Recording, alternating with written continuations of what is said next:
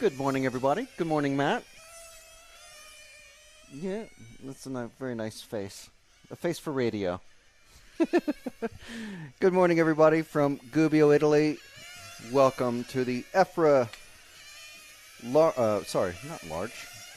Nothing large about these cars. It's quite small and quick. Large feet. The EFRA 1/10 IC On-Road Euros, otherwise known as the Nitro Touring Car European Championships.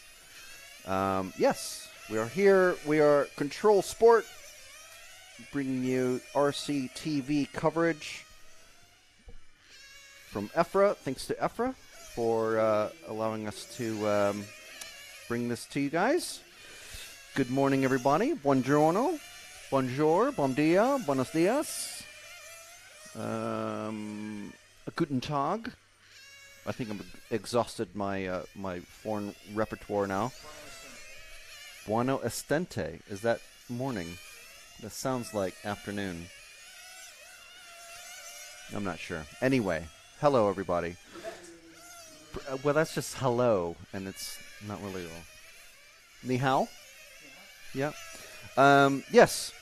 Yuko Kenta, Joseph Evaristo, Franco Machado, and Cyclone RC. Good morning. Good morning to everybody out there.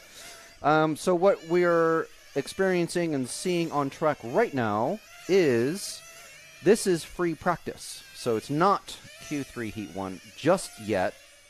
There's a slight delay to proceedings because there was some rain yesterday just after we left the track. So we had the joy of walking to our lovely restaurant that we experienced last night in the rain, and then sat outside with our ankles getting spattered by the rain coming off of the massive patio umbrellas that they have up there. And we have the bridge is operating. You can no, it's not in one of the shots yet. You can just see it to the right of the screen. That gentleman in the bright blue shirt. There we go. Look at that. There we go. The bridge is operating. Love it. Yes. This is a famous, and if it's not famous, it's famous now, the Gubbio dead car transport bridge. And it looks like it is powered. And I think he's just having fun pressing a garage door opener or something like that, just making it go back and forth. This gentleman was working on it yesterday, and it just wasn't quite working the way they wanted, so they took it away again.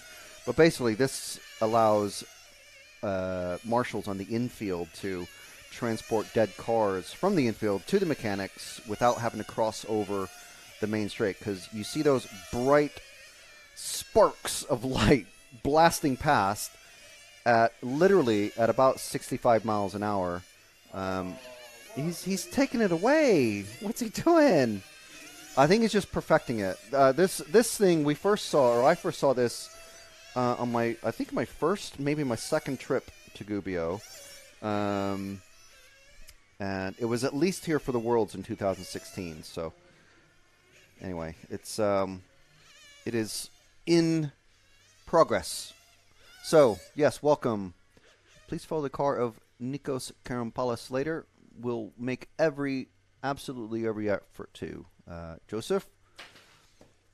Yeah, so we've got Q3 is about to start. So we had some rain yesterday. We had some rain the day before, actually, as well. But this free practice was basically just meant to clean up the track and get some clean lines back onto the racing line.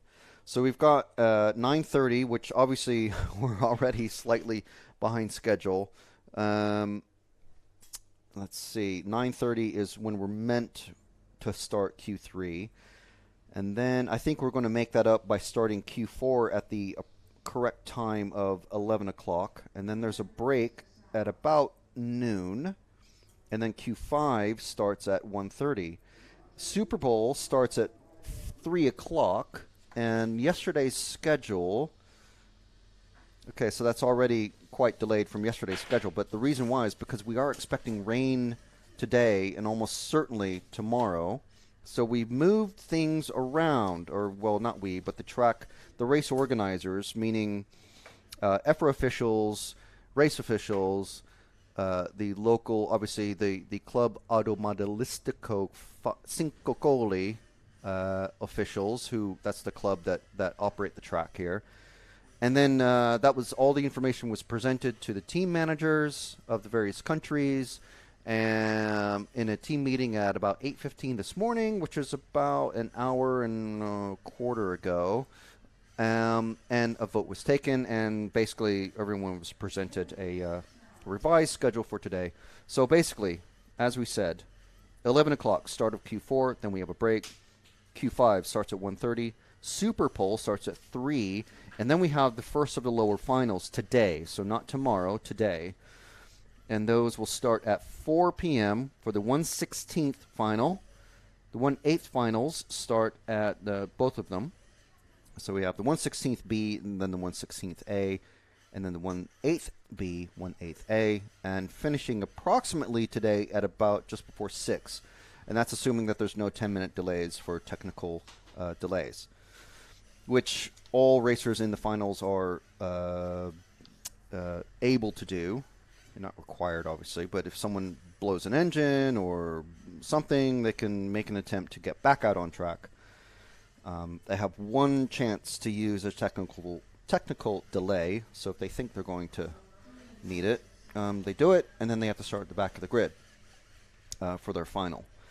And we'll get into all that later, but basically top three bump up, Superpole, and we'll get into that later as well, but basically that is the 2nd to the 5th fastest qualifiers overall will be in the Superpole. They got 6 laps on their own, completely by themselves on the track, and they have 6 laps to do their fastest lap, and they go straight into the final, which is great. The other driver that's in the final will be the TQ driver themselves, the lone TQ driver, who will actually start on pole.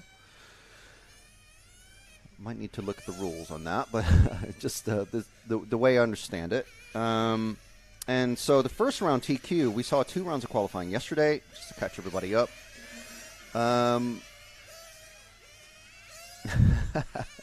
Joseph Evaristo, he's like, oh, if you're going to follow Nikos, why don't you follow these 6 other guys as well? We're going to make every attempt to, like I said.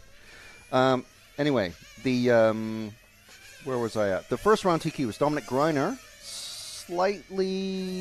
Slight surprise there, but he did win the Worlds here, and he is the current European champion. So he's a pretty quick guy, even though the slight surprise was that Dario Balestri was the fastest one out there, going into qualifying. So Dominic Greiner took the first round TQ. The overnight TQ, however, was Dario Balestri. So he, in the second round of qualifying, he beat Greiner's TQ time by a second. And also, obviously, TQ'd the second round. So because Balestri finished second in that round, I think it was, he only had 2 points overall. So 0 for TQ, and second in the round gets 2 points.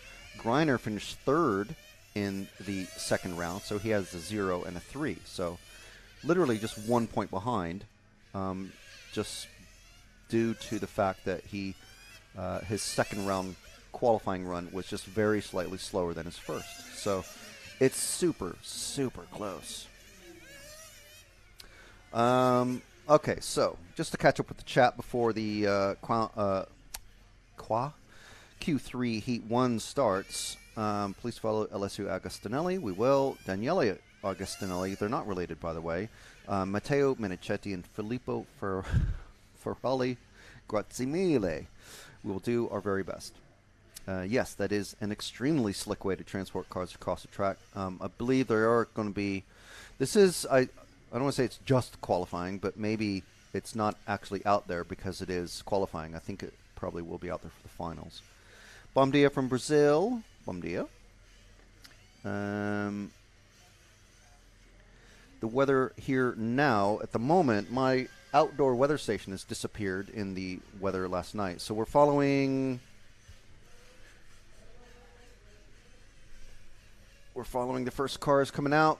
It is car 7 at the moment. Car 7 being Remy DeMarco. We followed him for a bit yesterday. This is the first heat of qualifying. So these are the, and by no way of meaning disrespect, but these are the slowest qualifying round out there. The chaps, I'm not sure if there's any lady drivers in this championships. Usually there's one or two. But these are, so when I say guys, I just mean guys. These are the slowest guys out on track. We're following Remy DeMarco. He's already catching up. I think it's going to be the car 6 probably. It started with letting out the higher number cars. Sort of a round robin sort of thing. Which makes sense because it basically, rather than the number 1 car always getting a clear track ahead of them, it kind of just moves things around. So if you're one of the first couple of cars out there, you're gonna get that advantage at least once in your qualifying runs. And there's 5 qualifying runs for everybody, so 5 chances to do well. So in this one, I'm sure we've seen we've got less than 3 minutes to go already. It's only 4-minute runs for everybody, so no need to refuel during the actual run unless you're really, really bad on fuel. So fuel consumption, I should say. So let's pick up another car, and any car, Jude, and we'll start at the beginning of the track. Sorry. I think we're already on the green and white car. Slow down a bit. No need to slow down. That is the car 8 of Patrick Quartet from Switzerland.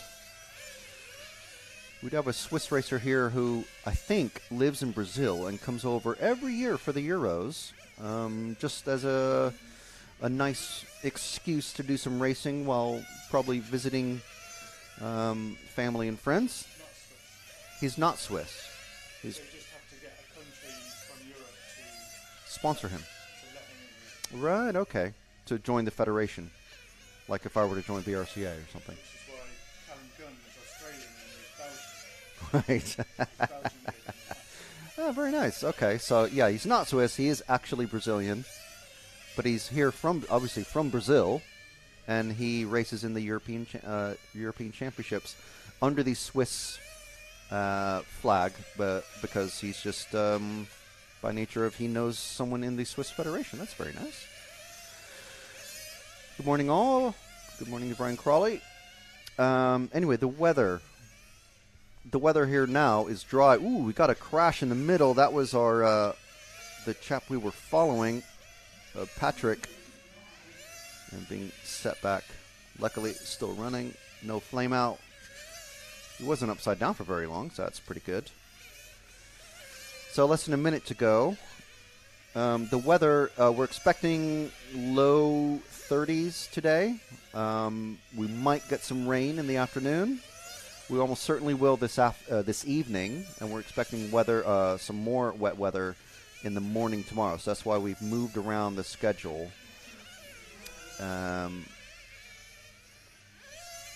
For today and tomorrow. Ooh, not a great line there. So let's pick up another car just for these last couple of laps. These guys are doing like high 16s, mid 17s. Okay, so it's a white and pink car. The one in the middle who's just passed that white car. So it's number 5 who's just passed the number 9. So that was, we're with Labros. Just Labros, and passing Robert Harley from the UK. Nice contingent of British racers here. I'm sure enjoying the absolutely lovely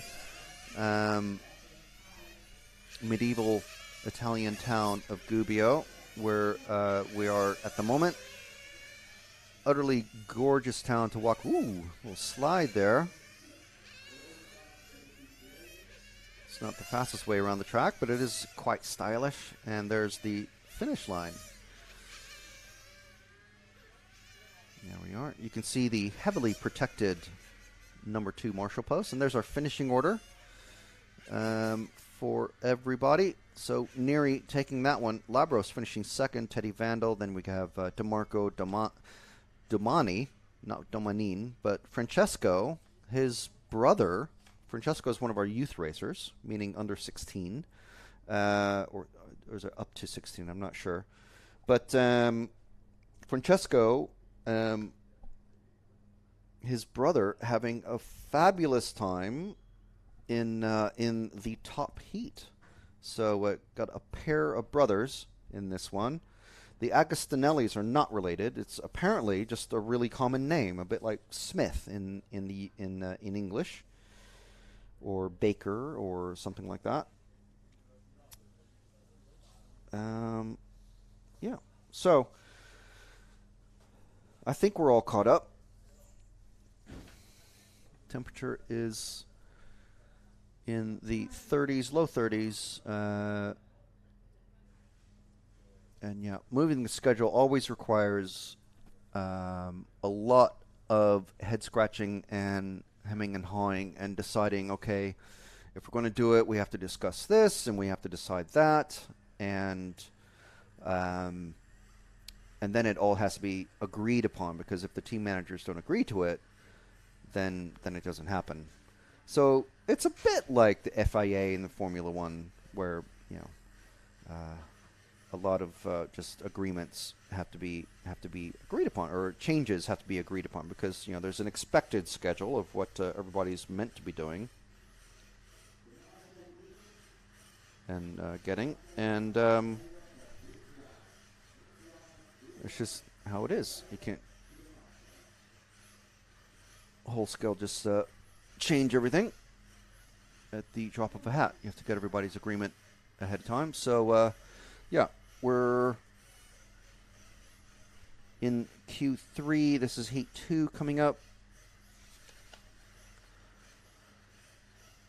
This next one, we have a nice range of drivers from across the world. Our Brazilian is in this one, Eduardo Dulac in the car 9.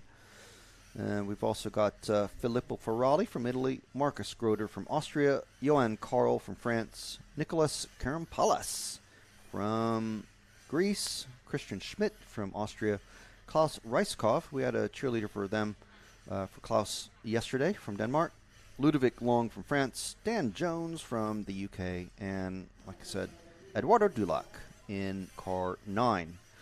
So the first 4 heats have 9 drivers each, and then the top 2 heats have 10 drivers each. So they're being led out. You'll start to see the cars. This is just warm-up. They have about 2.5 minutes of warm-up. So they're run off some laps. These drivers all started the practice with brand new tires. From what I understand, they're not really truing them down. And then as they use them up, obviously they switch tires. You can start the race week with up to 8 sets of tires and then buy as many extra sets as you want. There's only one control tire that everyone is using. So a set of fronts, a set of rears, I believe, because they're different widths. And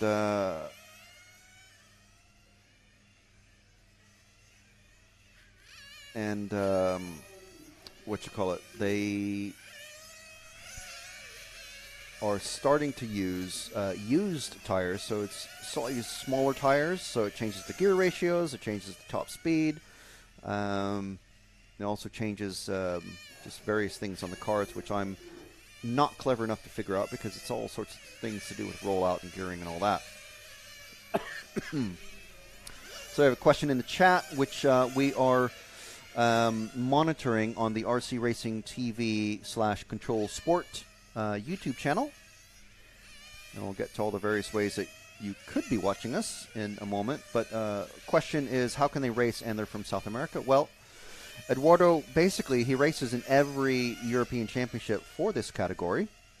And all you have to do is be accepted into the racing federation for a country that is in Europe. So Switzerland is in Europe, and he's joined that country federation for model racing cars, just like for ROAR for North America, BRCA for the UK, DMC for Germany, AE Car for Spain, AMSCI for Italy, etc. And yeah, so that's all you have to do. But he's well known for racing in every single European championship, as the cars are starting to come in and get refueled and get tuned a little bit.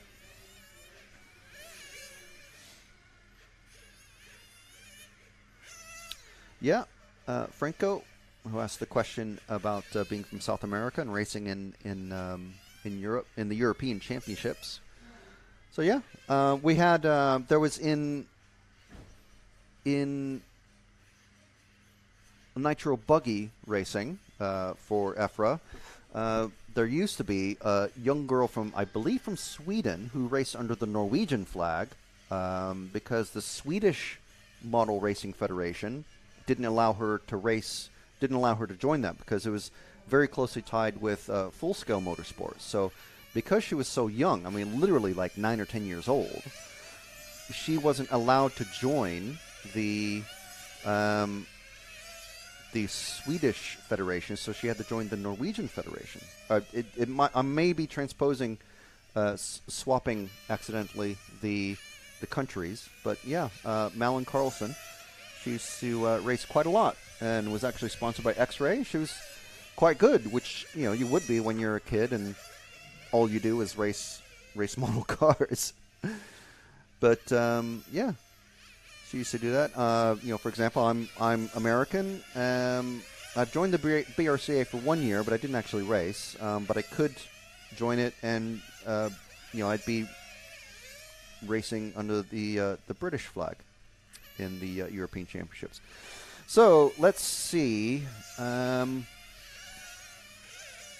Yeah, if you join FAMAR or FAMAR, that's obviously not in Europe. So you could join that and also join a European race model federation. Just find the car 4 of Nicholas.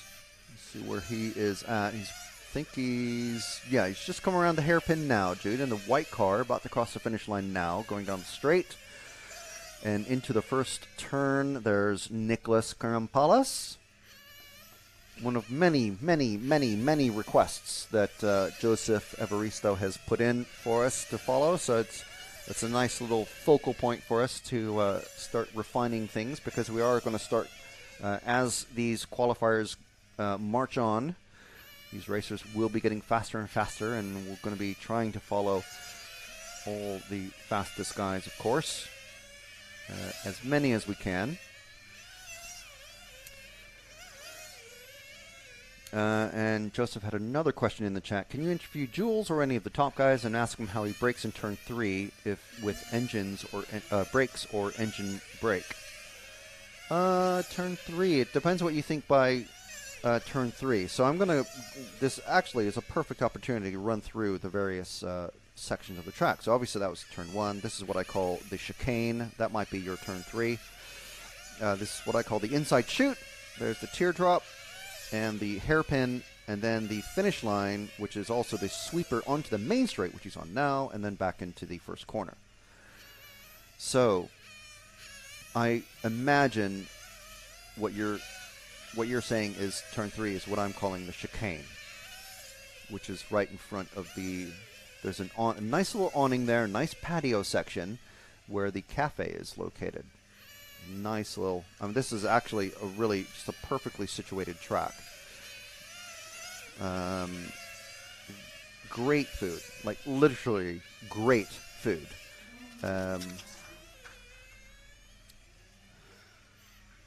So you're saying the hairpin is what you call turn 3, which is he's just going in the hairpin now. So you're asking if they're using, when I used to race Nitro, and it wasn't at this level by any means, engine braking is what I'd call drag brake, potentially. or push brake, where you're actually pushing on the brake and using the brakes. I'm not sure. I think it would be using push brake. So anyway, he's coming around the hairpin now, and then around the hairpin, back down the main straight. He's following the white and green car, Bom dia, which is Brazilian for good morning for Eduardo in the last race. Okay, so we've done a lot of explanation there, explanation, and the race is already finished. These cars, the track, the races, the qualifying heats go by so quickly. We're coming to this event after having done 2 consecutive large-scale events where the heats are 10 minutes long. So 4 minutes is so much shorter. But in actuality, in comparison to the size of the cars, I said so much shorter. 6 minutes. Yes, 6 minutes, yes. I'm sure everybody listening can do the basic maths. So thank you, Matt, our producer. You didn't turn that off? Yeah. I'm just making sure that I'm just stating a fact for the future of the rest of the day that you haven't turned it off. Turning it down. Oh, now you're turning it down because it's... And yesterday you were... Well, it's because you've been walking around outside, isn't it? That's why you're warm. Working, mate. Yeah, well, so have I, for all these wonderful people who are listening into us from all over the world already. So if you can pop into the chat if you're able to. I know we have some listeners from the UK. I think we have some listeners from, at least one from the Caribbean. Okay,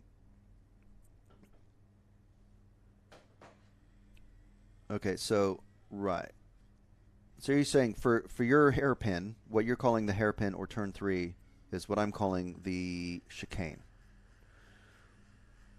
After the straight, then the right hairpin, after the straight in the middle. Well, I will pose that question to Yillis when we see him next.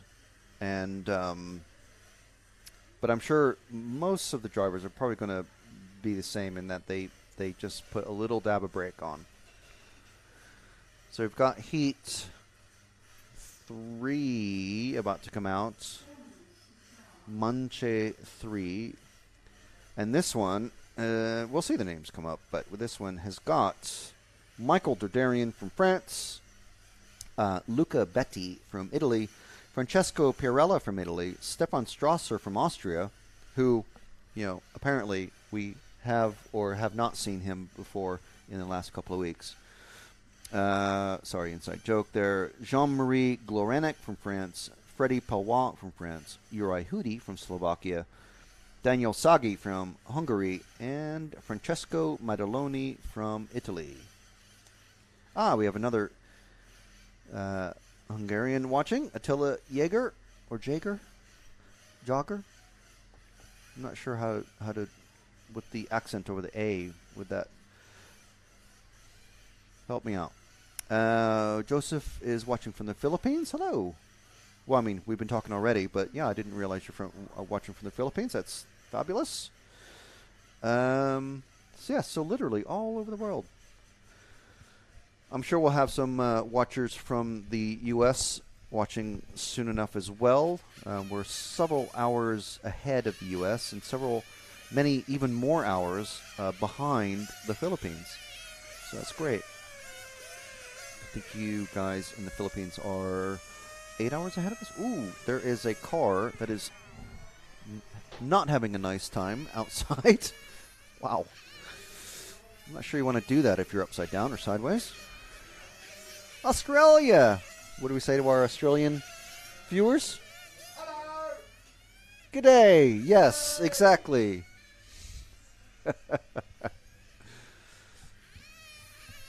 A long-standing unfunny joke from the RC Racing TV crew. We had Was it last week? Yes, it was last week in Austria where we had an Australian racing with us under the Belgian flag, Callan Gunn. Minnesota. I getcha. Even in July, late July, you've got snow? I'd believe it, actually. 4 a.m. in Puerto Rico. Goodness, that is some dedication. So yeah, that is absolutely awesome. Yes, and the track is flawless. I remember the first time I was here, the track surface was actually black, but I think it had just been resurfaced. So maybe they're doing some resurfacing just to, I don't know, just to make it look extra good. But it is already fantastic. We've got the Dead Car Bridge. We've got a fantastic cafe. We have a chill-out area with cushions in the Italian tricolore, which is just awesome. We have a bevy of Italian flags at the end of the straight. We have a speed gun with a very nicely visible, so I can read it off, speed display. We have a huge, we haven't even shown it properly on the stream yet, but a huge time display just above the finishing line. A perfectly specced out mechanic and pit area with interchangeable numbers, so that the mechanics know exactly where they're supposed to stand. It's fabulous. It is absolutely fabulous. And there's a an air blowing section for like tire truing and engine running, and air compressor hoses for everybody to use. Not a wind tunnel. The wind tunnel is the main straight, obviously. And then, of course, this is all set in front of the historic medieval town of Gubbio, which is amazing. So, this is, I would say this is probably the perfect setting for RC racing. All they need, maybe, is an off-road track and maybe I don't know what else they need. Maybe a smaller off-road track. For swimming pool would be amazing. Just like everybody, just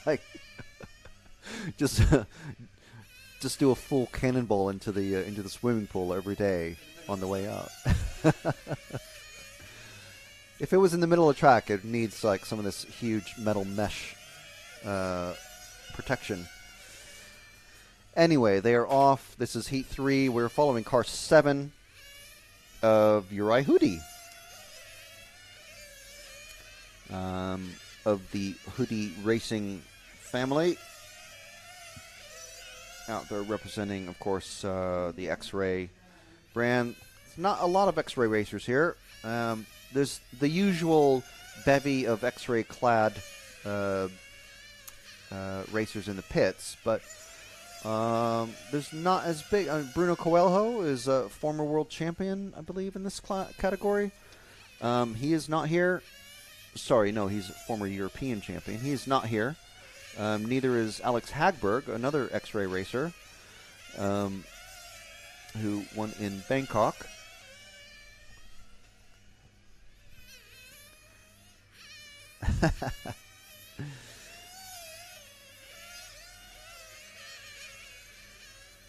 Ah, yes. In the Philippines, we say mabuhay. Yes, I'm fairly familiar with mabuhay.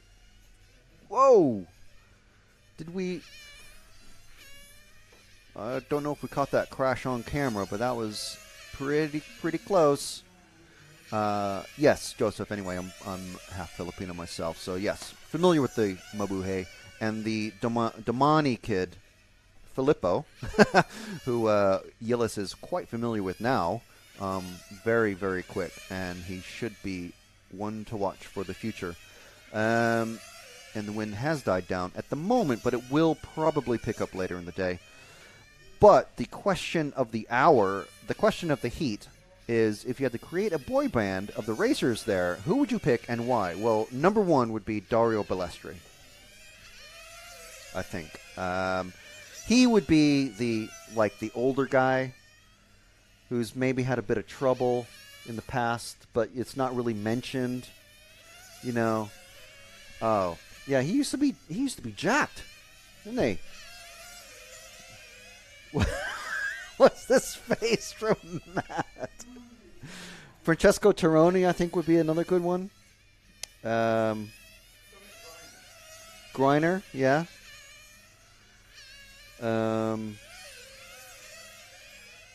Who else?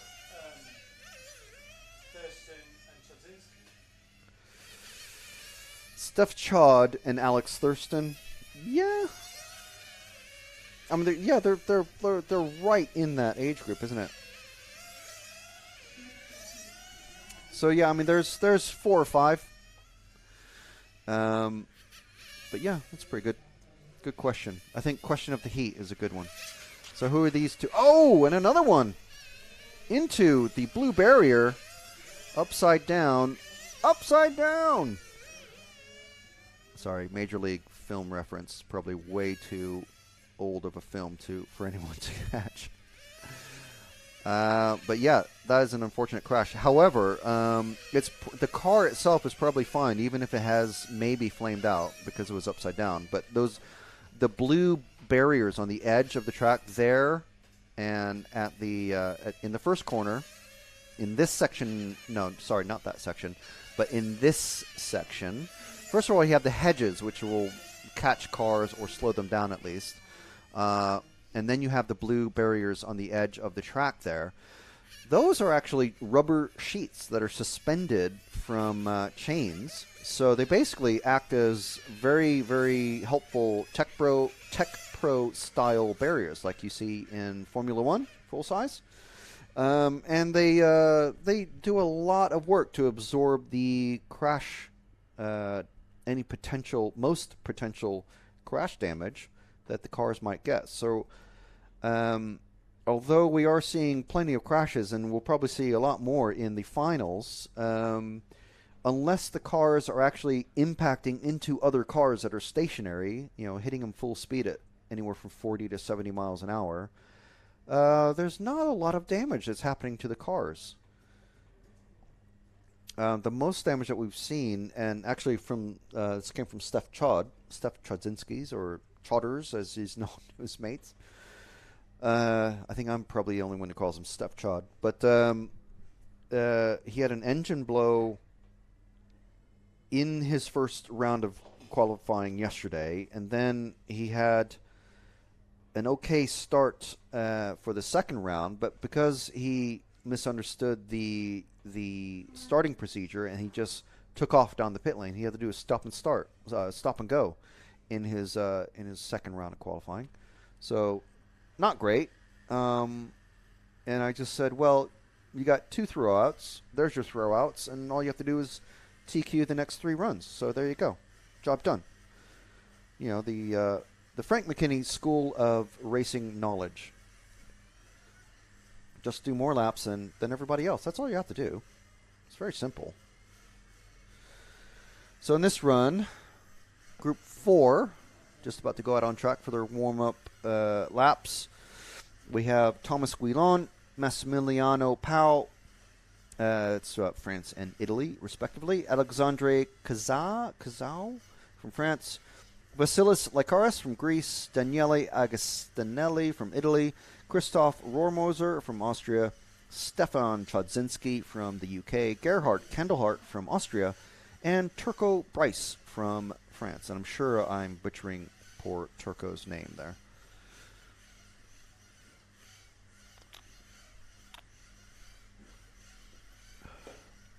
Hitsmike is saying, I think Stefan can play the guitar at least.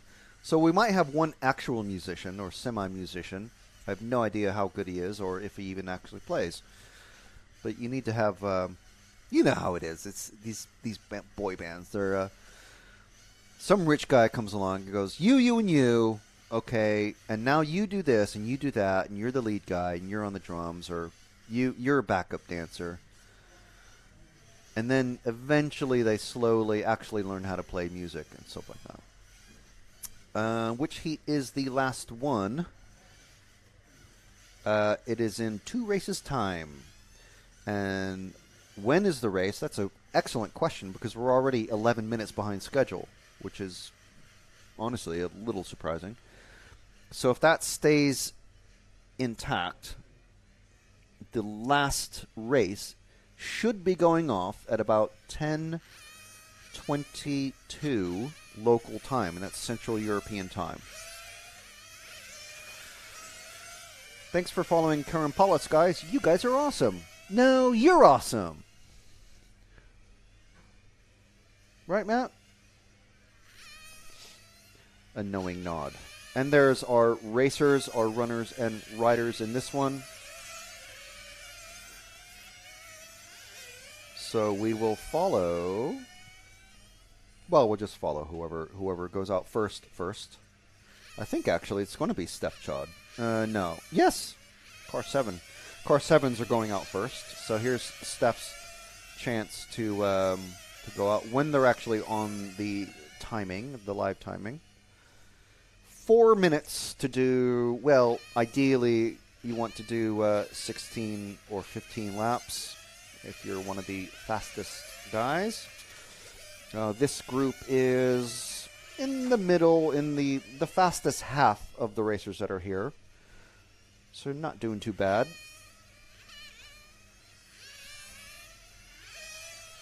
We're going to start seeing some European champions, well, former European champions, GP winners, ex-world champions. They start to appear in the next group, which is Group 5. So that's the next race, and that will be, those guys will be setting off in about 6 or 7 minutes' time.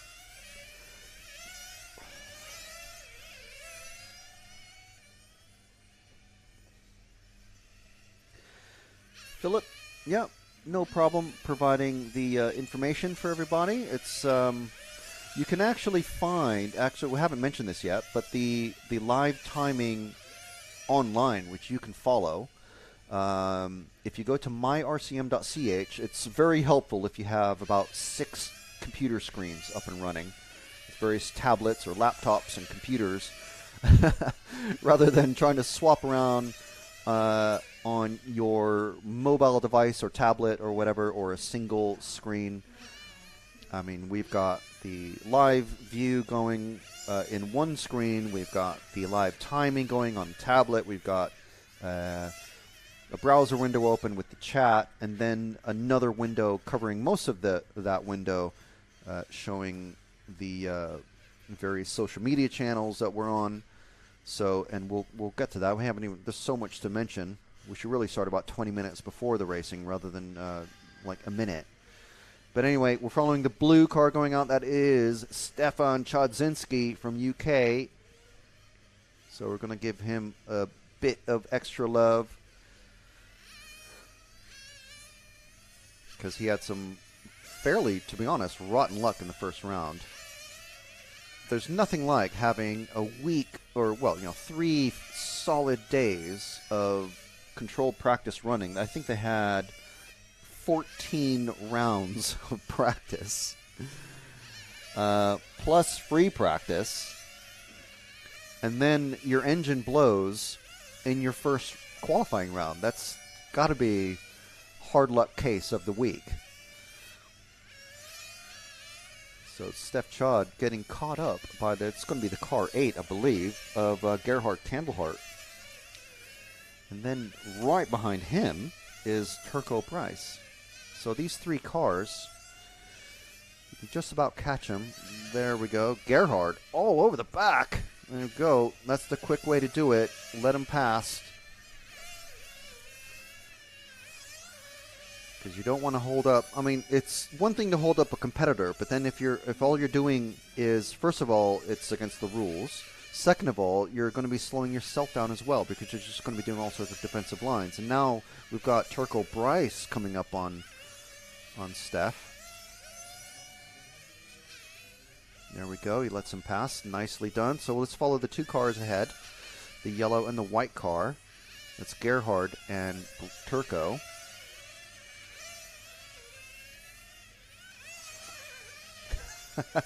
Philip saying, I need to do something around the house, but this is just great. Well, yeah, that's motorsport in general, isn't it? There's always something that's might just be about to happen on track.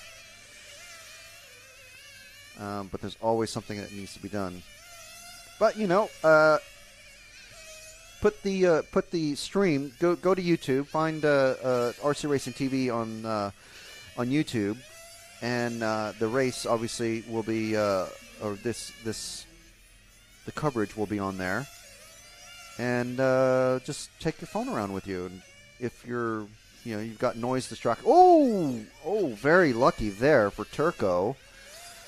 Got sideways, and I think Steph was just about able to slow down. Well, he was, obviously, because he didn't. Oh, Turco goes off again. Sorry, that was off camera. But that was not great for Turco. Something is up with his car. Is he going to pull in and just give up on this qualifying run? I mean, he may as well, but he could end up doing some serious damage to his car. I think he just got up on two wheels there. That's not great. His car's, he slides again. I think that's your qualifying run done there, Turco, but he's going to soldier on. Let's leave Turco to it and just follow the two cars ahead. There we go. As Steph Chaud lets, Turco's misfortunes forced Gerhard to slow down as well as Steph. Let's follow, stick with the yellow car. I think he's, yes, he is winning this one. Let's find the car 4 of Vasilis. We do have a request to follow Vasilis. So he's the last of the 3 cars about to come across the finish line, going down the main straight and into the first corner. We're only going to be able to follow him for, I think Turco's now gone upside down at the end of the straight, so that's definitely his run done. I think we're on Vasilis now. The last of these 3 cars, I think he's got one more lap to do. Unless he goes very quick indeed. But I think these 2 cars, into the hedge goes Vasilis.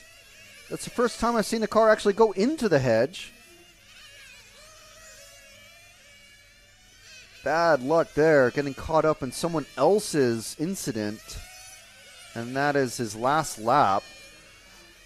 So, not great. 24-second lap. We lost 8 seconds in that, having to get rescued by a marshal.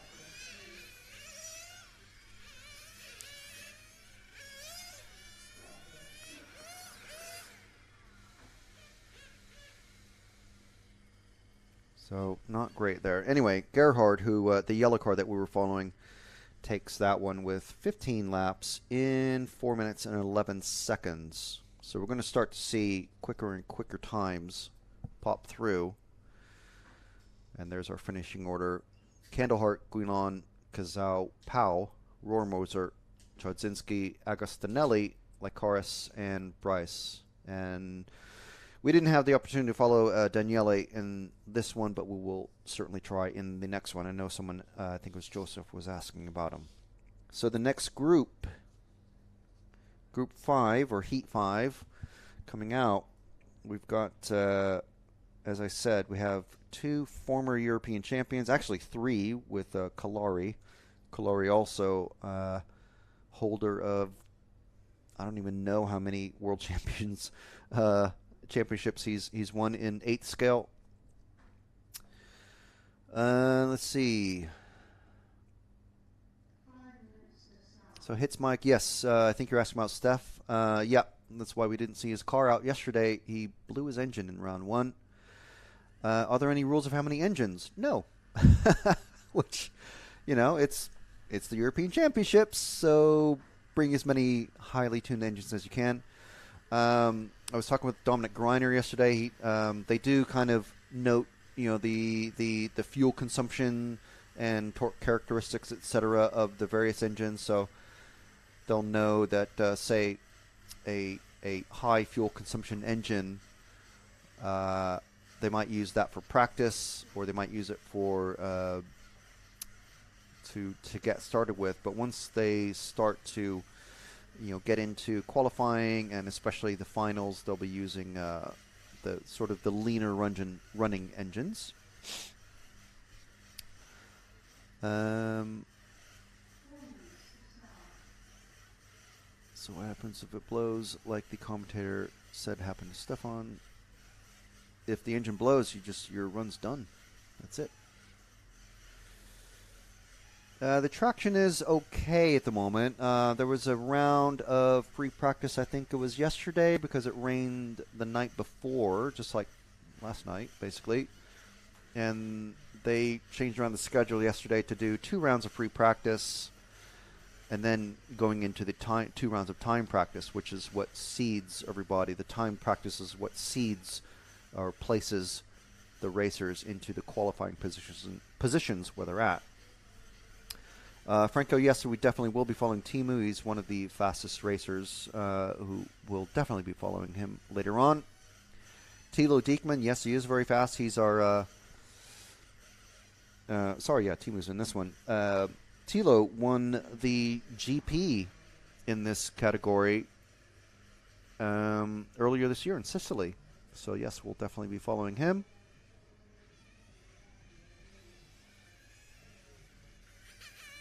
Yeah, if you're unfamiliar with 1/10 nitro engines, these are the small block engines, so they're .12 size. That's .12 inches. I can't remember what size. I think, is it 3.5 cc? I'm not sure. Yeah,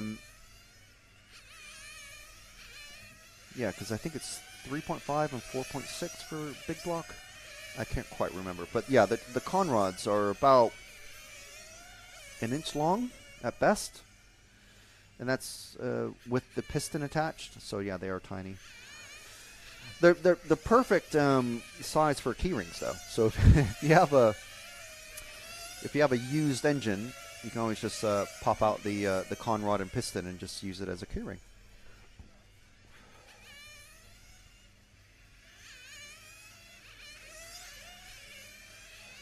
Alright, okay, yeah, 2.1, and then okay, yeah, so .12s are 2.1, so yeah, I do remember that now. It's, you mix around, you transpose the 2 digits and move the decimal point, and then the big blocks are 3.5.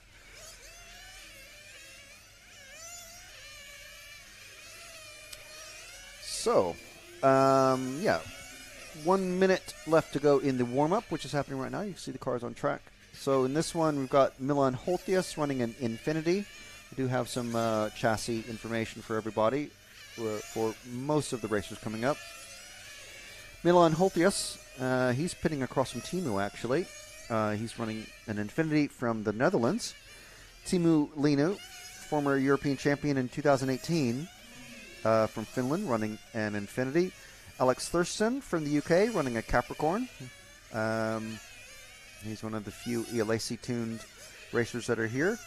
ELAC on Instagram, posting quite a bit from the race. Alessio Mazzeo, 2013 European champion from Italy, of course. He's running one of the few Serpents that I'm aware are here. Francesco Turoni, another Italian. He's running an Infinity. He's putting right next to Lamberto. Tilo Diekman from Germany, as I said, won the GP in this category a few months back, running a Capricorn.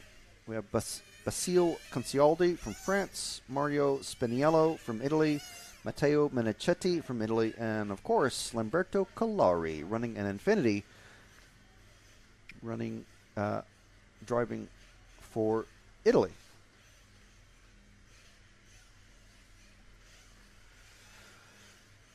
So, let's see, who should we start with? Let's start with car 8. So it'll be the second car out. The sort of, not the bright yellow car, but the sort of, I suppose, pale yellow car. It's just normal yellow, but compared to the bright yellow cars, it's quite dull in comparison, to be honest. But that second car there that's Mario Spiniello. We had a request to follow him. So we're following Mario for a bit. Mario also posting on Instagram from the event. So we have quite a few drivers to try and follow in this one, but we'll make it easy because the next car behind, if we just wait there, Jude, and the next car, that one, That is Matteo Menichetti. We had a request, I believe, from Joseph to follow. So that's Matteo Menichetti. And if we wait again right there, the next car will be sorry, that's not Lamberto. The next car, one more car, is Lamberto Calari, who I believe is already, he's the car 0. So I'm not sure if he's already let someone get past him. But that's Lamberto. Multi world champion in 1/8 Nitro. And pretty good score for the Infinity Racing team to have him racing for them. Nitro is a huge deal in Italian RC racing. I'm not sure who is catching. I think that's Timu. Yeah, that is Timu. So let's follow that orange car who's just passed Lamberto. That is Timu Lino, the lone Finnish racer. Not running with his normal mechanic this time because his mechanic has COVID. So Timu's mechanic this week is also pitting for, who did he say? I think he's pitting for Yillis, who's in the next run.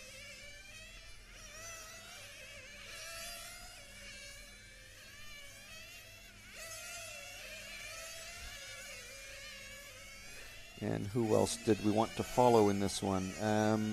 I don't think we followed.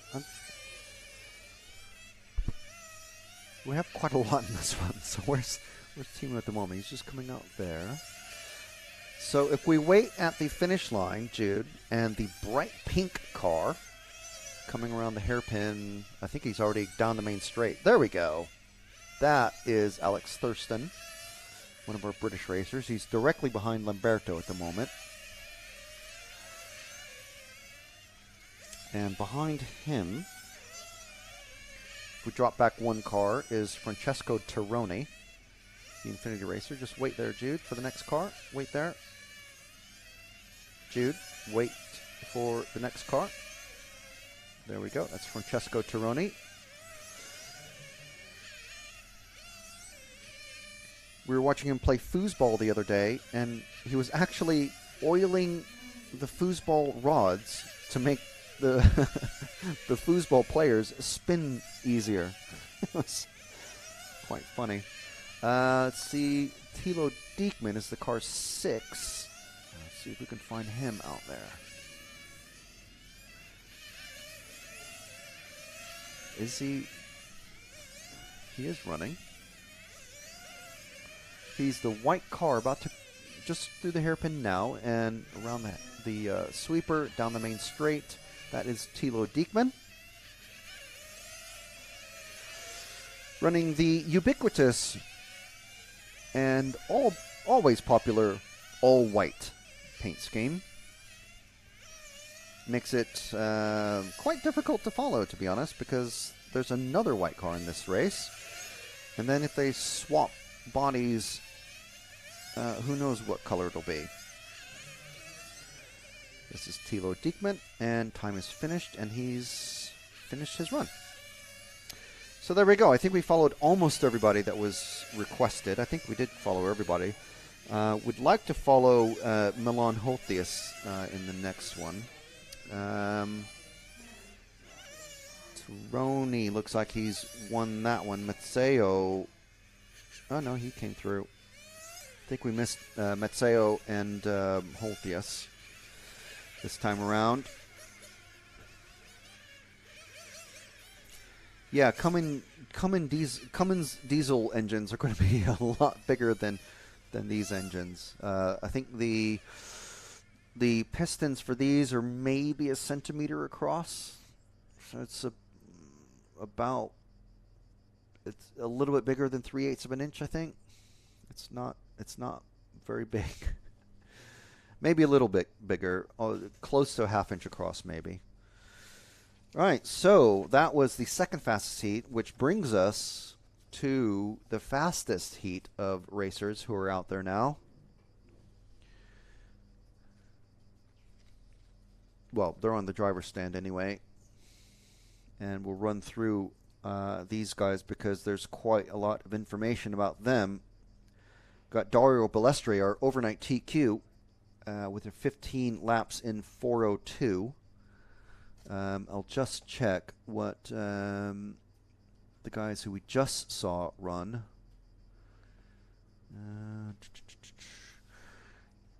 What they were able to do. Quali, heat. Quali. That was heat 5, quali 3. Turoni did, he just did a 15.405, and Holtius just did a 15.405. So not quite where they want to be. About 3 seconds off after 4 minutes of racing. So Balestri, overnight TQ, he is our double European champion in this class in 2006 and 7, running an Infinity. Obviously, he is Italian. Filippo Domani running an X-Ray. He's our youngest racer in the car 2. Had a fantastic battle with Jelits Grosskamp yesterday in round 1. When this is all finished, or when we have a bit of a break, check out yesterday's round 1 heat 6 race. It was electrifying. And I say that because Jelits Grosskamp, obviously, our electric touring car former world champion. He's running an Infinity, and he's racing from the Netherlands. Dominic Greiner, our world champion again. He won at this race. He at this track 6 years ago. He's also our current defending European champion back from 2019. That's how long it has been since these guys have raced together. He's running a Capricorn. Tony Gruber running the only Shepherd that I'm aware is even here. There might be one or two, but of the top guys, I think he's the only one running a Shepherd. He's our European champion from 2017. Quentin Leroux from France running a Capricorn. Juan Hidalgo Garrido from Spain running a Serpent. He and Mazzeo in the previous run, though the only ones running a Serpent, I think. Melvin Diekman from Germany running a Capricorn. I don't believe he's related to Tilo Diekman, but who knows? We do have two brothers in this one. Carmine Raiola from Italy running an Infinity, and Alessio Agostinelli, no relation to Daniele Agustinelli from Italy. He's the only one who I'm not aware what chassis he is running. So there we go. That's our full information download for everybody. These guys out on track now. You can see that's a Greiner leading them off. Or, sorry, he was in that pink car. He's not leading them off. There was someone else leading them off.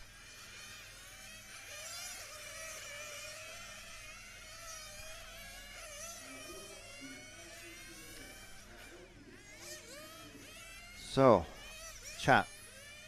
Hello from San Diego, California. Hello. My experience with San Diego, went to a couple of Chargers games. Quite fun. It's either absolutely perfect weather or it's incredibly foggy. So hopefully it's perfect weather for you at the moment. 9 hours behind us at, 1:30 in the morning? Round 4 question. If you were stuck on a desert island, who would you choose to have with you and why? And then one other just for comic value. Very good question. Who would we have with us? So, someone who's fun and someone who's, even more fun? Not sure.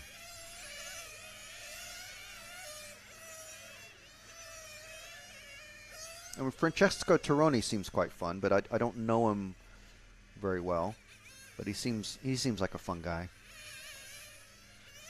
And I've been chatting a bit with Alessio Mazzeo as well, so I'm not sure, but I don't know.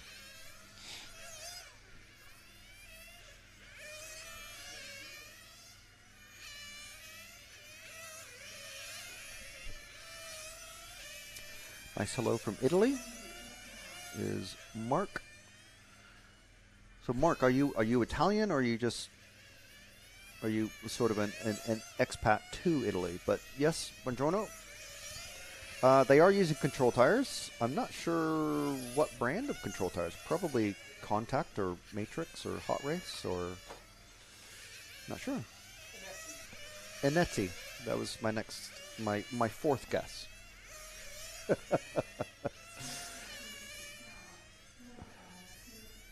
Okay, so that is their warm-up complete.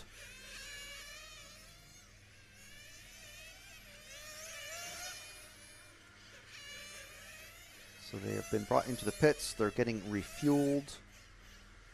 2 mechanics are allowed in for each driver, but it looks like, at least for the qualifying, they're not doing any actual in-race refueling. They just have one mechanic doing the fueling and doing any tweaking that's needed. And Eduardo from Emski, the Italian Model Car Federation, is setting them off. So starting, I believe, with Juan Hidalgo Garrido. So let's stick with him for a couple of laps. Car 7. We have not followed him at all. Not a lot of Spanish racers in this one. So just the Uno. Just the Uno. Just the one racer from Spain. Yes, okay. I'm only completing that joke just for the benefit of Matt. Right, so that is this is Juan, who we are following. So if we drop back one car to the bright yellow, orangey red, and white,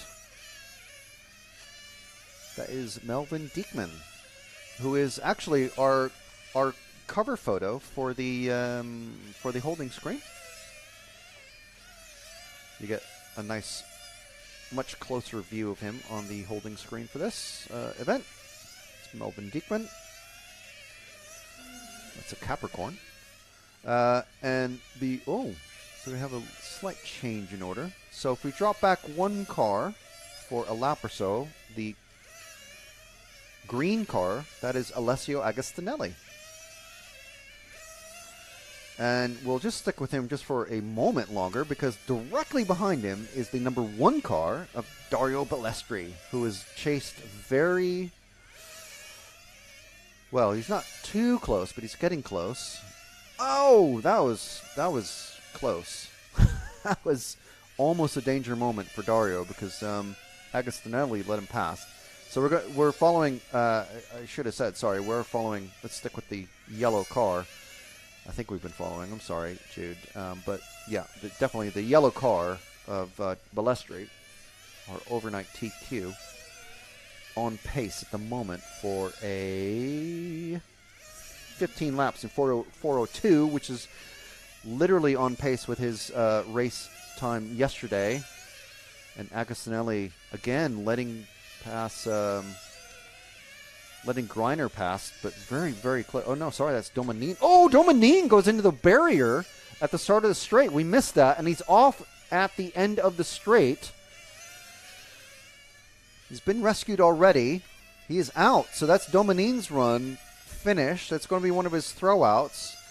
I thought it was Greiner behind Dario. We didn't get it. Happened off camera, sorry. But that is... something of note for sure. I got him mixed up with, I got the orange car of Domani, Filippo Domani, our youngest, highest youth racer. So we have just a minute left. Sorry, we've been following Dario Balestri. Let's wait there, Jude, and drop back 2 cars, and we'll pick up behind the green car. We have a multicolored car of Yillis Grosskamp. There we are. That's Yillis, former world champ in electric. He had a enthralling race with Dominic. Oh, that's very close there, but we'll save that one for later. So Yillis just ahead of that green car of Alessio Agostinelli. Right behind Agostinelli is Dominic Greiner, the current European champion. So let's drop back and follow the pink car as he gets past Agustinelli. Greiner trying to catch Gillis. I think Grosskamp had a little bit more trouble getting past Agustinelli than Greiner did, and he's definitely much, much closer to Grosskamp now. These guys are not racing necessarily for position. They're on their different clocks. Time is completed now, and Greiner's carrying on, but his time is done. So Greiner taking that one, 15:4:02. So matching Dario's best time, but Dario on 2 points with that one, and Greiner on 0.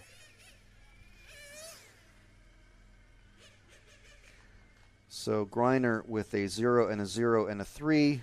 Dario with a 2, 0, and 2. I think it's going to be Dominic with the current TQ after 3 runs, and only 3 to count. And we'll check the ranking lists. Yes, Greiner on 3 points, Balestri on 4. So with 2 more rounds to complete, Greiner has a throwout of 3 points, which puts him on 0. And Balestri has a throwout of 2 points, which puts him on 2.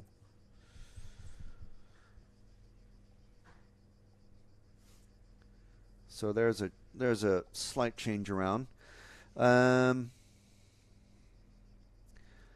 So just need to mention that if you do want to look at all of these ranking results in the schedule and all that, you can check that out on myrcm.ch. We'll put the links and information in the EFRA Facebook posts that informed everybody about the live stream happening. But since we forgot to do it for the last couple of runs, just have a little word from EFRA.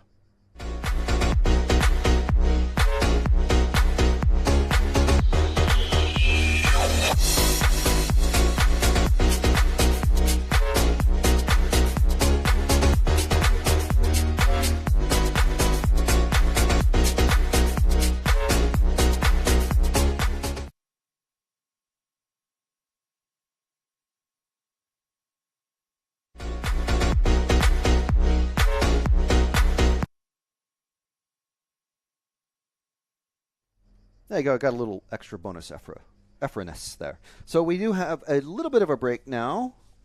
We'll be back at 11 o'clock. I think we're 15 minutes, technically, we're 15 minutes behind schedule. So I think we're going to start on time rather than wait 15 minutes. Yeah. So we'll be back from Gubbio at 11 o'clock Central European Time. See everybody then.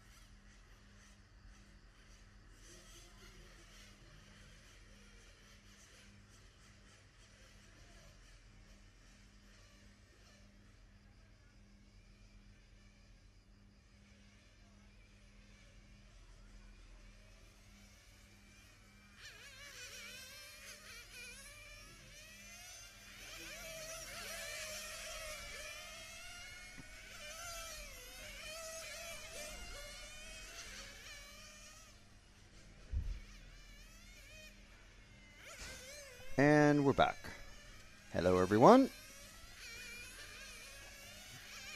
We're starting... yes. So, as I thought, we're catching up on our time delay.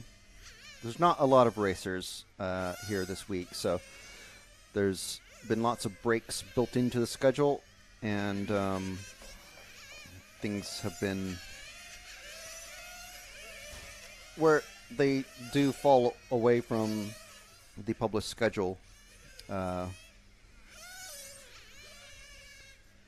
to catch up fairly easily. So this is Group 1, once again, out on track. So we'll try to follow any requests that come through. If you have any, please feel free to shout up.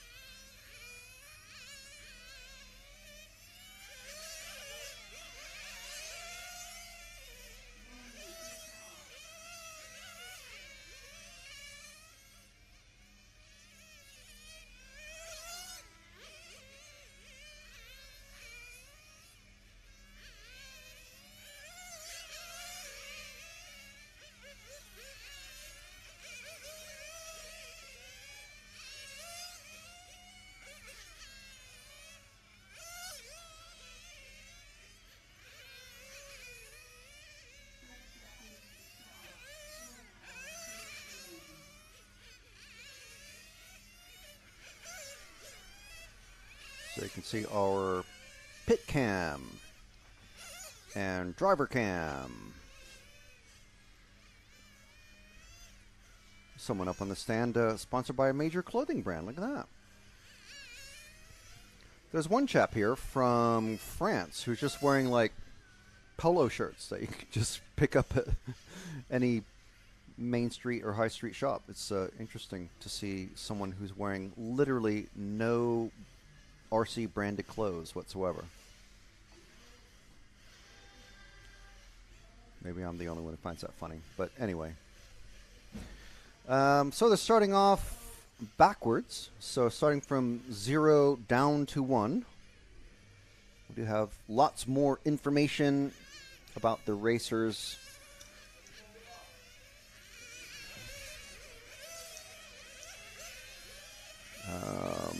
As far as like brand breakdowns and that sort of thing.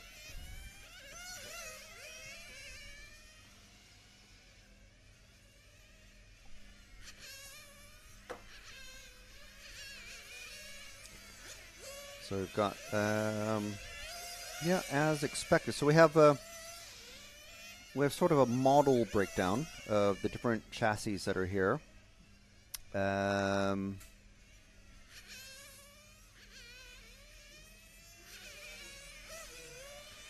And at the moment, we're just going to follow whoever our, well, we're just chatting.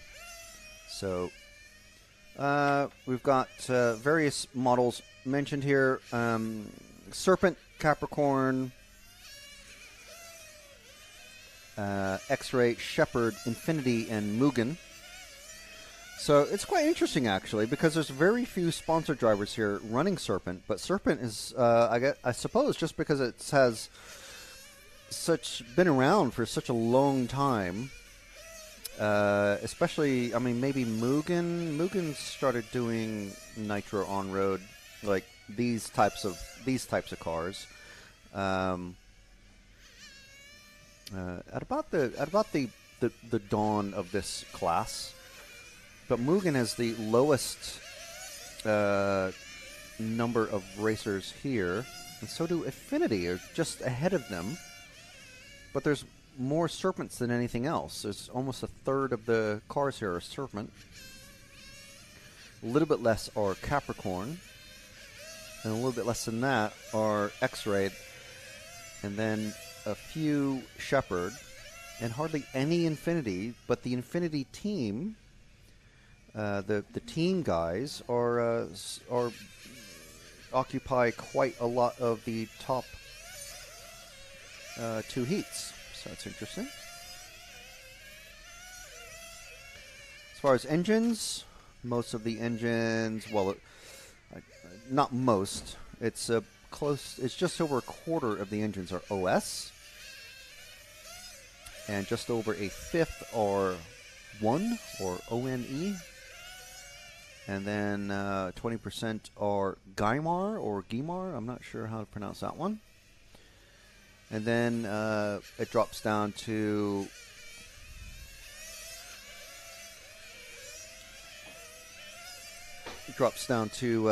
ELAC tuned are the next most numerous. We have a very low jet going overhead. You might be able to hear it. And then FX, XRD, Max, and Orkan. The bodies, almost overwhelmingly, 9 out of 10 are protoform. And the other ones, the remaining 11% are extreme. Most of the racers are running SRC fuel, and almost 20% are running runner time, and then it starts dropping off to energy, ONE fuel, and BRP. Over 3/4 are running Sanwa, and then almost 1 out of 5 are running Fly Sky.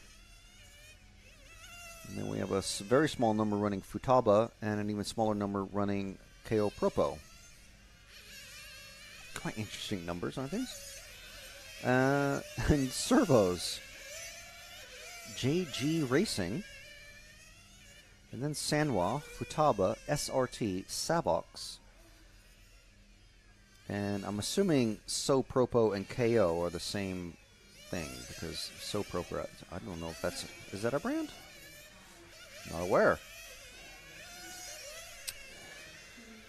And then, as far as the countries attending, I think this.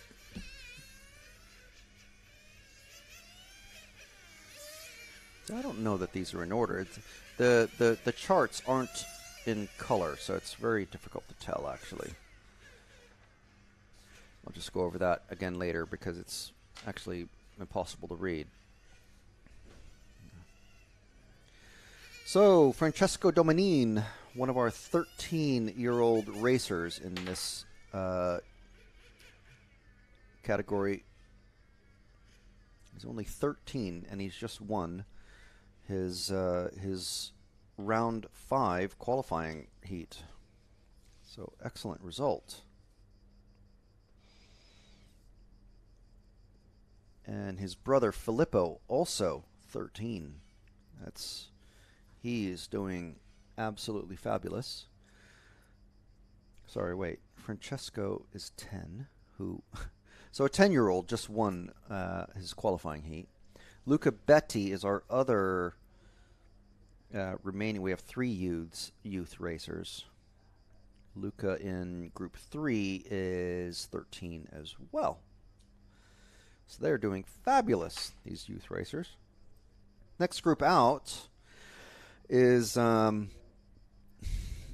Filippo Ferrali, Marcus Groder, Johan Karl, Nicholas Karampalas, Christian Schmidt, Klaus Reiskov, Ludovic Long, Dan Jones, and Eduardo Dulac.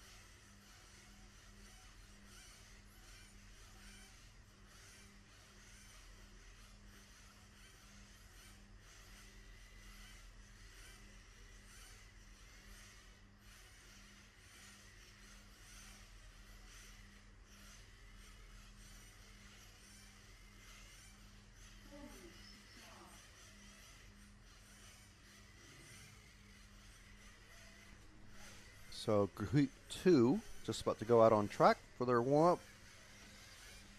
This round not running exactly on schedule. Once again, we're already 2 minutes behind already. But again, not a big deal because after this round we have a bit of a lunch break. And then our final round of qualifying starts at 1:30. So we have a bit over an hour of lunch break. The fifth and final round will finish at about 2:30, depending on the length of any delays. And then about half an hour after that, at 3, we're scheduled to start our Superpole, which is going to be the second, third, fourth, and fifth fastest qualifiers who will be out on track, all on their lonesome, and try to, well, basically whoever gets the fastest lap out of 6 laps, 6 attempts, I should say, they're going to go into the final. And then the lower finals will start at 4 o'clock is the scheduled start time. And they should finish around 6. So we'll have the 1/16th final. There's 2 1/16th finals, the B and the A. And then the 1/8th finals will follow after that. So from the 1/16th finals, 3 racers from each of those will bump up into the 1/8th finals. And then the top 3 racers from those will bump up into tomorrow's 1/4 finals. So it starts to get quite hectic at the end of today. And at the moment, we've got Dominic Greiner on the overall TQ, but we have 2 more rounds of running, one of which is happening right now. Heat 2 is... no, sorry, they're just doing their warm-up still. And then... Two more rounds of qualifying, so it's at the moment it's going to be between Greiner and Balestri. Balestri, obviously, as an Italian, quite familiar with this track. Greiner won his World Championship title at this track and is also the current European champion in this category. So it's it's going to be a big show between them, and the racing will be super tight. A couple of racers I'm personally not that familiar with, Quentin LaRue and Carmine Raiola, popping up into 4th and 5th, and we've also got Juan Hidalgo Garrido, Milan Holthius in 7th, and of course I've skipped over Yillis Grosskamp. He's sitting in 3rd at the moment. And then Timu Lino in 8th position. This is after 3 rounds of qualifying. Tony Gruber, and then we've got Melvin Diekman, our cover photo provider for the. Well, he's a car in our holding screen image.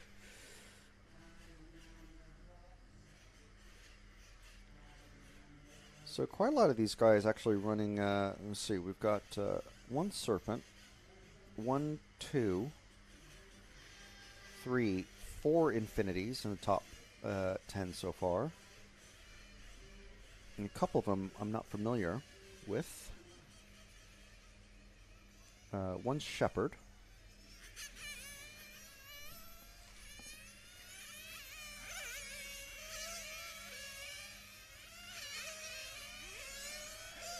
So we're following, let's see what we're following here.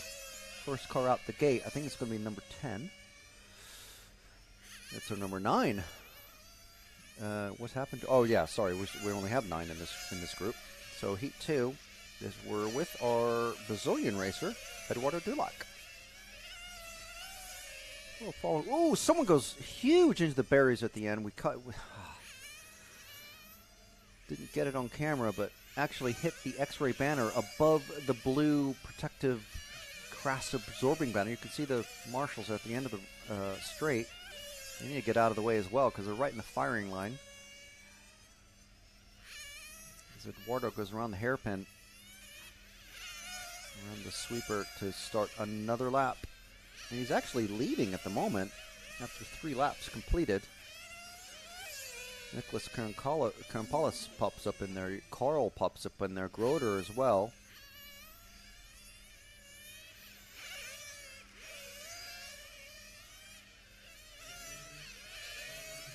See who we potentially haven't followed in this one.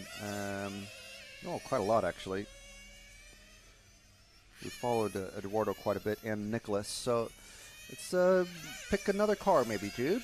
And let's see. Ooh, that was... Trying not to react to cars going wild off camera, but oh, it happens. There's actually a nice little pass there. By the... Jeez, this is too fast. How many white cars do we have? I think we have 1, 2, 3, 4, and then we have another that's mostly white with tinges of green. So it's basically 5 white cars in this one. Let's drop back to the group of 3 cars that are coming down the straight now. Oh my goodness. This blue and white car absolutely getting sideways everywhere.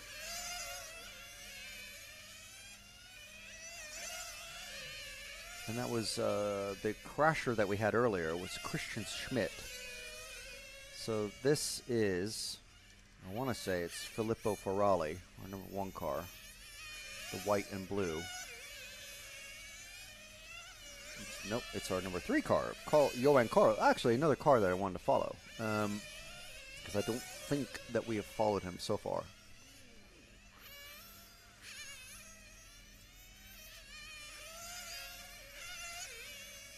Okay, so a little love for Johan Carl. So let's drop back to the number 1 and 2 that are just behind. And basically two white cars. One with a black wing and one with a green wing. So not the greatest differentiator, but just enough for these guys, I suppose. Every now and then you hear a story about, oh, I thought I was driving my car, but I was driving a different, I was looking at a different car. Every now and then that happens. So the number 1 and number 2 cars is Filippo Ferrari, leading Marcus Groder. I'm certain we have followed them before, but they are the fastest guys in this group. So it's not going to be unexpected, is it? These guys just getting squirrely under braking and just on the edge of locking up. And a dead car in the middle. Ooh. Oh no. I was hoping for the racer stake of the number 6 car. That's Klaus Reiskov. I was hoping for his sake that the car was still running.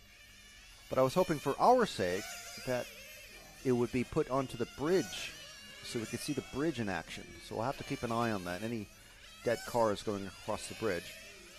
So we're still with Filippo and Marcus as they're finishing their run. Klaus is now finished. So Nicholas Kampalis, Dan Jones, Johan Carl taking the top 3 in that one.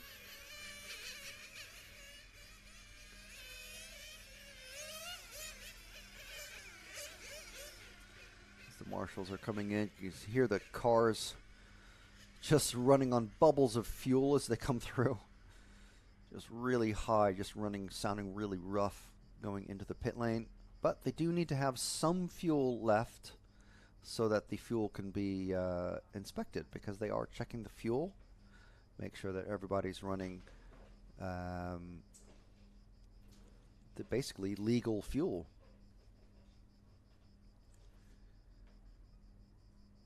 So it looks like we have one of our youth racers. That would be Luca Betti.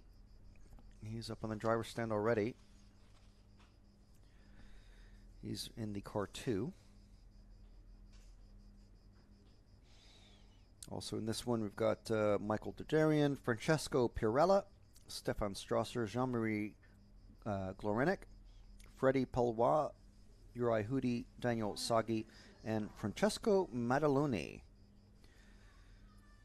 So when we start, the first car out will be Francesco, and then Daniel behind him. So we'll make sure to follow those two guys just to give everybody, try and spread all the Control RC Racing TV love across the entire grid in this one. There's some racers that we definitely know, we've talked to and chatted with, and obviously the famous guys, quote unquote, we do follow quite a bit, but we want to make sure, because you never know when these racers are maybe they're watching live in the pits right now on their mobile phones and watch back their race and just see if they were on camera a bit, or maybe when they get home, or their families, friends, loved ones, club members, mates, people they know. It's like, here's my race from when I was in Italy last week and taking a week off work. This is what I was doing, boss. It's always a good one.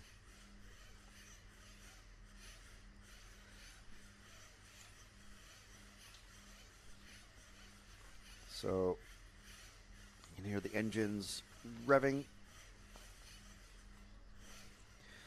up, getting warm, and they're going to be out there in just a moment for their warm-up laps. They've got about 2.5 minutes, just waiting for a couple of marshals.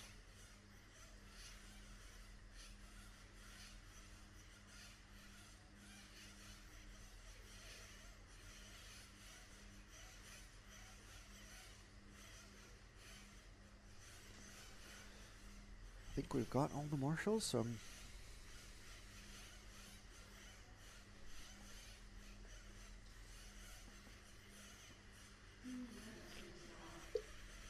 there they go. They're out of the pit lane now and headed out on track for, it's about to be close to 3 minutes now before the actual time starts.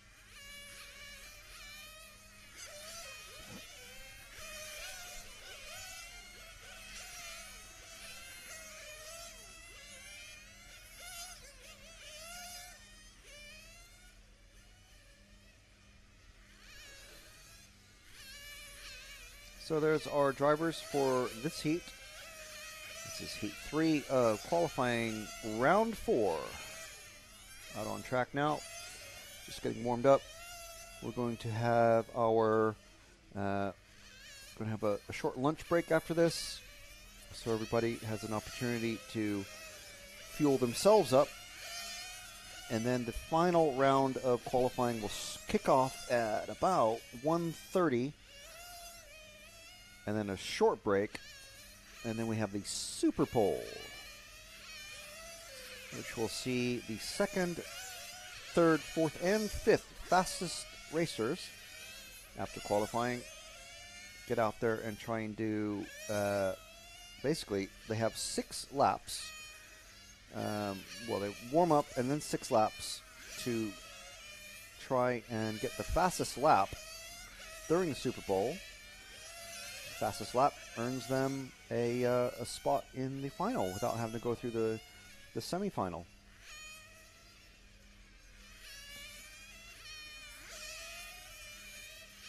So we've got about 1.25 minutes before the timing starts, but they will be called in.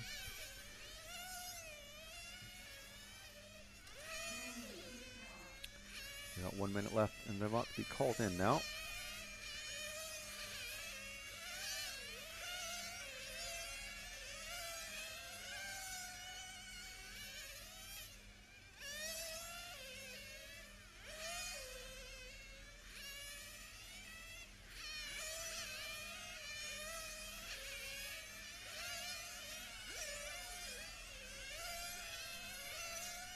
So you can start to hear cars going into the pit lane.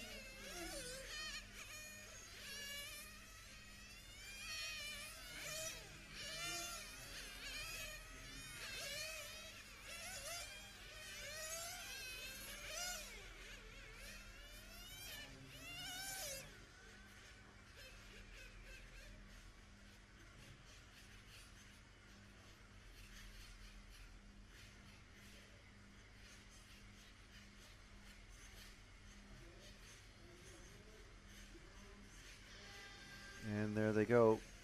Car 9 off first. So that is Francesco Mataloni. We'll follow him for a couple of laps. And that white car with the blue. At least, yes, it's an all-white car mostly, but it at least took the effort to put just a spray of blue around the bottom edge of the car. So it just looks a bit different than all the other white cars that are out there.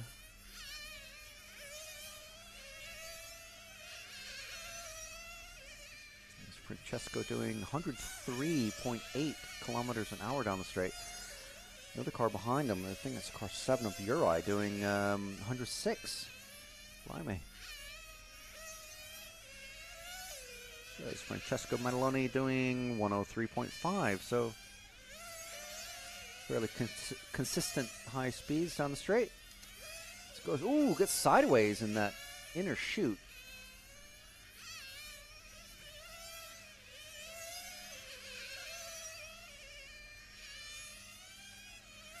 Able to pull away very slightly from Daniele Agustinelli, who's the next car behind. So let's drop back one car, Jude, to the, is that the car? I think it's pretty sure it's 8. Yeah, because there's another car that says 5. So this white car with the black wing, I think it's black. That's Daniele Agustinelli. I think our lone Hungarian racer. There might be one other one.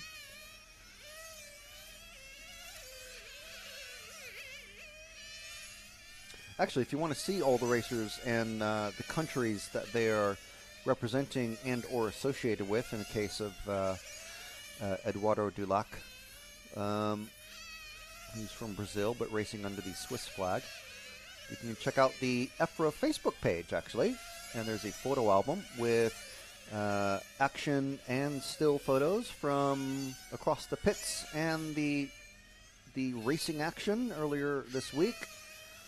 So that has been updated. Actually, need to add some photos to it as we speak. And you can feel free to check those out.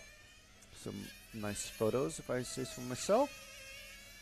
There's also very nice photos on the club website, which you can find.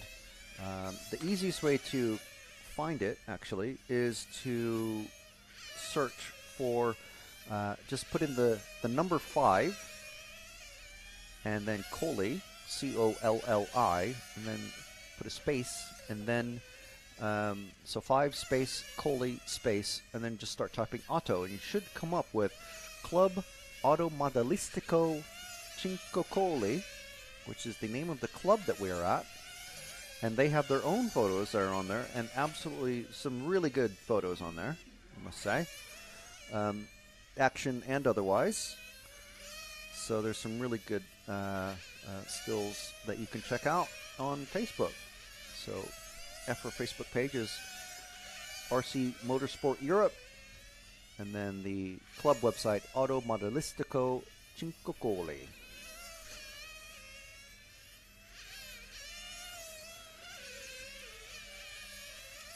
So just going to be adding some of today's photos to the EFRA website right now, EFRA Facebook page. Racers from up and down the grid and across the pits. And let's see, who are we with now? I think this is Uri. Yeah, this is Uri Hudi. Mr. Hudi of Hudi Tools fame. Oh, if we drop back to the next pair of cars, these guys are very close together. There we go. These two, the white and the yellow. I think that's 6 and 5, or is it 3 and 4? Of course. That's Francesco Perella and the yellow car, of course. Our friend Stefan Strasser. We'll catch Luca Betti in the car number 2 next time round. He's one of our 13-year-olds that are racing this week.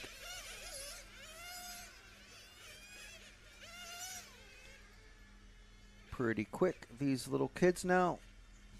Or youth racers, I should say.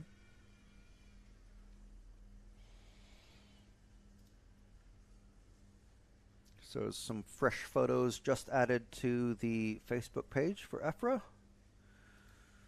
If you go to the page, it's at RC Motorsport Europe, and then click on the photos.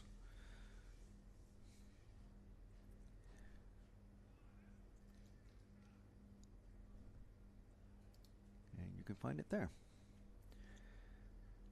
Just added there, yeah. 45 new photos just added.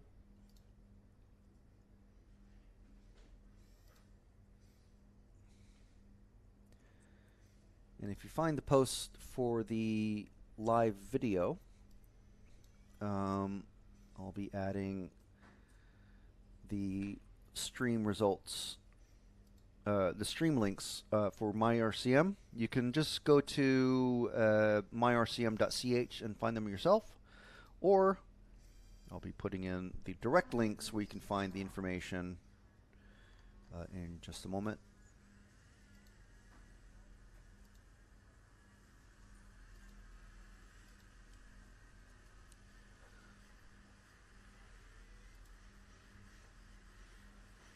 So that has been added to the live stream post on on the EFRA Facebook page just now. Of course, we are streaming not just to EFRA Facebook, but also to the EFRA YouTube channel. So hello and welcome to everybody watching on those spots.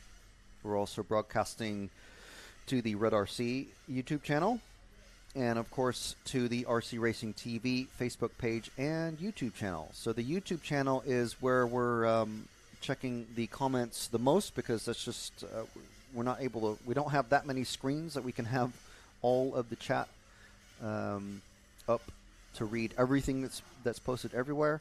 So we can only reply or read off comments that are put in the RC Racing TV YouTube channel. So we have nearly 100 people watching already. That's absolutely fabulous, and that's just on YouTube, on the RCTV YouTube. We got another 18 watching on EFRA Facebook, which is awesome.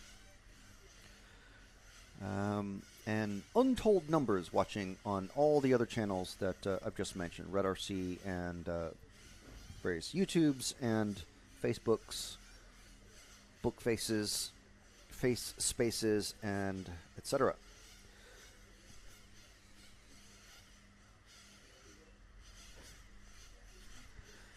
So Group 4 is just about to get out on track for their warm-up session. And in this one, we've got Thomas Squilon, Massimiliano Pau, Alexandre Cazao, Vasilis Lakaris, Daniele Agustinelli, Christoph Rohrmoser, Stefan Trzynski, Gerhard Kandelhart, and Turco Bryce. So I think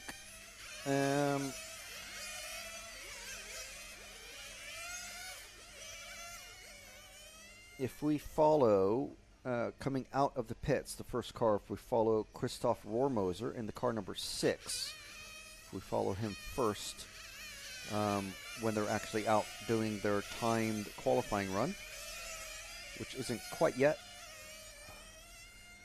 And then we'll follow, we'll drop down to the car 5 of Agustinelli.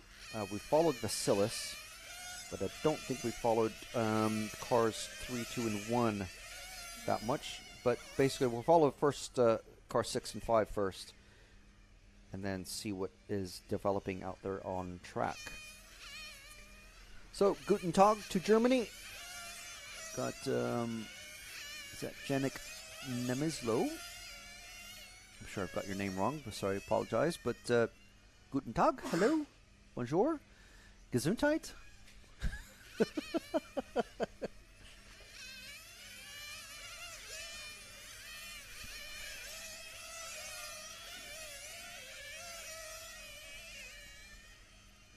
So if you'd like to follow along and see the live timing for yourself, or the daily schedules, or anything of that ilk, you can check out myrcm.ch.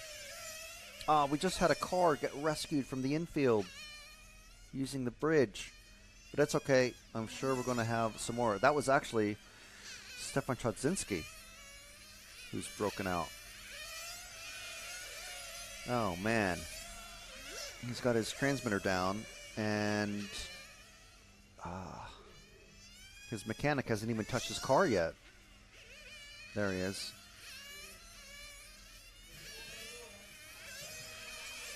Not another bad run for Steph. Oh, I think his air filter has come off his engine, and it's literally just been tossed across the main straight, and Eduardo from Amsky has just handed it to Steph's mechanic.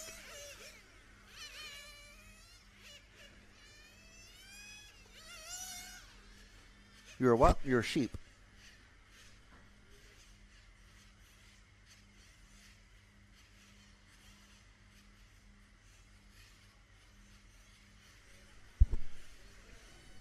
So, yeah, soundboard japes happening here behind the scenes. Steph is back out. It's okay. Everything is fine for now. I mean, he's already blown one engine. What's wrong with getting grass and dirt inside another? Oh, good, Janik. Or Yannick, I'm sorry. Is it Yannick? It'd be Yannick, wouldn't it? So, let's get back to proceedings, shall we? The blue car going down the main straight just now. There's a green car that's behind it. So, but it's kind of like a turquoisey green. So the turquoisey green car, that's Daniele Agustinelli. So we're following him because we did have a special request from one of our viewers earlier to follow pretty much half of the racers that were out here. And so, yeah, this is Daniele. I'm not sure where the car 5 is. Car 5 must have slowed down or something. Is he out there? Yeah, he is. Ah, running race paint, of course. Why not change your body in the middle of a qualifying heat? Yeah, so we're following Daniele Agustinelli. We have Alessio Agustinelli out in the final heat later on. Not too far away now. So if we drop back, let's see. Find the number 5 car. So Jude just coming across the start-finish line just now in the very bright colored yellow and blue car, basically, going into the chicane and into the short chute in the infield, around the teardrop, around the hairpin, across the finishing line once again, and down the main straight doing 106 kilometers an hour. Wow. 66 miles an hour, that is. This is, I've already messed up the name. This is Agustinelli. This is 5. What's earlier? Who's 6? Oh, sorry. The green car we were with was, the first one I was trying to follow was Christoph Rohrmoser from Austria. And we're on Daniele Agustinelli from Italy at the moment. So apologies for that. If anyone was, don't want to get people too mixed up.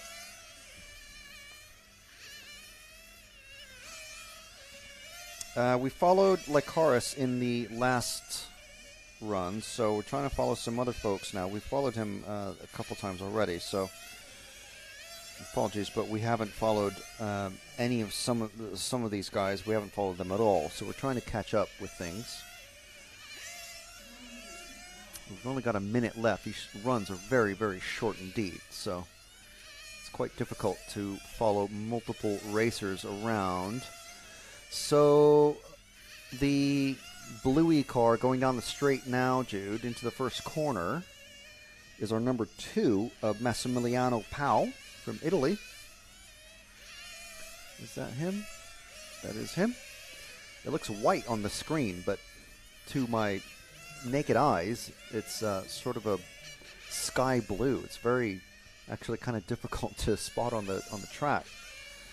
So is Massimiliano Pau, the car behind him in the green. If we drop back, the orange with the blue wing.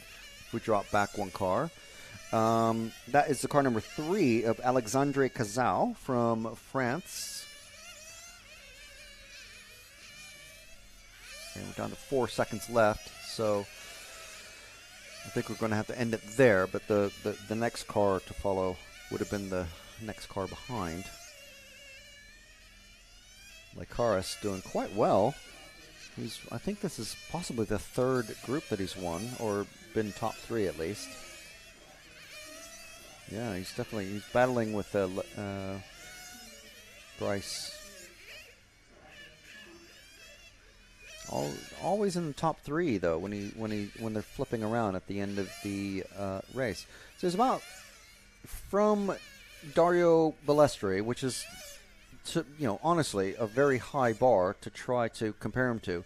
He's only 7 seconds off from the TQ time, basically. Doing really well. Our Greek racer. So as you can see, Licaris, Pau, Bryce, Cazaux, Guilon, Rohrmoser, Kandelhart, Chodzinski, and Agostinelli, who we followed earlier.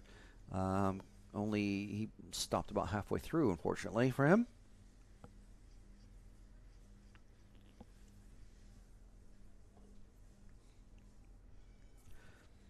So the next group out, that was Group 4. Group 5, getting back into our faster racers. Next group out is Milan Holthius, Timu Linu, Alex Thurston, Alessio Mazzeo, Francesco Turoni, Tilo Diekman, Basile Concialdi, Mario Spiniello, Matteo Menichetti, and Lamberto Collari. So we got quite busy in the last qualifying round in Q3 for this Group 5. Now it's Q4. We followed almost everybody last time around, but we did miss out following Mazzeo in the car 4 and car 1 of Milan Holthius.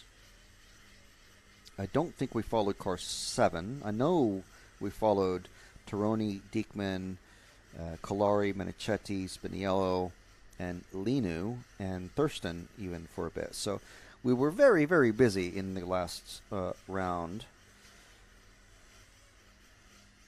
But we'll start with car 7 once we get going and time has started. At the moment, you can hear all the engines revving up, and they are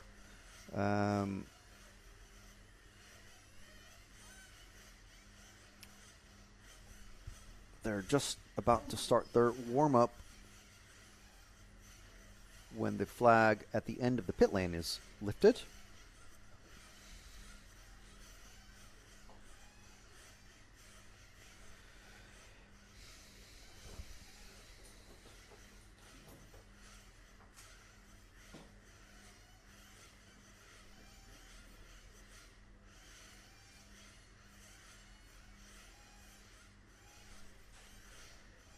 So I'm trying to keep an eye on the sky as well. We do have some, looks like we have thunderclouds developing behind the hills, behind the town, which is a mile or so away from the track. However, that is the wind, the clouds, the rain clouds, I should say, that do affect us. They come from the opposite direction. So just having a look at them that way, they don't seem to be seeing any, not yet. So we have swapped around the schedule a couple of times already because of the rain, and even this morning, as recently as this morning, we've moved around the schedule. So I'm going to see if I can find the car 7 of Concialdi, just so we can follow him. I don't believe we followed him. Well, we haven't followed him today yet. I know that for sure.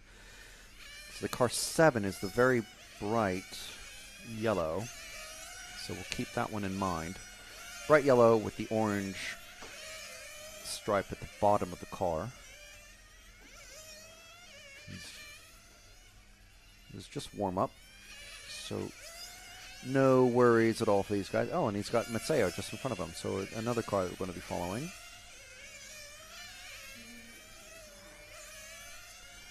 Lucky for us, we can do 2 in one go if once we get started. Well, actually, they're going to be in the pits, won't they? So they're going to pull in. This is just warm up. I'm getting worked up a little bit too much here.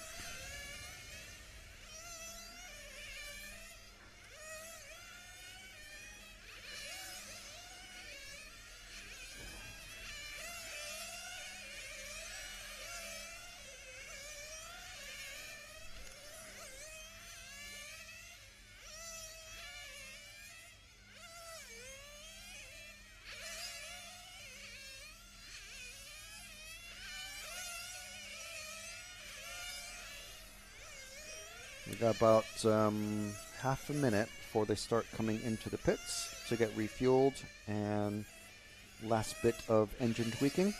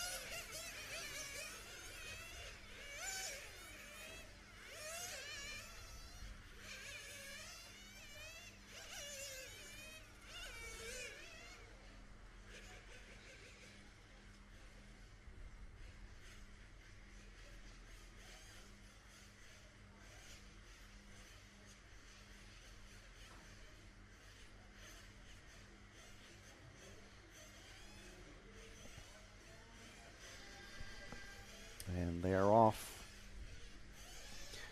So find that bright yellow with the orange stripe underneath, just going through the chicane and into the short chute around the teardrop and around the hairpin across the start line. Start the first lap. This is Basile Concialdi from France.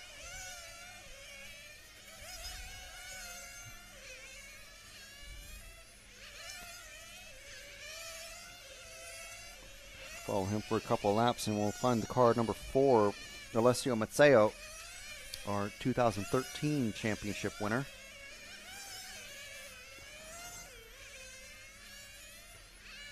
He'll be in the white car, about to go around the teardrop now. Ooh, a little squirrely. He's got Dominic Greiner rapidly catching up to him. Going down the main straight. These are white and pink cars. That's Matteo and Greiner.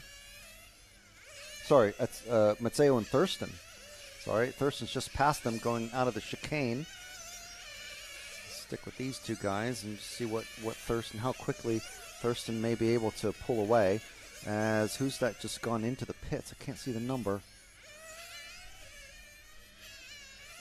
Someone's having a bad run if they're going into the pits during a 4-minute race. So it's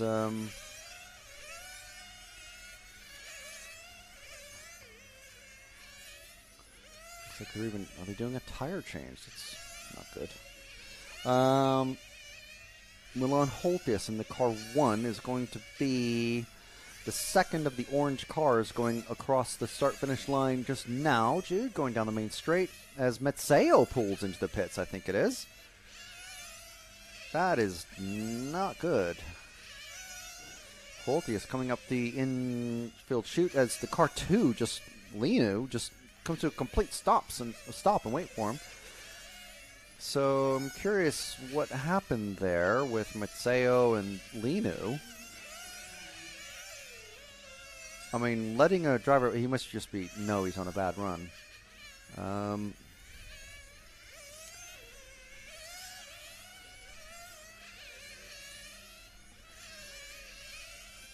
Are we on the first of the orange cars or the second? We need to be on the first of the orange cars, Jude. There we go. I think that's him. Hang on.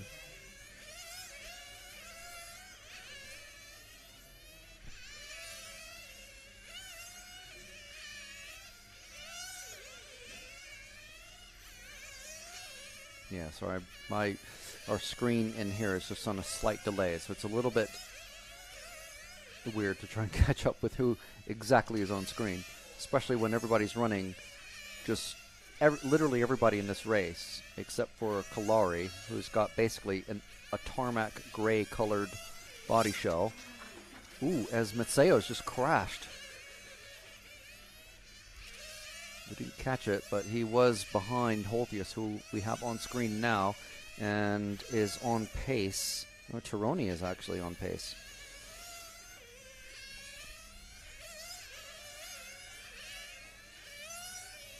Turoni in the 5. Where's he at?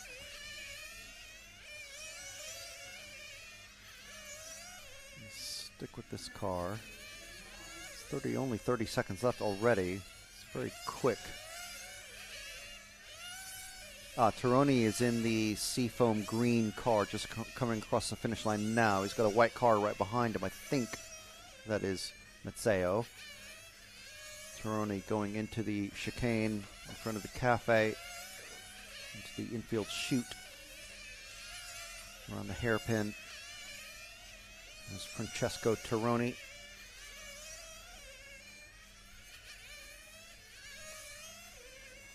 Alex Thurston now popping up into the lead, who's just a couple cars behind Turoni. We'll stick with Turoni for the rest of this run, which is finished now.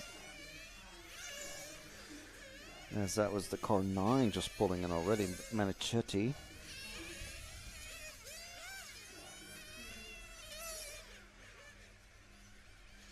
So here we go, our finishing order, Thurston, Turoni, Holthius. And then Kalari with a good run. Spiniello, Concialdi, Diekman, Linu, and Matseo. Matseo, like I said, pulled into the pits. Manichetti as well. He stopped very early on and then came out, and maybe it was he that was getting worked on in the pits basically for a few laps and lost a lot of time. So the next one is our top group. Second to last attempt to get into TQ position. So we've got Balestri with a second, a first, and a second. And then Greiner with 2 firsts and a 3. So TQ for each round gets earns 0 points, 0 being good. Second place in the round earns 2 points, and then third place gets 3 points, and so on. So yesterday, Greiner had a 0, Dario had a 2. So Greiner was the first round TQ. Dario TQ'd the second round, so he got a 0, but Greiner finished third, so he had 3 points. So Dario was technically overnight TQ, which is an early indication. Sometimes it doesn't mean a whole lot. Sometimes it does. But in the round that finished earlier today, in round 3, Greiner earned himself a 0, getting TQ, and Dario got second place. So Dario, at the moment, has a total of 4 points. Greiner has a total of 3. However, out of 5 rounds, 2 rounds are thrown out. So there's still 2 more to go. This one and 1 more. So doing the whole crystal ball gazing, you can look at it however you like. Balestri has a 2, 0, and a 2. Greiner has a 0, 3, and 0. So if you throw out Greiner's 3, he's got 2 zeros, so a total of 0.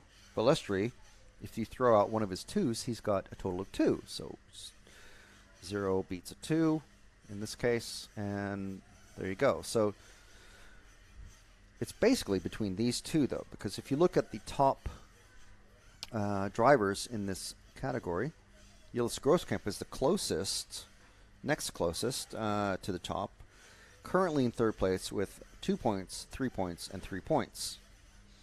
So if you throw out one of those 3s, that's 5. So he's 1 point behind Dario. Sorry, if you throw out his 3 points behind Dario. Anyway, like I said, it's a lot of crystal ball gazing. And at the moment, for the next 6 minutes, it's all just, you know, wavy finger discussion points. But this round is going to start really sorting things out. Obviously, the whole goal for everybody is to TQ and just have 0 points and just make it very easy. My patented racing method is just win. That's, you know, just win. There you go. Get his. Whoa! Huge crash for the very spinny number 2. Coming out of the short chute, that is Filippo Domani, who crashed in the last round. Turoni trying to run across the track to rescue it. So his car's been given to the mechanic, who is Turoni's father, Signori Turoni. And seems like the car's okay. It's still running. He's back out there. I'm sure he's given the steering plenty of wiggles to make sure all the linkage is still straight and tires are pointing in the right direction. But that was a major crash. At least it happened in warm-up. But there's a going into the infield chute, and we'll kind of cover this in when we have the moving camera going during the actual timed run. There's a couple of corners that you can just kind of clip just a little too tight if possible, and then that will send you into basically a suspended rubber sheet that absorbs loads of damage. And so we've seen exactly what can happen there. As Domani's goes into the pit, looks like his dad is he's done a little tweak to the right rear wheel, it looks like, checking the toe in. So maybe something, obviously there's no time at all to change the rear upright, so it looks like he changed the rear toe, which is quite interesting. If it is cracked, he's okay. So his dad did a little bit of a tweak to the rear toe, it looked like, and then went out, did a lap, and because everyone's been called in, and I think he's done. I can't see where he is now. I think he's done another little tweak, maybe. They're all shifting around to get into number order. So they're starting off with the 0, 9, and so on. So we're starting with the car 0. It's Alessio Agostinelli, so we'll stick with him for a couple laps while things kind of shake out. The other, we have 2 Agostinellis in this European Championships. They are not related. It's apparently just a common name locally. So Agostinelli catching up to, actually, if we move forward to the yellow car, we've got Dario Balestri. Is he going a bit slow? Is he just... No, he's just started his first lap. Okay, so he was basically waiting for... we're on Dario now. So he was basically waiting for Agostinelli to catch up to him and then shut off so that Agostinelli wasn't hindered, to give him maximum distance to Domani, who is the next car ahead. So we'll Agostinelli crashes behind. So let's move up one car to the orange car. Just going through the chicane just now. That's Filippo Domani. 13 years old, this kid is. In car number 2. He had an amazing battle. I mean, not that they should be having a battle at all in qualifying, but he had a great run with Yillis Grosskamp yesterday in round 1. So make sure and watch that back later on. Not right now, obviously. This is the fastest group of racers in qualifying here in Gubbio for the EFRA 1/10 IC on-road Euros. We're watching Filippo Domani. He races down. He had a massive crash in the last round going into the first corner. The marshals just immediately took it off the track. It's cutting that inside line really tight, but he is catching up to Yillis. Yillis, I think, caught the, watching Yillis now, so it's just ahead of Domani. You can see him flashing into the bottom of the screen. And there's Yillis, and then there's Domani.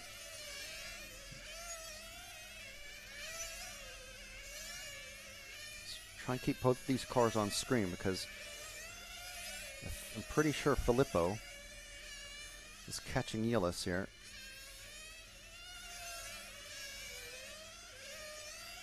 Raiola shooting up to the top. Diekman then. Greiner now. So he's still shaking out quite a bit. The top half of this group. Balestri only up into second that time. So I think Greiner's looking pretty strong now. But Raiola also jumping up in there. Usually as these qualifiers go on, there's only a minute left in this one. So we're nearly through as Balestri is edging past a white car. Can't tell who it is just yet. Passing the number 5 of Gruber. There he is. Going into the first turn. Balestri still, he is not popping up in the top spot. So Greiner looking strong. Car 9, where is he at? Let's go back to the next car across the start-finish line. Sorry, Jude. Down the main straight and into the first turn. This car all alone by himself. That is the car 9 of Carmine Raiola. A possibly surprise candidate for the top spot in this group. As Greiner's slightly held up.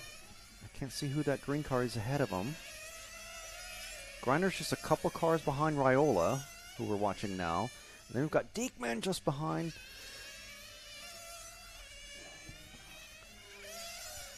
And everyone is caught.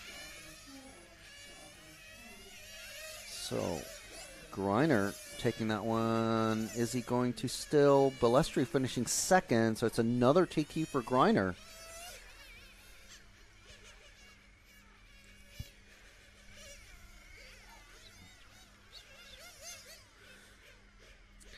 So, Balestri with 3 seconds and a first. Greiner with 3 firsts and a third. And there's our finishing order. 15.402, definitely TQ time. No one getting close to 16 laps. I mean, they're close, but not quite getting 16. Domani, very strong. So let's see how that affects the overall order at the moment. Remember, there's still one more round to go of qualifying today.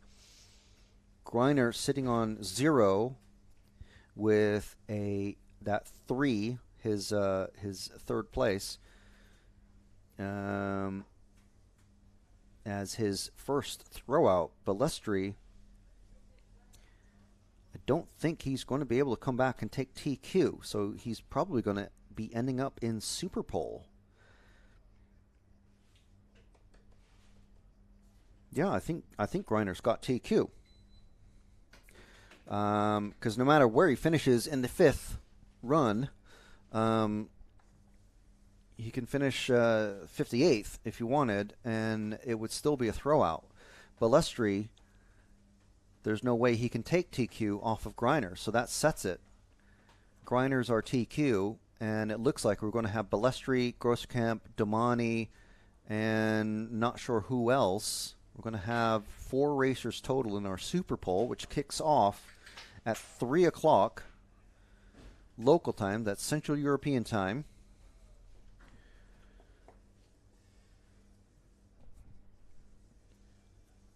And we'll see who ends up in that after round 5 completes at approximately noon local time.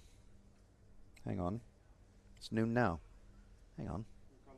We have a lunch break, and then Q5 starts after lunch break. Okay. Right, so sorry about that. We do have a lunch break. And we'll be back at 1:30 Central European time.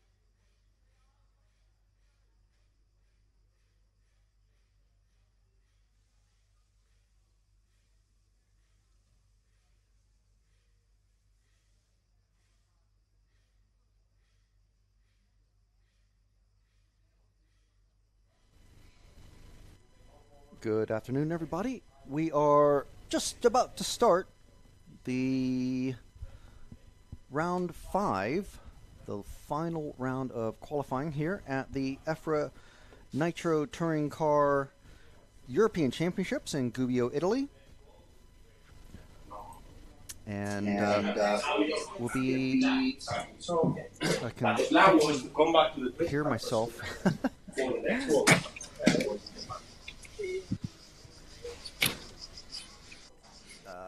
I'm going to have to... Oh, no, it's gone now. All right, so we're just trying out something, little technical wizardry, so I might sound a little bit confused, slightly. Ooh, we've got the Hello. thing back. Hello. Who's this? You there? We had you briefly. Keeping an eye on the weather, because we do have some things possibly about to kick off. Hello. I can hear engines. I can hear Matt. Are you there?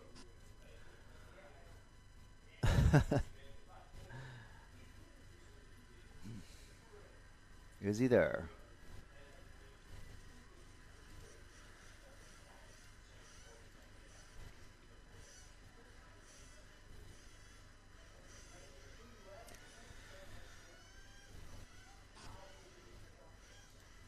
So we're engines are started, and we've got the engine warm-ups happening. Cars are about to go out on the grid in, I'd say about a minute or so. And Hello. hello, Hi. Jude. We're less than 3 minutes away. I can just about hear you, Matt. Sometimes, randomly. Different points, so I'm not sure what you're trying. It seems to work sometimes. Okay. Oh, All right. I heard you there. Well, sometimes that's good then. Well, I mean, we're actually speaking to each other in real time, so that's working. That's progress, certainly. Yes. Are you going to be reporting from the Okay, pits? Huh? Okay. As you can see, we're here. We're trying a few things to bring you guys a better broadcast, a little bit more information, and lots of technical stuff going on, as always. So Heat Group 1 is about to go out, and we'll be bringing you the live picture in a few moments. They're just going out for their warm-ups. As you can see some of the cars on the track now, actually. There we are.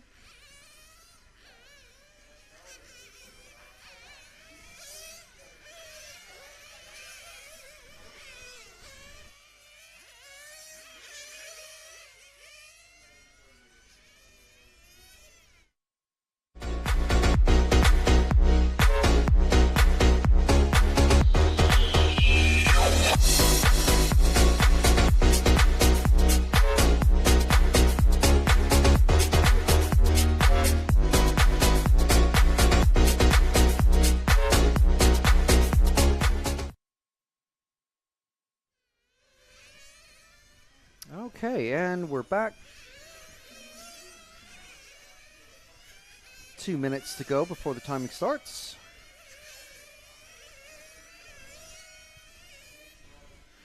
So in this one, as always, Group 1. Well, the groups haven't changed for qualifying. I've got Stefano Nero from Italy, Teddy Vandal from France, Thomas Notte from Monaco. I'm not sure he's actually from Monaco, because there were a lot of his mates apparently posting posting about, oh, now you're a Monegasque or something like that.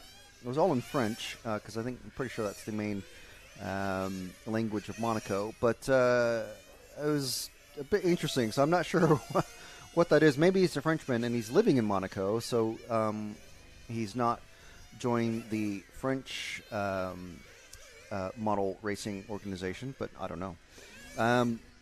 We've also got Francesco Turoni from Italy, who's only 10 in this race.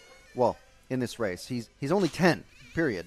And he actually won this his round in round 4. So very good from him. Labros Tisiklitarus from Greece. I'm sure I butchered that once again. Yes. Cyril Dubois from France, Remy DeMarco from France, Patrick Quartet from Switzerland, and Robert Hartley from the UK.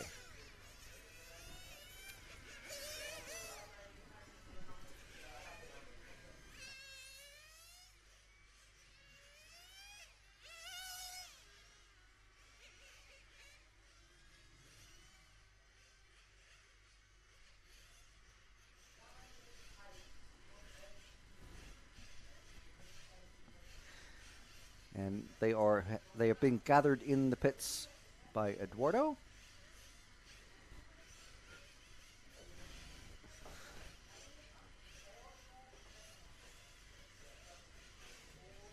And he's sending them out, I think, it's not number order, 7 is the last one, so it must be starting with 8, 9, 10.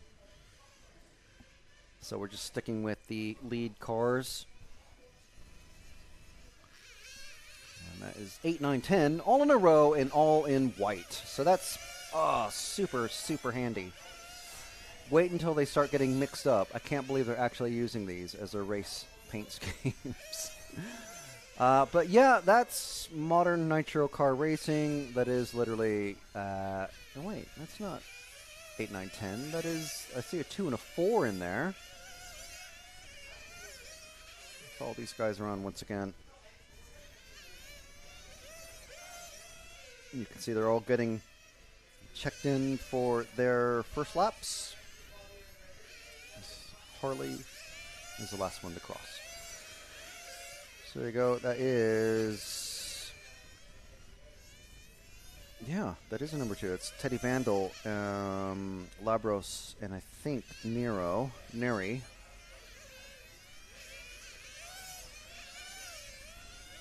Down the main straight once again. They're starting to get spread out a bit, so we'll see where these guys start to get filter through.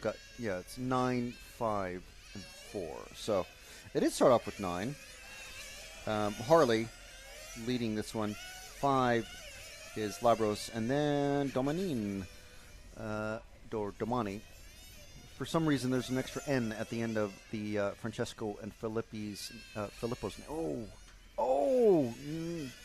It was not great. Harley getting caught up in a huge accident in the infield.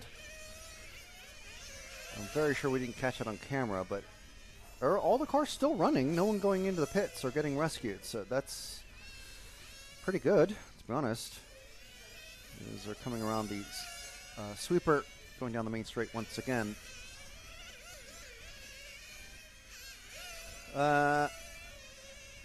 So we've lost Harley from this group. We've got 5 and 4, as we said. It's Labros and Domani. How about this, Jude? Pick a car that isn't white. Just to celebrate the fact that there are other body shell colors to use. There we go. This is the car 2. Teddy Vandal. We followed him a couple times yesterday, I think, but not today so far. So Teddy Vandal out there. And we do have someone cheering for Teddy in the RC Racing TV YouTube chat, which you're welcome to pop in and join. Just go to YouTube on your favorite browser or app or whatever you're using and search for RC Racing TV. And you have to subscribe to the channel to, this is purely just to prevent people, any random person from posting things about sunglasses or dodgy websites. And you're welcome to join the conversation with us, please. We'd love to hear from you, who you think is going to win. We've got Dominic Greiner, it's a confirmed TQ from the first 4 rounds of qualifying, so he's not doing too bad. 4 rounds and he's already TQ. That's there's no way that anyone else can beat him. Well, I think we're on the car number 1 now of Stefano Neri from Italy. So if anyone's cheering for Stefano, he's out there. Upside down car. Is safe to start running? Seems like he is.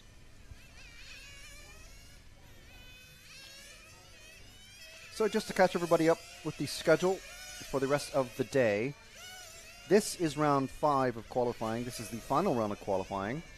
So as I said, there's no more chances for anyone to take TQ. Sorry. Dominic Greiner owns the TQ for tomorrow. He is straight into the main final tomorrow. He doesn't have to do any more qualifying, but he told us that he will be.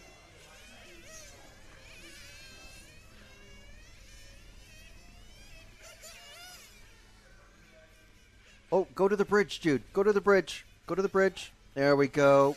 Balestri saving himself the effort of carrying that car across the main straight and putting the car on the bridge. So that is our dead car bridge, as I'm calling. I'm not sure. I'm sure there's like a really cool sounding name for it from the club guys here at the Club Automobilistico Cinquecoli, just outside of Gubbio, Italy, where we are located for this week. So we're going to try something else.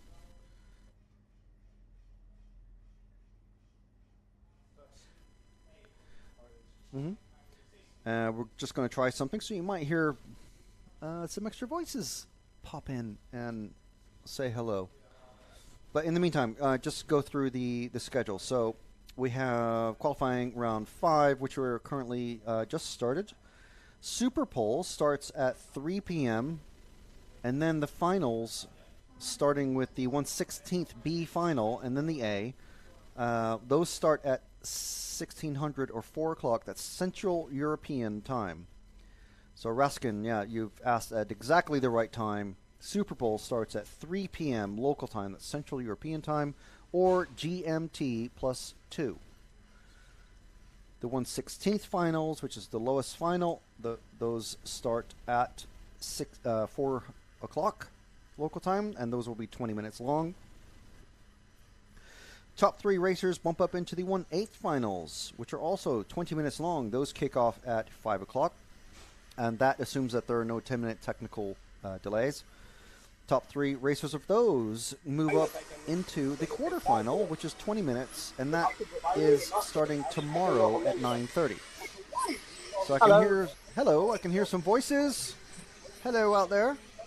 Yeah, you can hear voices. No, that's fine.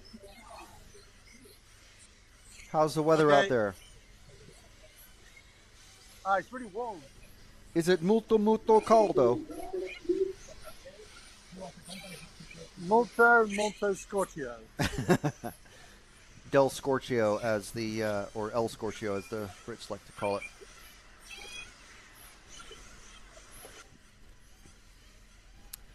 So I think that was just a brief little test, so no worries there. Was that a good test? No, not a good test. Not a tutto posto.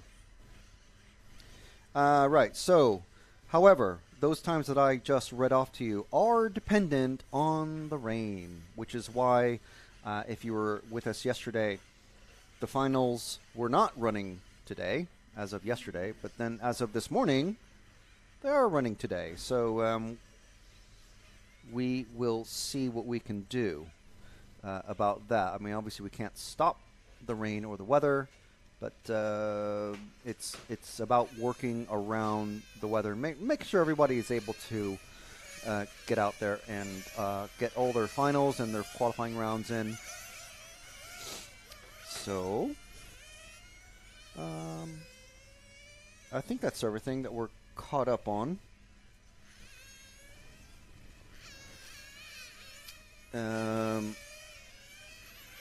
We have up to the minute breaking news posted to. Oh, we have a dead car. Another dead car. Look. Oh no, we're not. We don't have a moving camera. It's okay. It's okay. I mean, we don't want dead cars, just for the sake of the drivers, but for the sake of our viewers, it's super exciting to see a non-running car be put into a metal tray and be electronically transported across the track.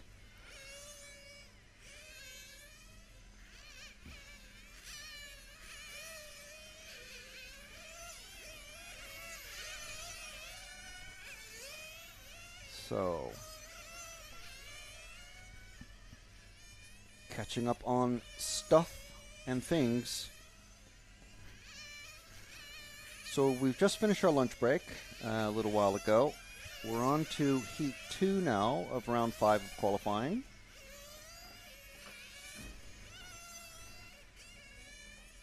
And in this heat is Filippo Ferrari from Italy, Marcus Groder from Austria, Johan Karl from France, Nicholas Karampellis from Greece. We had someone asking to follow him, so hopefully you're still watching.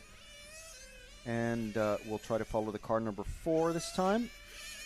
We only didn't follow him last time because we had followed him in the heat before. Christian Schmidt from Austria, Klaus Reiskar from Denmark, Ludovic Long from France, Dan Jones from the UK, and Eduardo Dulac from Brazil, of all places, but he's running under the Swiss Federation banner. So he was actually marching with the, well, not marching, but he was gathered with the Swiss racers during the opening ceremonies.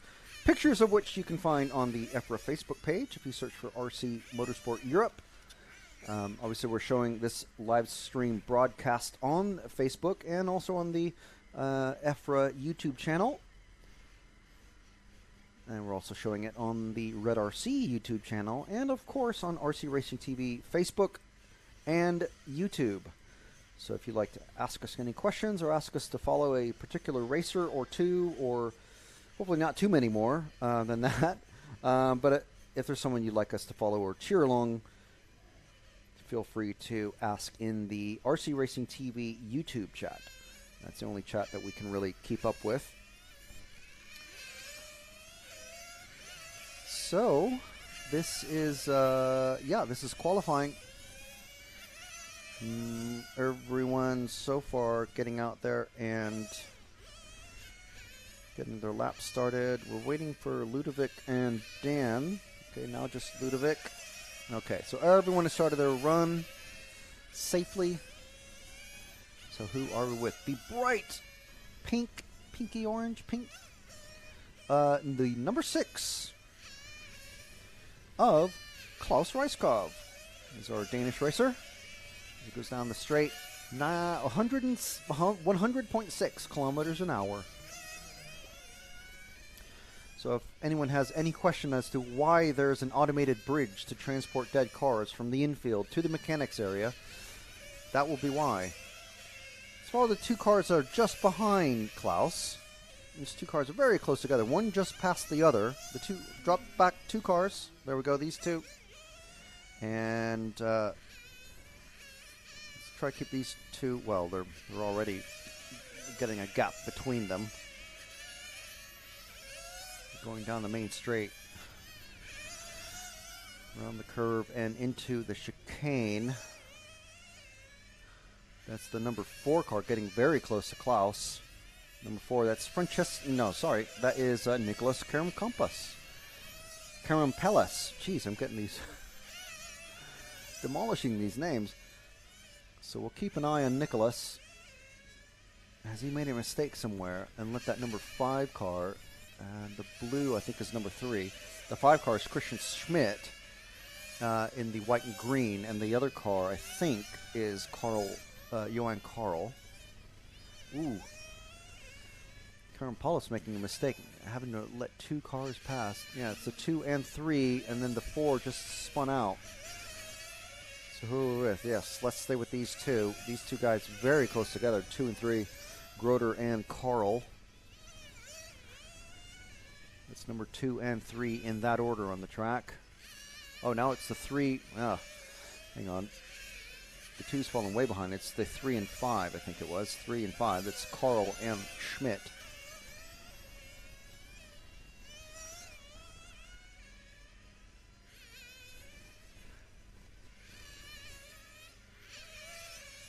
And this is the 5 and the 1, so it's Schmid and Ferrari.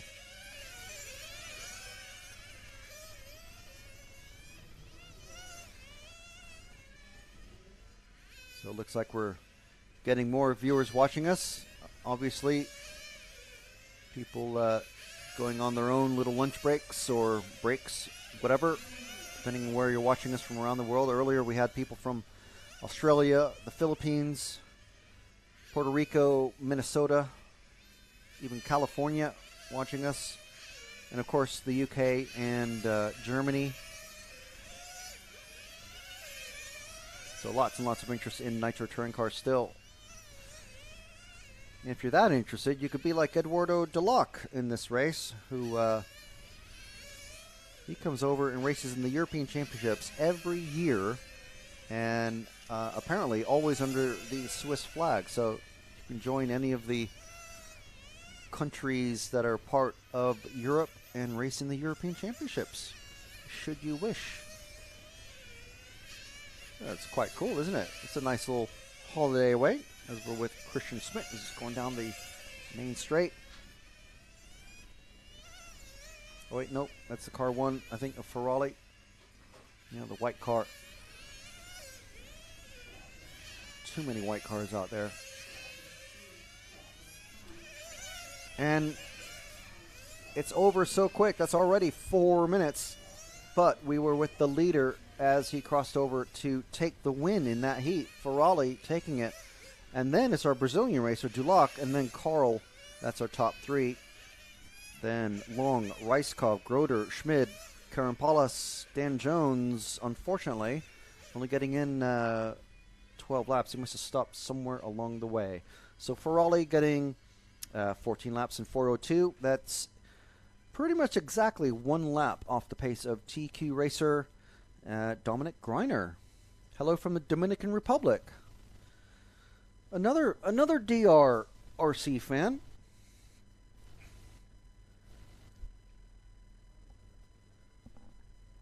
The DR. Someone from the DR is listening. Yeah. We're all about the DR.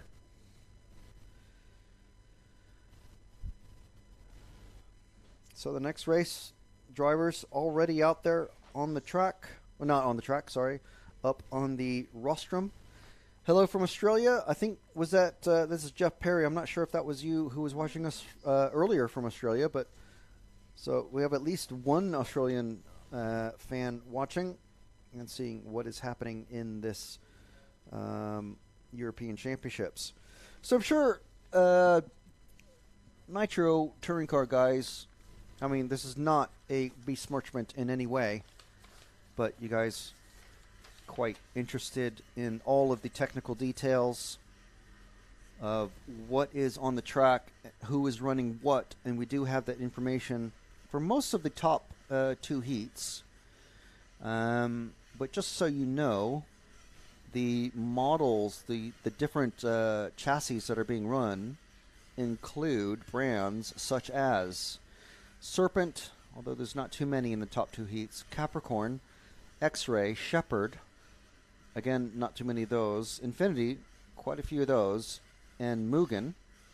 And for engines, we've got lots of OS. We have One, which is a new, I think, engine brand. That's what our TQ man Greiner is running. Gimar or Guymar, I'm not sure, or Gmar. And then Ialesi Tuned, Daniel Ialesi here with his, he's the 2008 world champion in this category. He's here helping to support several racers with his hand-tuned engines. Then, of course, a lot of the X-Ray racers using FX. And then we have XRD, Max, and Orkan. Most of the racers using the Protoform Nitro body, but there are a few out there using Extreme. And for fuel, we've got SRC, Runner Time, Energy Fuel, One Fuel, and BRP. Most racers using Sanwa radios, and there's also a scattering of Fly Sky, Futaba, and I'm pretty sure this is supposed to be KO Propo. And for servos, should you be so inclined to be curious about it, we've got JG Racing, Sanwa, Futaba, SRT, Savox, KO Propo, and KO, but I think those are basically the same. Yeah. So that's our the rough split of the different brands that are being used. Just so you guys are aware. TQ Man Dominic Greiner running. He swapped from, I believe it was Serpent before. Greiner's now running Capricorn with the one engine. The driver who gave him a very, very close chase, and one of the favorites for sure for Superpole, Dario Balestri, he's running an Infinity. Not sure exactly what engine he's running, but Filippo Domani, our youngest racer in the top group, is running X-Ray. It's only 13, and we'll see him on the track in just a few minutes. So in this race, we've got Michael Derderian from France, Luca Betti, who's only 13. We have 3 definite youth racers in this one. So Luca Betti from Italy, and then we've got Francesco Pirella from Italy, Stefan Strasser from Austria, Jean-Marie Gloranek and Freddy Pelwa from France, Juraj Hudi from Slovakia, Daniel Sagi from Hungary, and Francesco Mataloni from Italy. Those are our drivers in Heat 3, which are out on track now and just doing their warm-up. Just saw a top speed of 109.5 kilometers an hour pop up. That's close to, that's about like, it's about 68 miles an hour, which is very fast indeed. So I think we're waiting for a marshal to appear in one of the marshalling posts.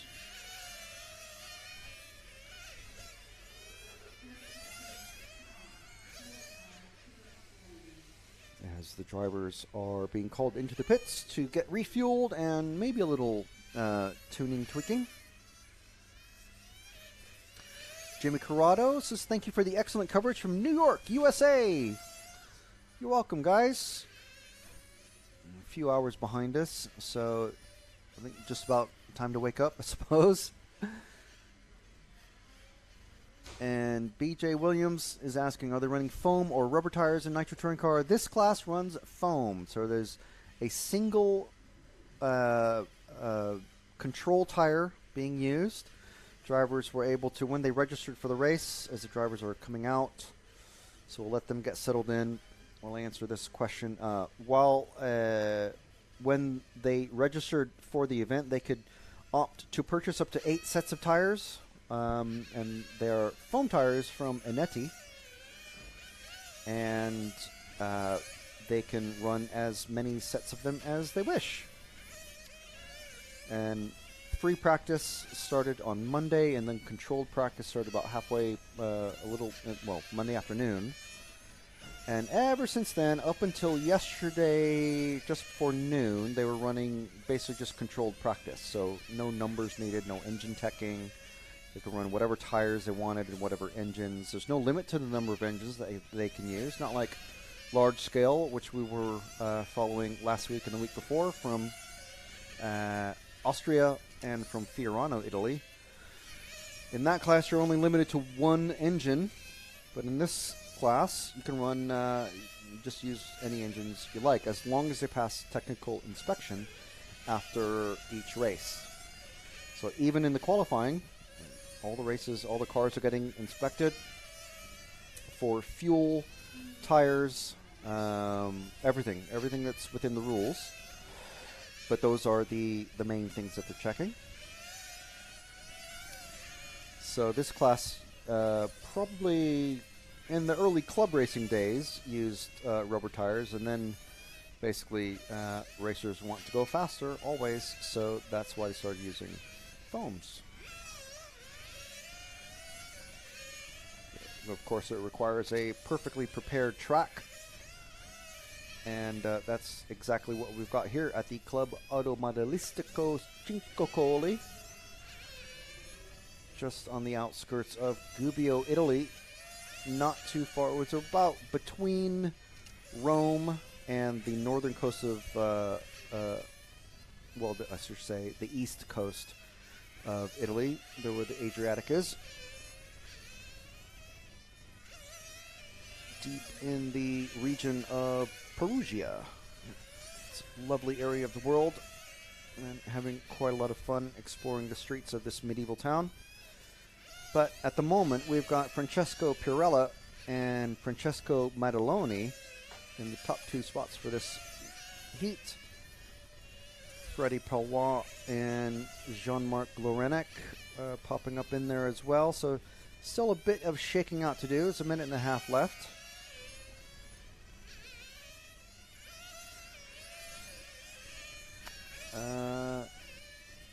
Wondering what tire wear is like. I've never actually raced this class. I don't know what fast or slow tire wear is like, but the racers, Dominic was actually telling us yesterday that the qualifying is where they really start to play around with the different sizes of tires that they might want to use, especially because the first turn is very, very fast. You're going into that turn at over 60 miles an hour in most cases. And obviously that's very high wear on the right-hand tires. But then also the last turn, going over the timing strip, which is just coming up right here on the screen, they're going to be going full power through that. And that will also be chewing up the right-hand tire. So they're going to be playing around a bit, potentially, with larger tires on the right side, or all sorts of tricks. And lots and lots to do with gearing and rollout and tire wear. But this track has been used for World Championships and European Championships in the past. It's also used for events like ENS and other races, and of course very popular with the local club racers. So that's just a very wordy way to say that these racers are very familiar with the track, and they'll know exactly what the tire wear properties are like for this asphalt, which is, the track's been around since at least 2014 or 15, I believe. It was used for the Worlds in 2016, which Dominic Reiner actually won. So I was actually here for that. It was quite a good race, and I'm not sure that. Obviously, it was, you got to be a good racer to be in the final for the Worlds, but I'm not sure that anyone expected him to actually win it. And to be honest, I expected Dario to take TQ, but here we are once again, our current European champion and World's winner at this track, Dominic Reiner, taking the TQ just in the last round, actually. So that's Heat 4 complete, and we're going to be moving into... Sorry, it's Heat 3 complete, and we're going to be moving into Heat number 4. This last round of qualifying. This race is going to have, as everybody's gathered up on the driver's stand, it's going to have Thomas Guillon for France, Massimiliano Pau from Italy, Alexandre Cazaux, Cazaux? That's got the better of me already. From France, Vasilis Lekaris from Greece, Daniele Agustinelli from Italy, Christoph Rohrmoser from Austria, Stefan Chadzinski from the UK, Gerhard Kandelhart from Austria, and Turco Bryce from France, who apparently someone in the chat told us earlier chunked a tire in the race. One of his, I think, the first round of qualifying today, which was round 3. So obviously these cars quite robust. The barriers around almost half the track are quite energy absorbing, and they don't just immediately break your car into bits. However, you can still easily chunk a tire by clipping the edge of the tarmac or coming in contact with another car body shell or grazing a wall. And that chunking a tire means literally a chunk of the foam tires ripped off of the wheel, and suddenly your car is basically just ill handling. So Betsy, Q5 question: which racer in the pits reminds you of a celebrity, either looks or mannerisms? Mine is Stefan Chodzinski from 10 years ago. Looked like the lead singer Charlie from Busted. Yeah. Matt immediately agrees. Uri Hoodie looks like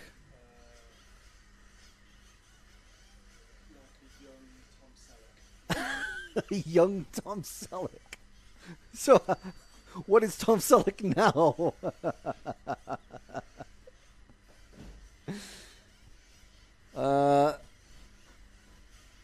I don't know. Griner's a bit. He's a bit of a, he's a bit Hollywoodish now, isn't he? He's got like the almost like bleached tips.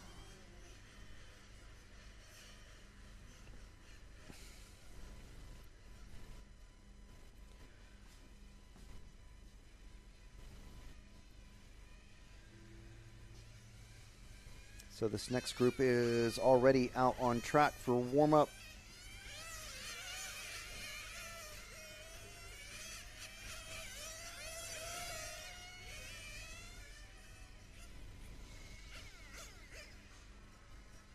You see that gentleman at the bottom of the screen. He is, I believe, the guy who's responsible for maintaining or fixing or otherwise making sure that the dead car tray that goes across the track actually operates, which is fascinating to see it in action. I've actually got a video that will be putting on the EFRA Instagram and TikTok at some point.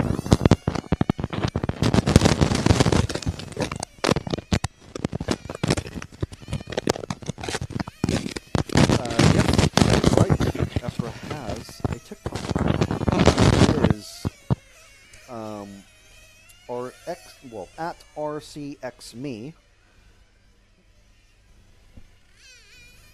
and Instagram is EFRA.ws. Of course, the Facebook is RC Motorsport Europe. So the person who asked the question is saying that Hootie looks like Uri looks like Brains from Thunderbirds, which I've never actually seen it, so I'll have to go with that.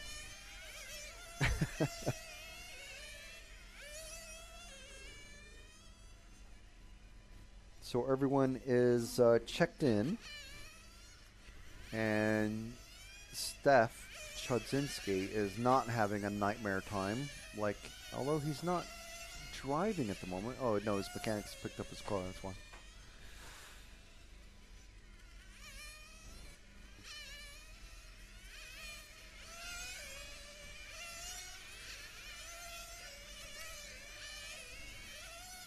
So I do seem to mention him every time, but he has had a. We know him fairly well here in the control tower, and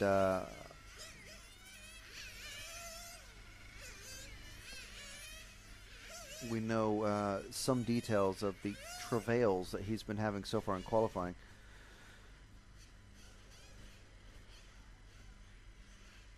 His first round yesterday, his engine actually blew up on track.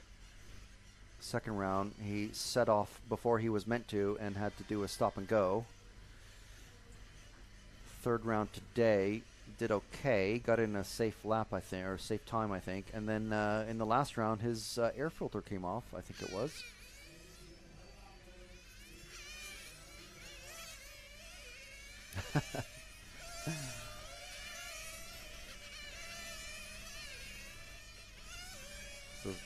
someone in the chat is starting a sweepstakes on Steph breaking out. So I'm hoping not, because this is kind of a long way to come to just break out of your qualifying.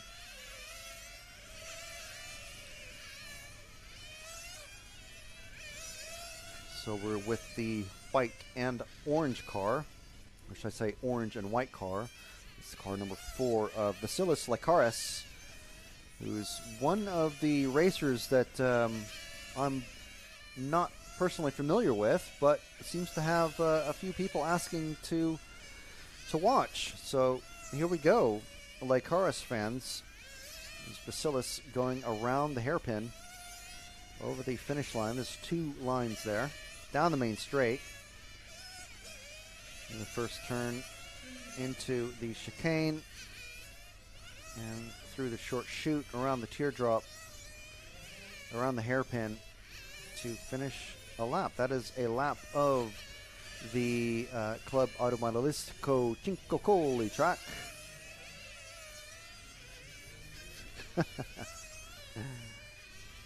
Well, I'm hoping. Oh, let's go to the bridge. Let's go to the bridge. We have a dead car coming across the bridge. There's a bridge in action. Bridge cam.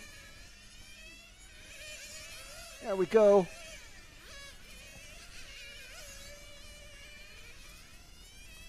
That is the bridge in action.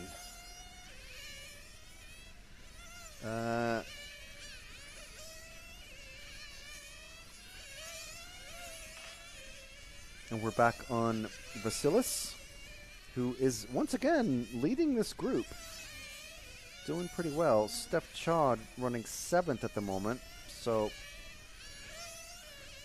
definitely not doing what he would like to do. I think I just heard a car running very lean, it sounded like.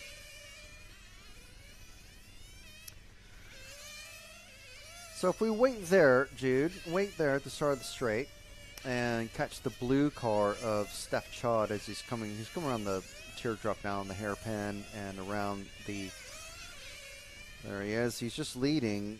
I didn't catch the white car, or it's not even white. It's this sort of tarmac gray color. Very difficult to spot. This number 2 car. This is Massimiliano Pau chasing Steph Chodzinski. Steph at the moment getting a nice little gap away from him.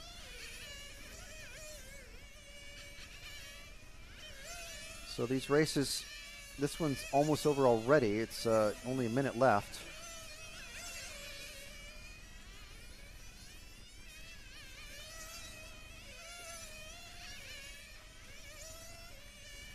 It's very difficult to follow more than 3 or 4 cars because the lap is so short and the cars go so fast. Yeah, we're on Steph now. This is his car, the blue car with the black wing. That is Steph Chod.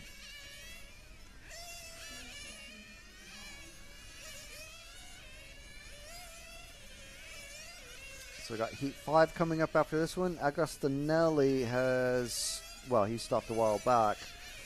These guys on pace to do 15 laps in 4 minutes 14-ish. Fastest guy is doing it 15 laps in 4:02 and 4:03.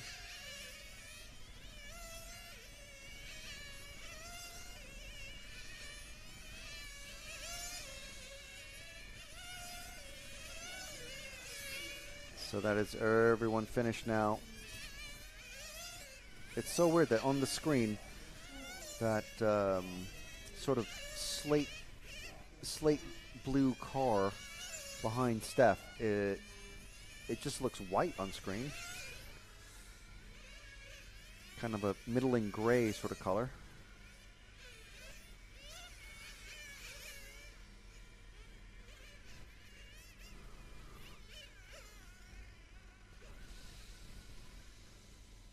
And there's our finishing order. Lekaris, Kazal, Guilon, Bryce, Rohrmoser, Kendallhart, Chodzinski, Pau, and Agostinelli. This is where we really start to see the split between 15 and 14 laps. So the next group coming out, Group 5, is where we start to see quite a few European champions, ex-world champions start to appear.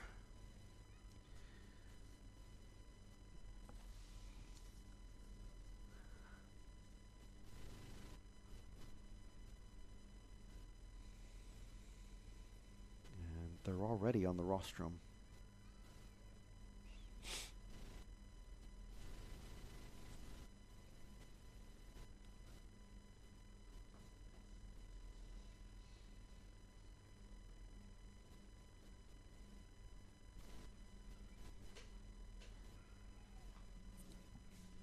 Don't see any threatening clouds yet.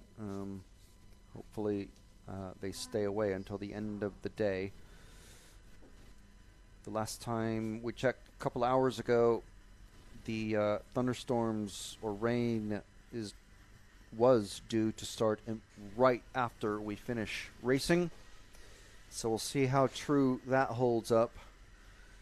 In my experience, at least with British weather, it always tells you it's going to be terrible weather, and then when it comes to the hour that all the weather's supposed to come, it doesn't actually come for another couple hours at least, or maybe even the next day. So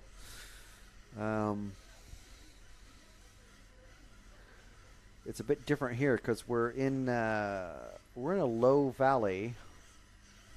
Well, we're in a valley surrounded by low hills, I should say, and the town of Gubbio butts up right to the base of and climbs up a hill. And it's quite a lot of concentrated weather and clouds, shall we say. And it's quite variable. You never really know what you're going to get day to day. And especially now, in the middle of summer, still getting rain showers and thunderstorms, which personally, I grew up in Texas, so I'm quite used to, and I love a good thunderstorm, but it will seriously disrupt racing for these guys if we suddenly get a shower in the middle of a qualifying round or during a final. So in this one, you can see the names up on the screen, but let me just introduce them to you. We have, in car number 1, Milan Holthius from the Netherlands, driving an Infiniti, one of our former European champions in this race, in this particular heat. European champion from 2018, Teemu Leino from Finland, running also an Infiniti. From the UK, running a Capricorn, is Alex Thurston.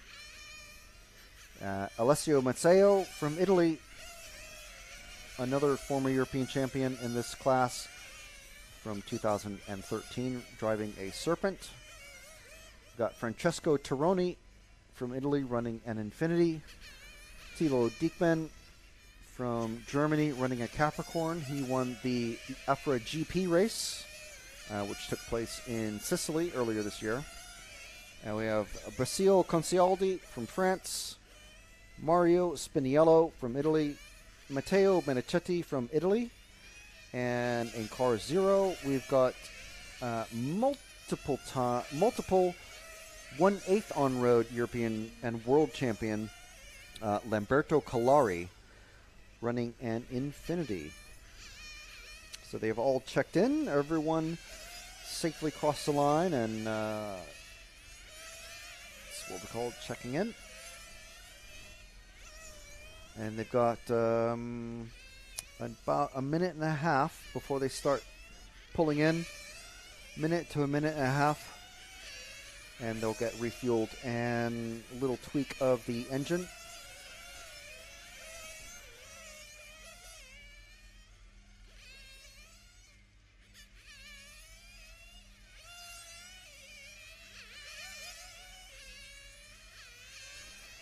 That's why it's quite important to do some warm-up laps.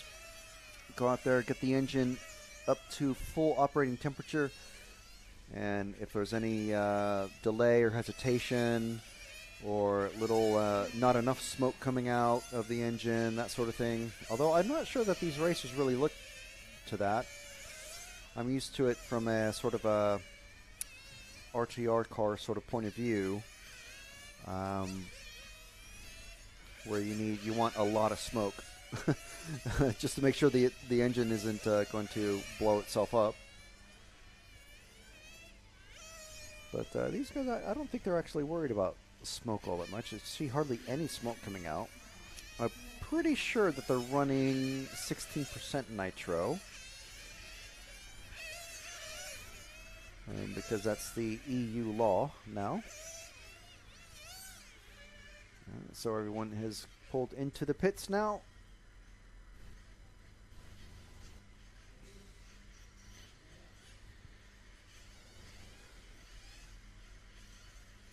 And we're going to be starting with, oh, I see. They are going backwards, but sort of backwards. 1, 2, 3, 4, 5, 6. So it's 6, 5, 4, 3, 2, 1, and then 10, 9, 8, 7. So it's a bit weird. It's kind of backwards counting release. So they basically start the cars off with different in different orders, so that everyone has an opportunity to run, because there's 5 rounds of qualifying. Just to make sure that they have an opportunity to run, if not at the start of the group of cars going out, at least in the top 2 or 3. So, yeah, it's just the round-robin starting order, basically. We've already got someone with a... ooh, we missed that off camera, but... whoever just had a stop and go went directly into the wall after clipping a corner, and now they are broken. So that is that was a stop and go penalty, I think, for Timu, because he's only crossed the line once. That's going to be his qualifying run finished. That is really unfortunate.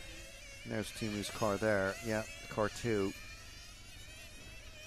So you have to start off in order, and if you don't, you get called in for a stop and go. If you don't stop for your stop and go, you were disqualified.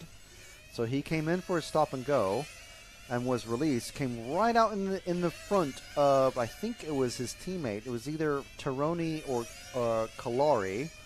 And in order to stay out of the way, clipped a corner and went into the blue barrier at the... Oh! Come on, who's that? That's a dead car at the start of the straight. That's car 9, I think, of Matteo Menichetti. That was an interesting crash. I haven't seen someone there crash there yet. I think it was Menichetti. Is this orange car just coming around? Yeah, car 9, Menichetti. So just behind, let's follow Greiner, who's the pink car just behind Menichetti. Oh, Greiner's gone on the grass. Greiner's gone on the grass. That's not great for Greiner. But then it doesn't matter for his qualifying hopes, because he's already done as well as he... No, sorry, that's not Greiner. That was Thurston. Sorry, I'm getting my heats mixed up very briefly. Ooh, someone else has gone into the barrier at the end of the first corner. Has Thurston pulled off? Yes, he has. He's in the pits. Wow, cars are dropping like flies. There's another orange car in that first section. The corner marshal making sure that, yeah, he's waving at the driver saying, nope, your car's done. You are broken. Didn't get the number on that one, but we'll see. I think that was Menichetti again. So this is a rare one. Usually there's one, at most 2, that stop or break out. And got 3 already stopped in this one. So Matteo, let's see where Matteo is. I think he's in one of these white cars just coming around into the infield chute. Matteo is the second of the white cars, just about to cross the finish line now. Second of the white cars. There he is. That's Matteo.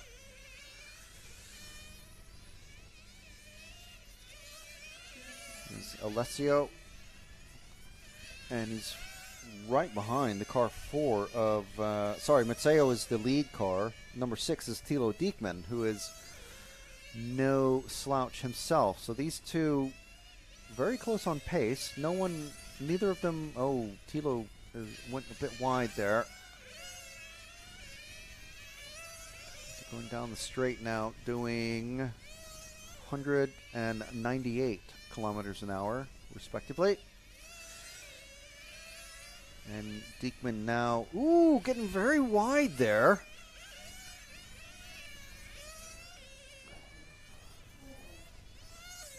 Is that another? Oh, yeah, sorry. That is car 6. I missed that one. Diekman also out. Jeez. But, let's see. No. Yeah, he's missed getting his last lap. So, instead of 14 laps in probably 4 minutes, 10 seconds or so, it's 14 laps. So, that's another throw out for him. So, it's 4 cars not finishing. Turoni taking the lead in that one. Holtius, then Mazzeo, Spiniello, Calari, and Concialdi. The rest of them not finishing for various reasons.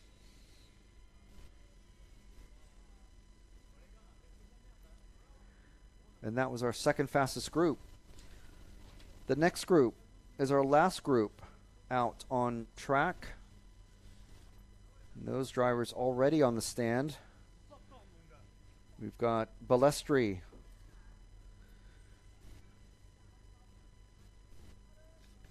Someone in the chat going, let's go Grandpa Concialdi.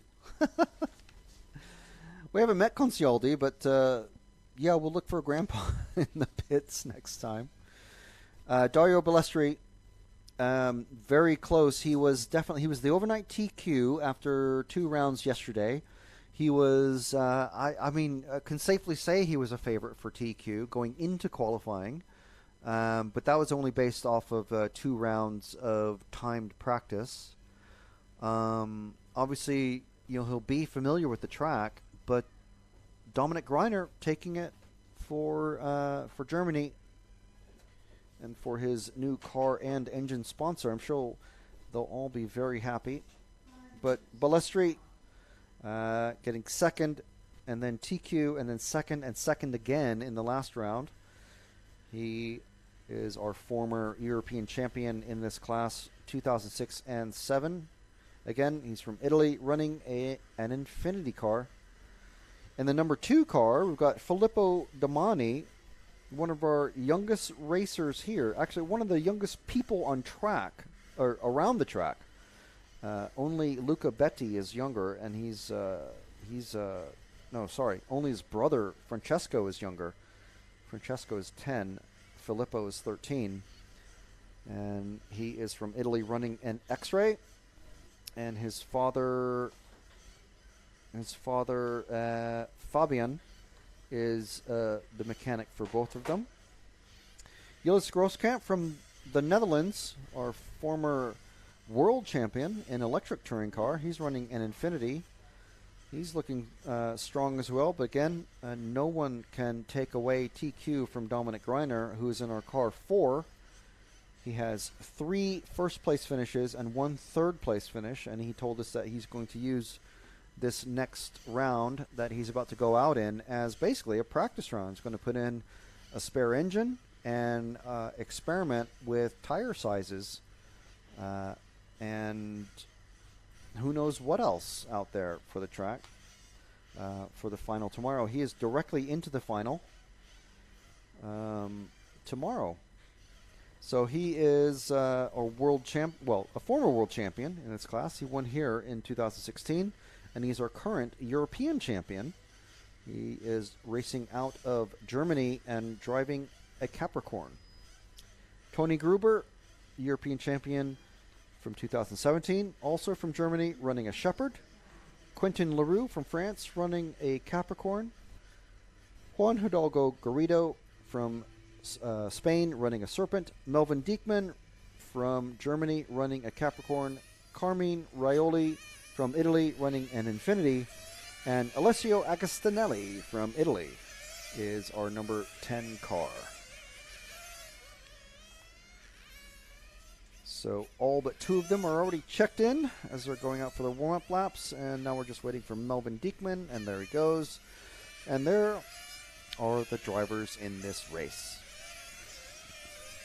This is the last round of qualifying, and then we're going to have a little bit of a break, about half an hour. What time is it now?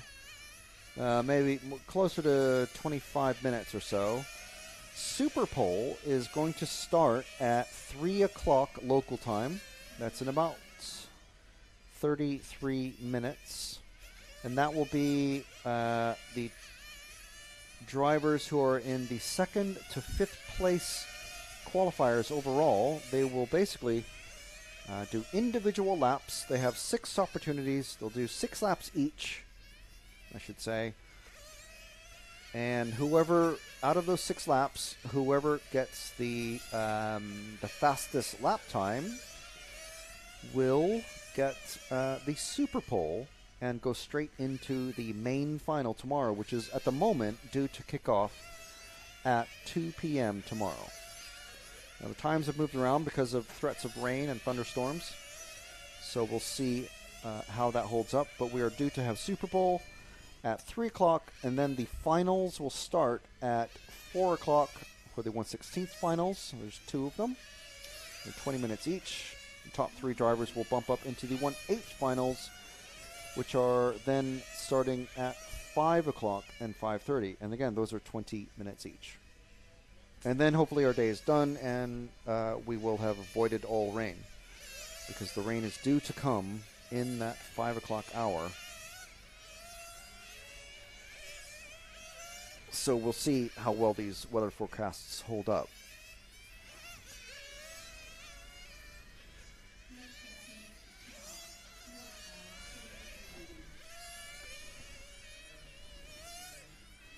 So the drivers have been called into the pits.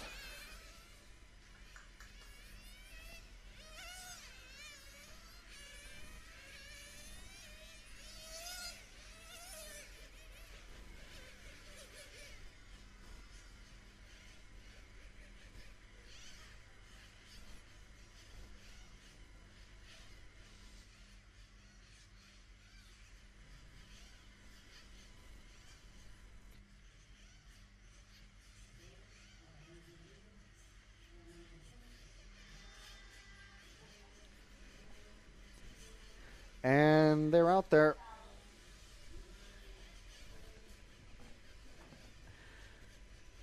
Let's see who we are following. This is the... Oh, is it the 6 car? I think it's a 6 car. It's got a huge gap behind him already. And then there is Greiner way behind. Yeah, it's a 6 car of... Quentin LaRue. Let's drop back 1 car to car 4 of Greiner.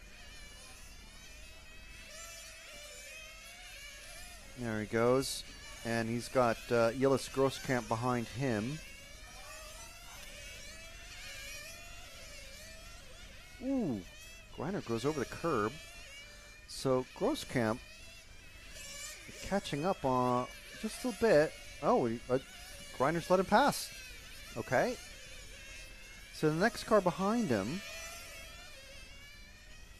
Oh, green car. That's number 10 is broken out. That's number 2 behind Filippo. So let's drop back 1 car to the orange car. I think we're already on him. No, sorry. There we go. That's Filippo Domani. You talked to him earlier. Very quick racer. He is... I hate to say destined, but he is probably destined for very fast things in his RC racing career coming up. He's 109 kilometers an hour he just did down the main straight as we were watching him. He has got Dario. Oh!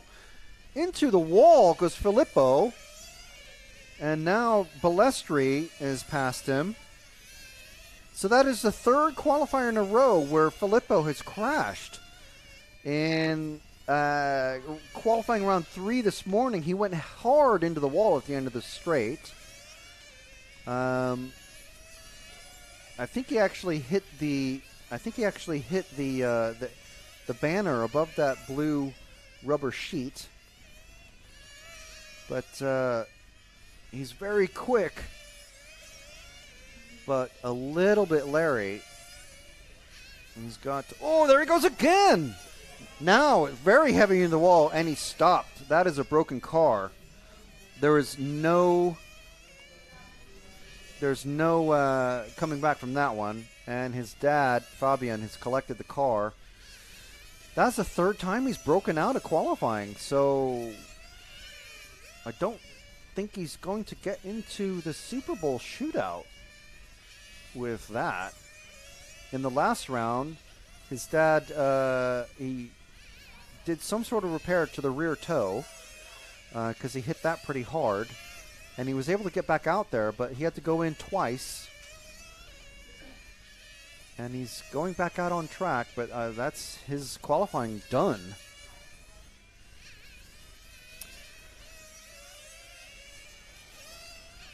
We do have a couple people asking for Quentin LaRue. That's the car number 6. So let's see if we can find him out on track. And it's the first time someone's asked to follow Quentin. So, yeah, we're happy to follow him.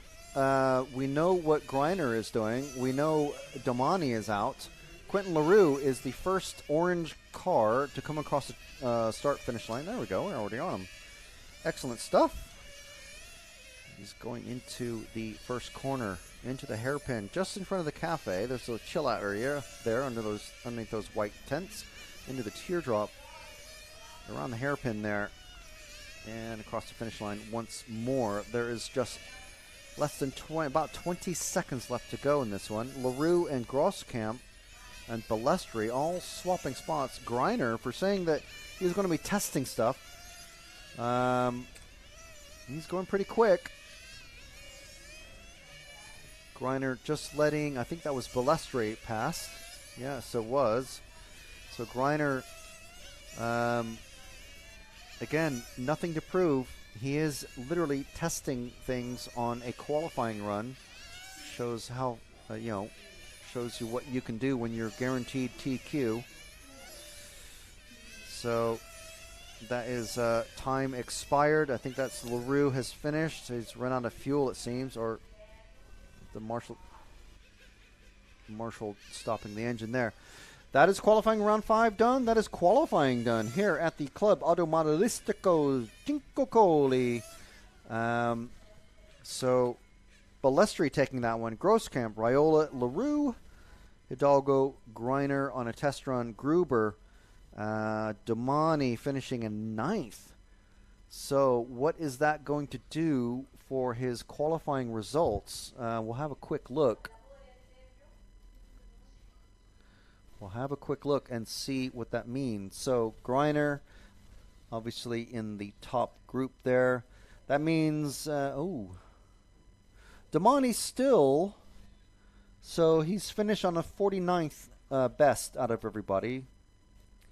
And then 54. So Domani's still in the Superpole. So Greiner straight into the final. Balestri, Grosskamp, Domani, and Raiola are going into Superpole. That will be starting at 3 o'clock. So we'll take a little break until then. Let's see Giuseppe go across the track in his electric scooter. Right. So unfortunately, LaRue just missed out on that by 2 qualifying points. But we'll be back at 3 o'clock local time. That's Central European time. GMT +2.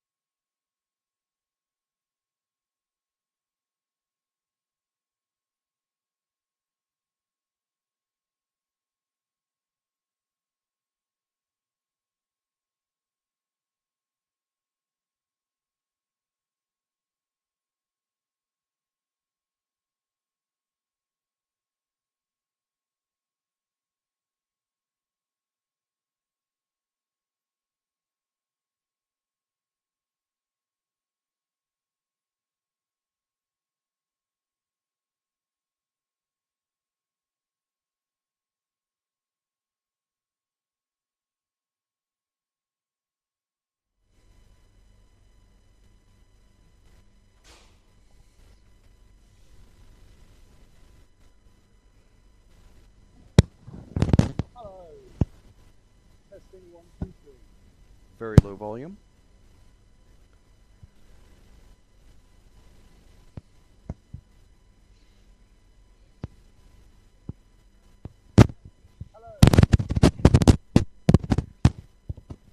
Very low volume still, and crackling. Maybe it's just rubbing on the mic.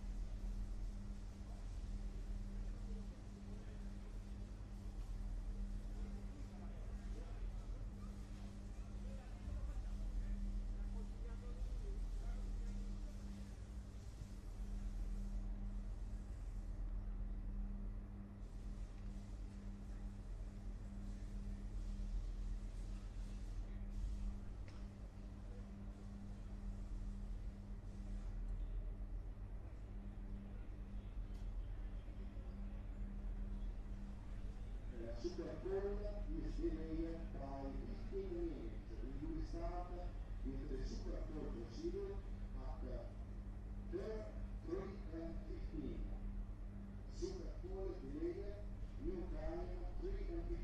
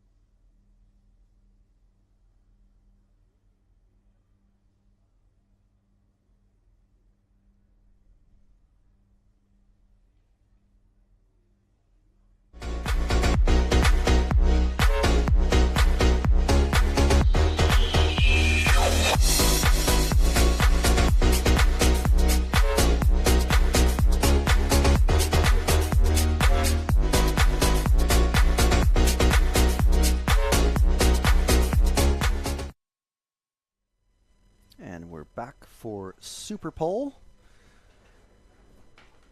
I'm not sure that we're going to have... How is the timing screen going to work? But, all right. So Superpole, we've got it on my RCM.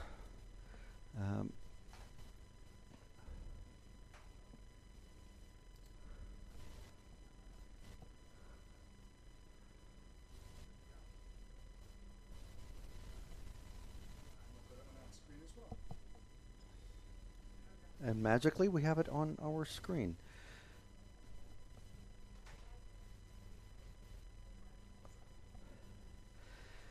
So don't mind the time on there so much. Now this is a fairly sort of relaxed procedure, so clearly we're running a bit late on it, or the race officials are, I should say. But we've got, as you can see on the names there, Dario Balestri, Yilis Grosskamp, Filippo Domani, and Carmine Raiola. Those are the 4 participants in the Superpole. And what that is basically it's a mano a mano a mano a mano competition to see who can do the fastest lap to be promoted directly into the main final without having to go into the semifinals. In the semifinals, anything can happen. It's only the top 3 racers from each of the semifinals. There's 2 semifinals. So 3 racers from each to, and then to fill out. So if you're doing the addition in your head, there's TQ, and then there's Superpole, so that's 2, and then 3 from each semifinal. That's 8 total. So the remaining 2 positions to make a full grid of 10 are taken from the fastest, how to describe this, I did write it down, the best 2 from the combined finishing times of the semifinals. So hopefully that makes sense. But that is how the finals will work. How Superpole will work is the 2nd, 3rd, 4th, and 5th fastest racers after qualifying, and those are the names on screen that we just mentioned, Balestri, Grosskamp, Domani, and Raiola. They will basically run one by one on the track completely alone, no other cars on track, and it's down to them who does the fastest single lap. So they'll have a couple of minutes of warm-up time. Their mechanic will be out there with them. They can run super low fuel, just enough laps to get maybe 7 or 8 laps out of their car. And then get out there and run. They have 6 laps to do, so they don't have to go fast right away, but obviously they'll want to have every possible chance.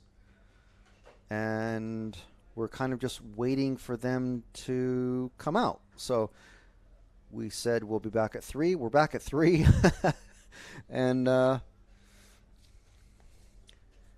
hoping we're going to start soon. So, but just to talk about the rest of the day's schedule, after Superpole, which means starting at 4, which is less than an hour away, we're going to start the first of the lower finals, which is going to be the 1/16th B final, and then that will be followed at 4:30 by the 1/16th A final. Top 3 racers from each of those. Those are the 3 important spots, and the most important spot of those for us, from our perspective anyway, is the 3rd place, the battle for 3rd place. So the last of the podium spots in a normal race, because that is the final bump-up position. And these races are going to be 20 minutes long, and which means they'll have refueling. And with about 4 minutes per tank, these guys are going to need about 4 stops during a race. So hopefully no one runs out of fuel or flames out, because that will kind of take away from the spectacle and the majesty of the racing machines that are going to be on track at those times. So we got the 1/16th B and A final. Top 3 from those will go into 1/8th B and A final, and those will start at 5 o'clock and 5:30 respectively. All these times are Central European time. And that will end the day. And hopefully we end before any rain comes, because if that happens during a final, I really don't know what's going to happen. We will have to see, because the schedule was already changed yesterday. It was changed again this morning. And hopefully we don't have any weather-related issues. So here is that chap in the blue shirt on screen there. Oh, look at that. It's working now again. Yes. We need a camera on that as it's going. And you know how after like NASCAR races and World Rallycross races, they always stick a driver straight into the driver cockpit. It's like, tell us what happened. We need that for the on the car.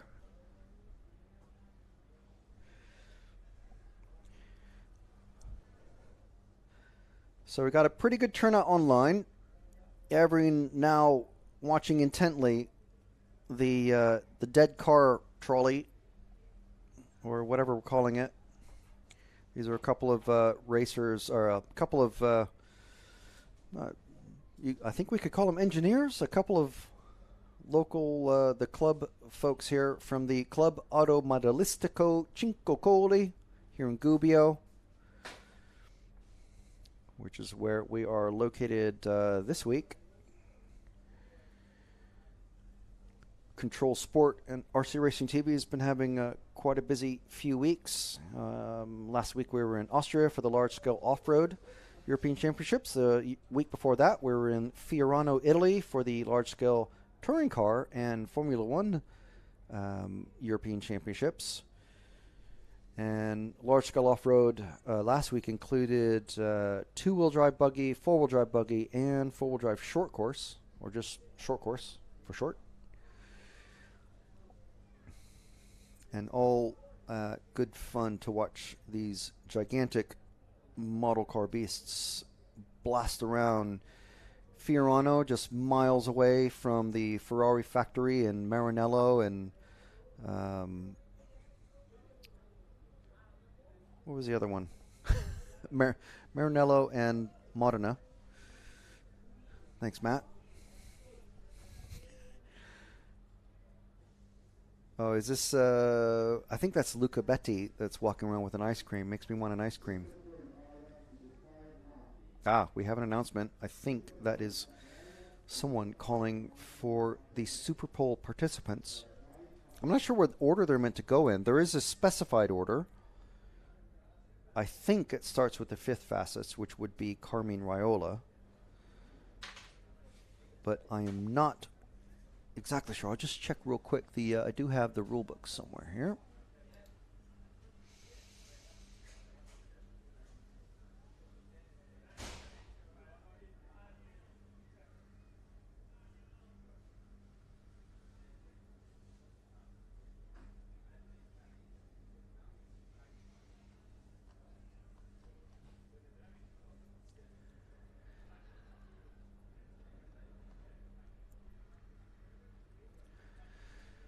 So if you're just joining us, again, yes, we were due to start the Superpole at 3, but there's obviously plenty of time to complete it before 4 o'clock. So I think it's a matter of getting the drivers and their mechanics ready to go. They're not really tied to a broadcast schedule or anything. And as long as things are finished before about 4 o'clock, which is when our first lower final will start with the 1/16 B. I do hear an engine, but there's no one in the pit lane.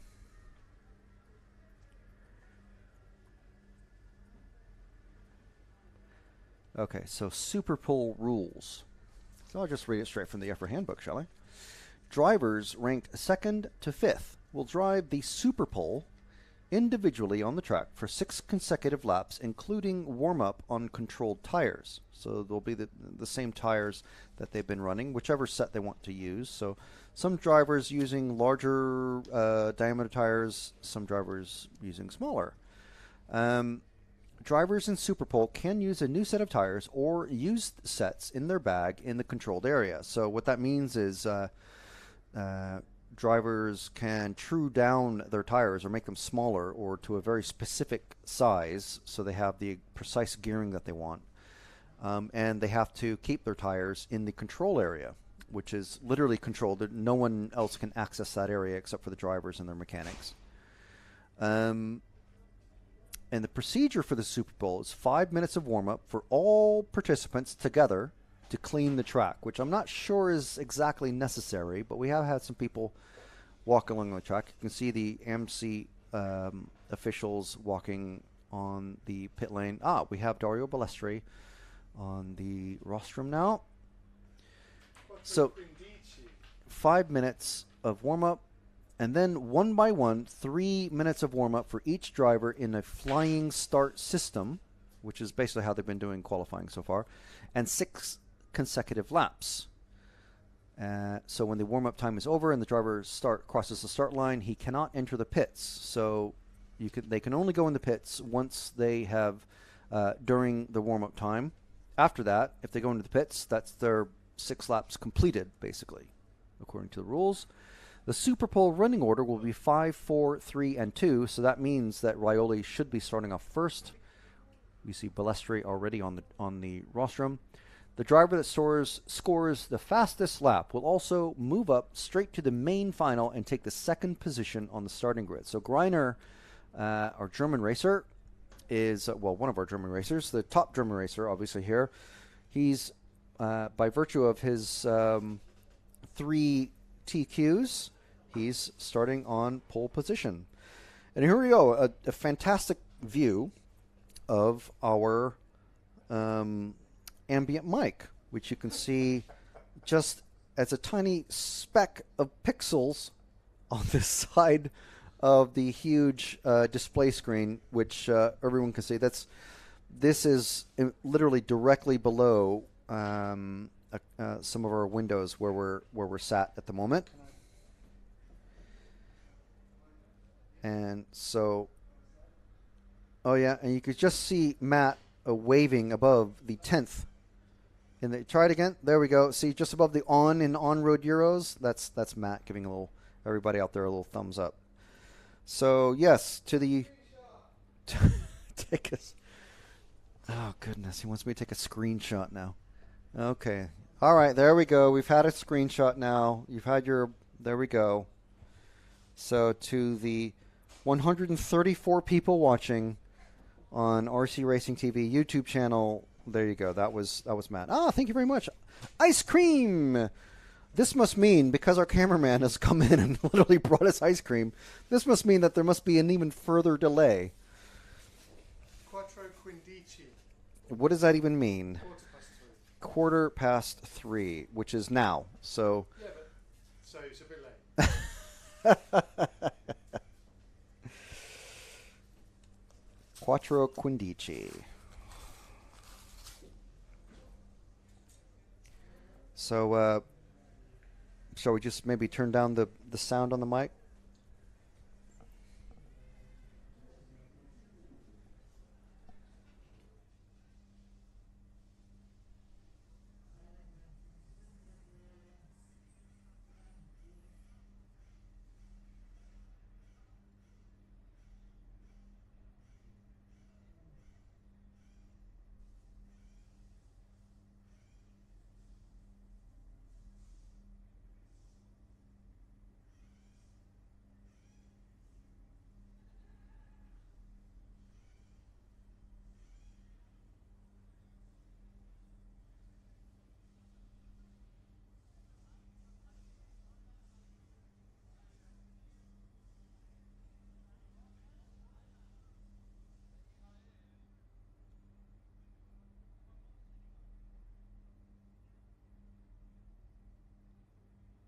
Moving 1 minute to the track opening for the 5-minute practice before Superpole.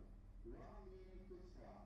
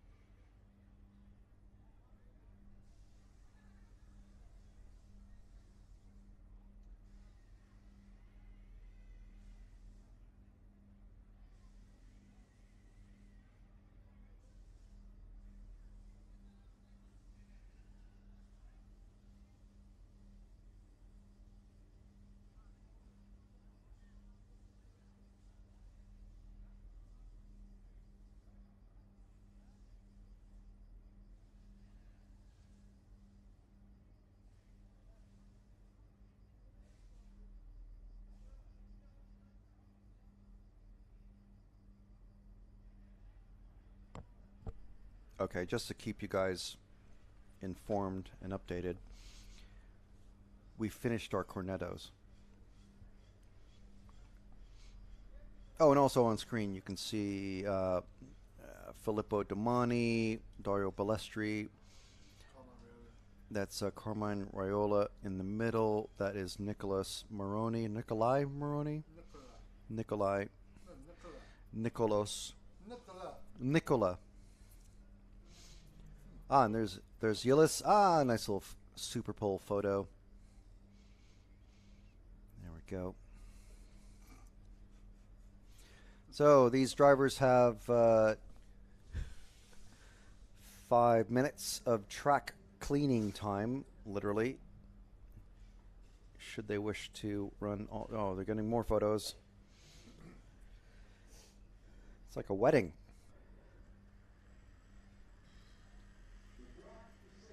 Track is open. So this is just warm up. Well, it's not even really warm up, it's literally track cleaning.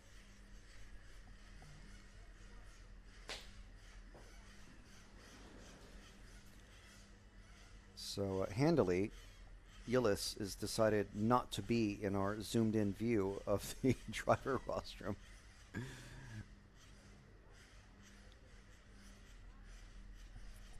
So these 4 drivers out there.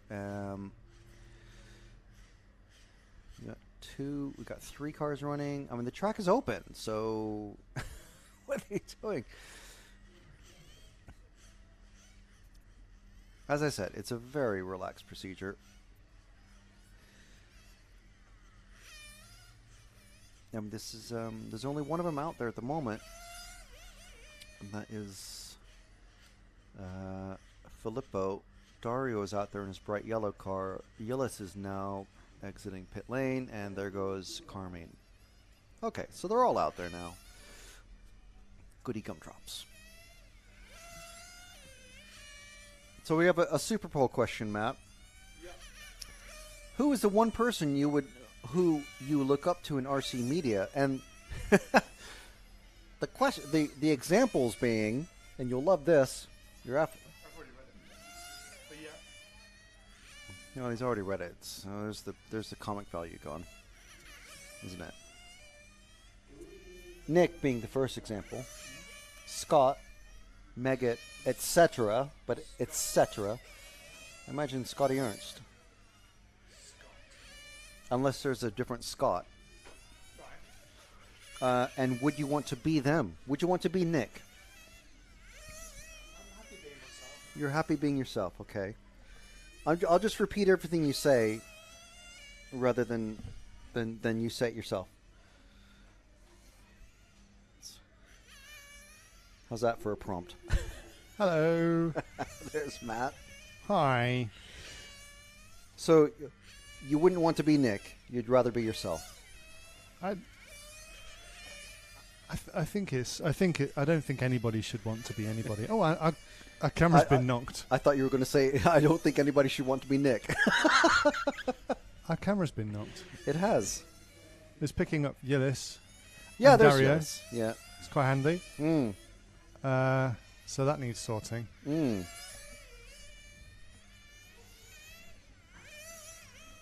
We could do with the main camera moving, maybe. Yeah, we could do, yeah. Could do. Maybe, yeah. Well, I mean, this is just warm-up, so... Yeah, you're not missing anything. Yeah.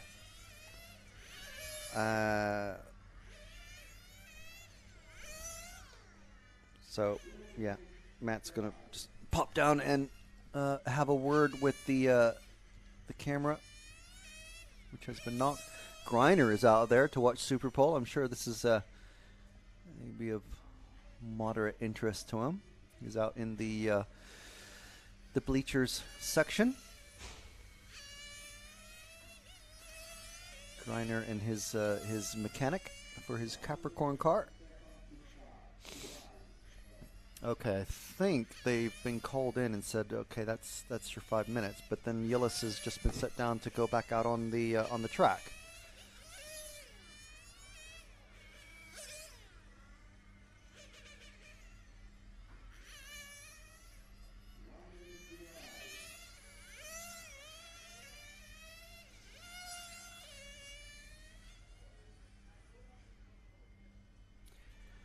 But anyway, to answer the question, who do I look up to in RC media?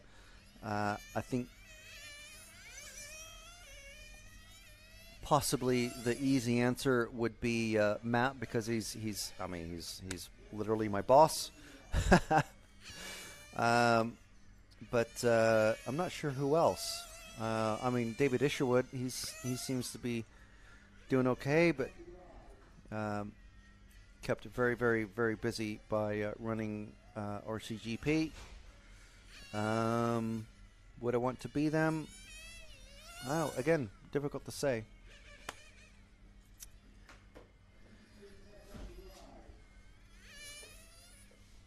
$65.4. So who's out there now? This is Raiola. Should be the only one. Oh, he's going to be the first one on track, but it's only Filippo who's on the track now. Everyone else is pulled off. Filippo's got a wonky body.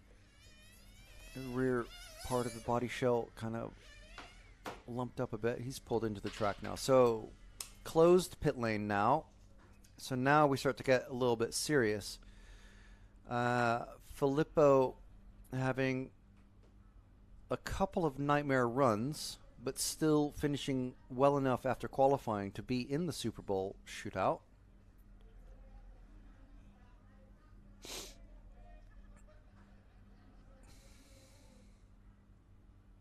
So the first driver out there, his mechanic is in the pits. It's Raiola.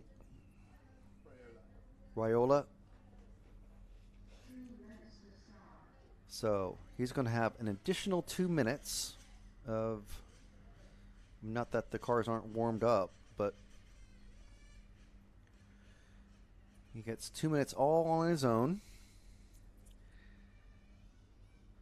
And then once that time is over, so they're probably out there with probably full tanks. I doubt. Well, I was going to say, I doubt anyone has measured out how much fuel they're using for 6 laps, but you never know. Anything to gain the tiniest advantage.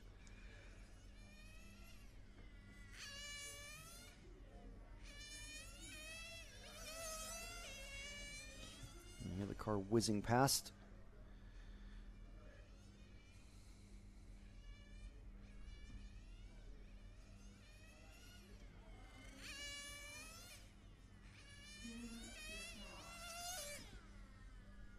And the computer's still saying 2 minutes.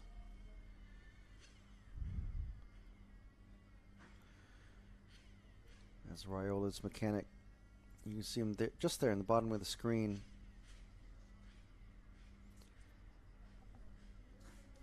Raiola obviously running an Infinity.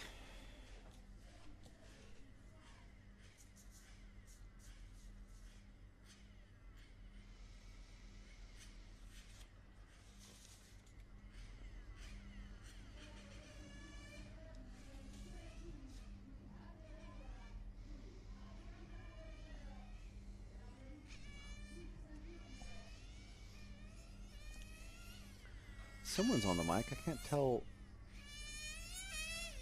who it is or where they're standing.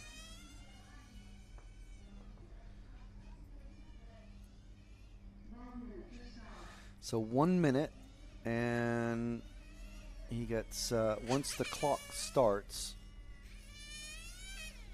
he's got 6 laps. This is still technically his warm-up period. He's going into the chicane just in front of the cafe section there. Up the short chute, around the teardrop, at the hairpin. That's where all the bleachers are. And there's the timing tower with the big display stand, or this timing display. There's white tents there, kind of a cool chill out area. There's even a foosball table. Getting a lot of work this week, the foosball table. So 5 seconds for the clock to start. So the horn sounds and he is starting. You see how early it kicks into the second gear. with just one car on the track. As I had guessed, it's right around the time when they're going past the pit entrance. Let's see what he does on his first lap. 17.6 is okay.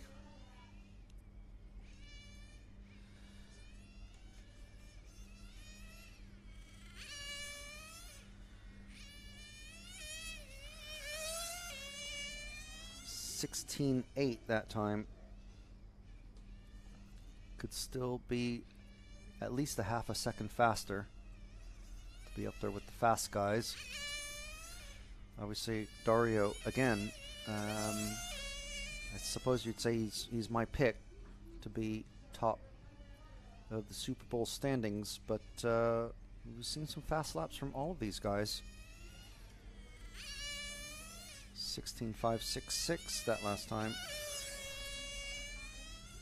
And this time 16.418. That's more like it. That's 4 laps down.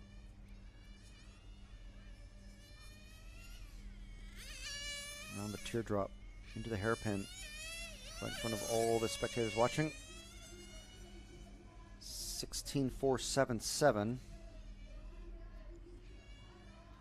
May have reached his limit. So this will be his 6th and final timed lap. Ooh, it slides. 16.612. Round of polite applause from the gathered spectators, which is basically the rest of the pit area that isn't in the mechanics area, the pit lane, I should say. A few people watching from the pit lane, if they're lucky enough to have a table spot that's close to the entrance of the pit lane. So next up is Filippo Domani.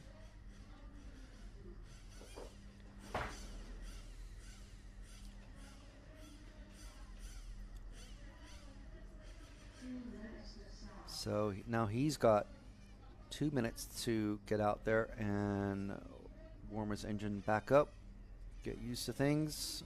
Obviously, again, no one else out on track, so it's quite interesting actually. You can hear when when each individual car, because they're just out there by themselves, you can hear when they're actually shifting into second gear. Oh, he does like to slide through that inside chute.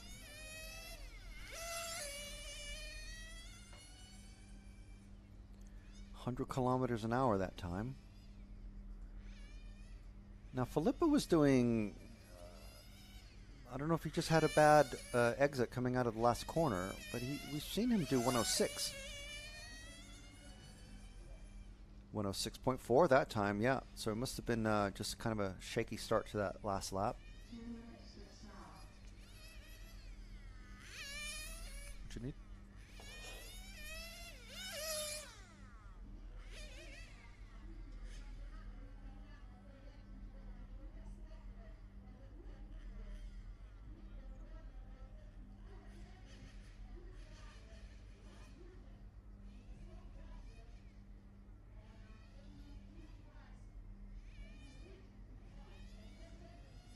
Filippo's dad, Fabian,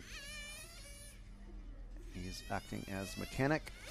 Fabian, a former 1/8 Nitro European champion. So obviously, as many dads like to do, brought his eldest son Filippo, who's out on track now, and Francesco, his younger son, who's 10 at the moment.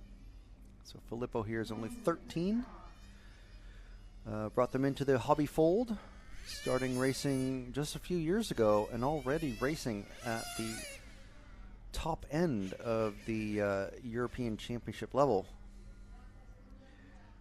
So these older guys, and I say older guys by meaning like guys in their 20s and 30s, are watching with interest to see possible future star at work here. So Fabian giving a little tweak to the engine, Don't think he's refueled it.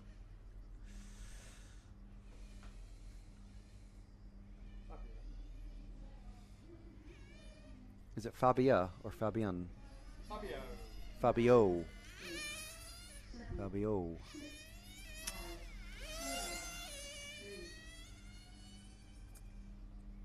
So time has not started on this lap. This is still a warm-up lap for Filippo. Around the teardrop, around the hairpin. So, is Filippo going to absolutely send it, or is he going to keep it shiny side up?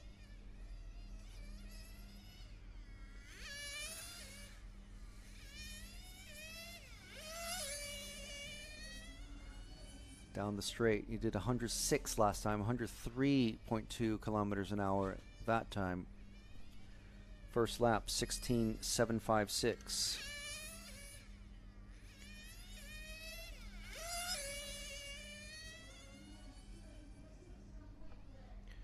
And that time, 16.687. So he just needs a low, well, 16.4 or better to beat Raiola.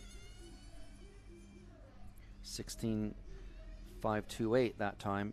So he's getting closer. 6 laps does seem to be a pretty good marker. Start slow and build up. Ooh, 16.389.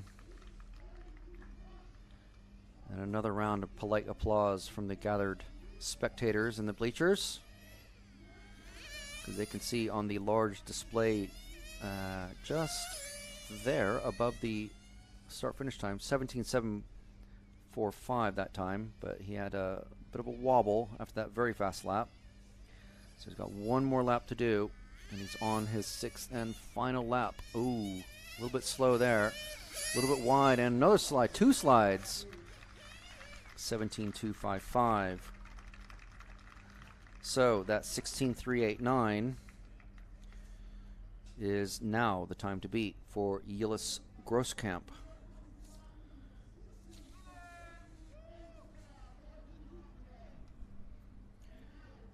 Domani running an X-Ray, Grosskamp and Raiola both running Infinities.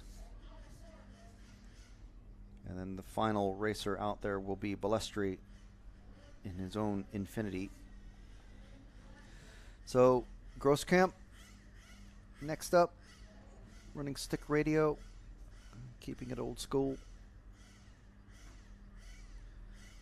He might be the only non-British racer running stick radio. Balestri does as well. Yeah, apparently Balestri does as well. And Kalari. Yeah, Kalari's. He's old school.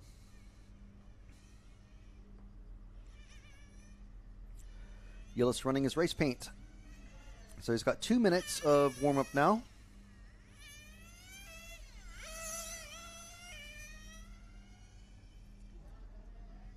.95 that time. So it's just the first, well, engine's not warmed up properly yet, maybe.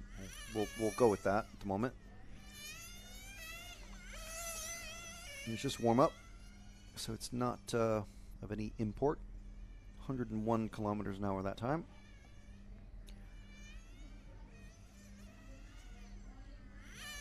It's like you can hear and almost feel the engines as they're ooh, engine's cut. It's flamed out.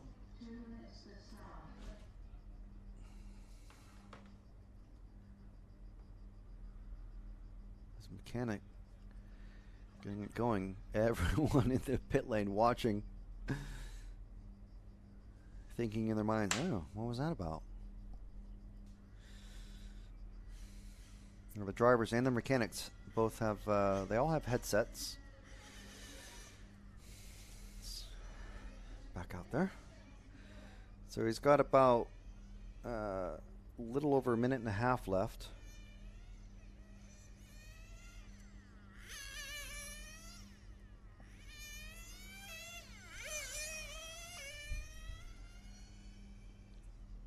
103 kilometers an hour that time, so bit of a weird little flame out there.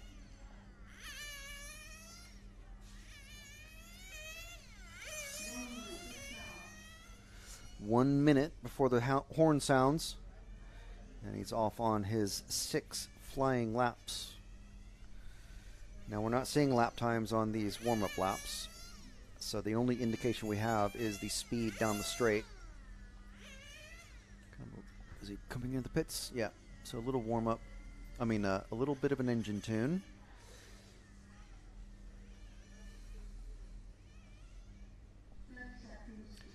.30 seconds. So this lap and one more, and he'll be starting his 6 flying laps. It is a bit of a pressure cooker, isn't it? Because you have the entire stands that are going to be watching the finals, including the TQ. It's going to be this lap is his final warm-up lap. So he wants to get a nice, good start coming out. And time has started. So 104 kilometers an hour that time. 103.8.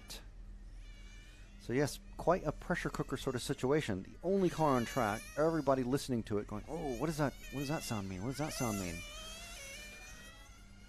Let's see what his first lap is. Haven't seen a time pop up. No time has popped up.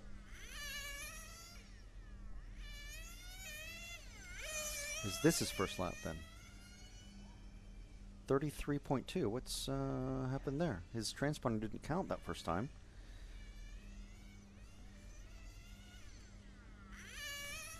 Okay.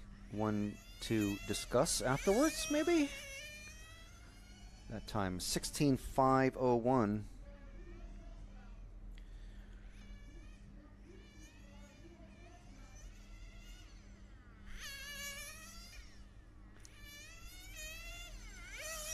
Across the finish line, 16.611. So that's 1, 2, 3, 4, 2 more laps, I think. Getting sideways there, coming out of the chicane, just in front of the chill out area. 16.630, just 0.02 of a second slower. So this is his last lap. He did 109 kilometers an hour that time. 70 miles an hour. 16.388. Wow, 1,000th of a second faster than Domani. 16.388.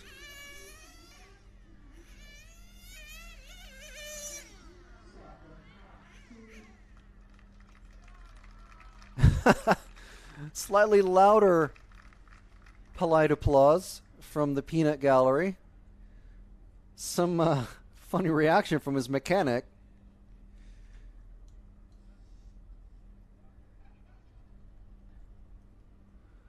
So, all quiet again. Engine has been cut now, and it's Balestri. Who's in the lead? At the moment, Grosskamp by 1,000th of a second.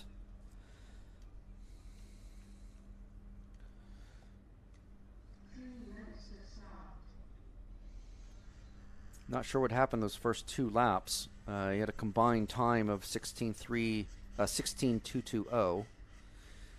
But he came back, wrapped it up on the very last lap. There goes Dario out for 2 minutes of warm-up. I think they're giving him all about 2.5 minutes, actually, but who's counting?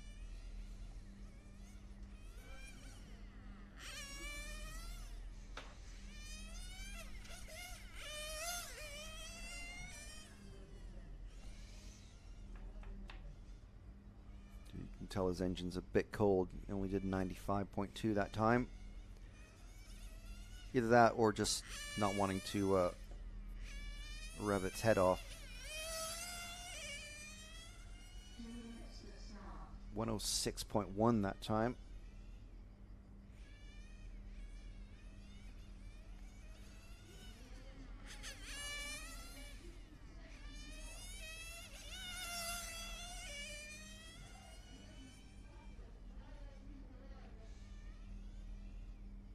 into the chicane, past the chill out area, around the teardrop, in front of the spectator bleachers, occupied by pretty much all of the rest of the racers. 109.0 kilometers that time.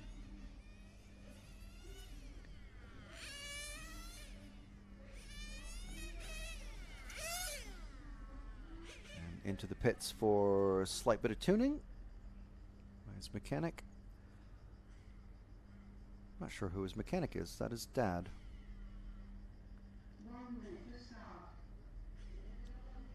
1 minute.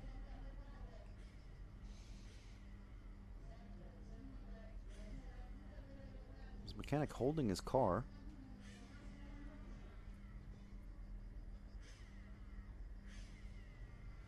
Is he just gonna wait out the rest of his warm-up time, or? There he's off. So 30 seconds. He'll have this lap and one more, and then 6 flying laps.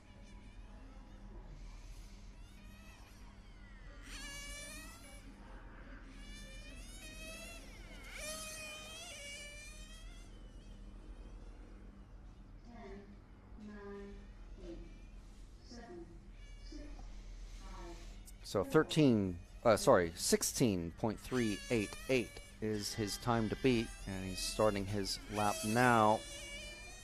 First lap, 103 kilometers an hour down the straight. It's about 63 miles an hour. Nice and stable through the infield chute. First lap, 16.342. He's already done it. That's it. He doesn't have to do any more. He's done it on the first lap. The rest is just a display if he wants. He's straight into the final, starting from second position. So that is the first 2 spots in our final tomorrow decided. He's backed it up with 16.678. Honestly, not that it matters. And this time, 16.457. So basically just having a bit more practice time on the track all to himself while everyone watches. Right, so I'm hoping we're going to start on time with the 1/16th final at 4, but who knows? We're not sure exactly what is going to happen as far as time. We're just come back at 4 o'clock and see. But 1/16th final, B starting at 4, we hope, and then at 4:30, this is all Central European time, the 1/16th final.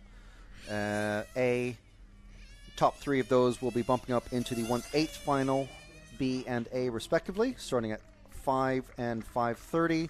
And then hopefully we will be avoiding the downpours that we are all expecting across the region. So that is Balestri starting from second position on the grid tomorrow for the finals. And Should we try and say hello to Nick?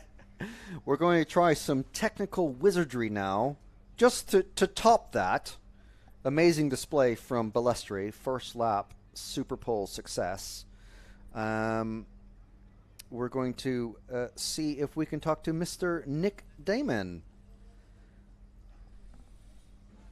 Is he out there? He is. I can't hear him.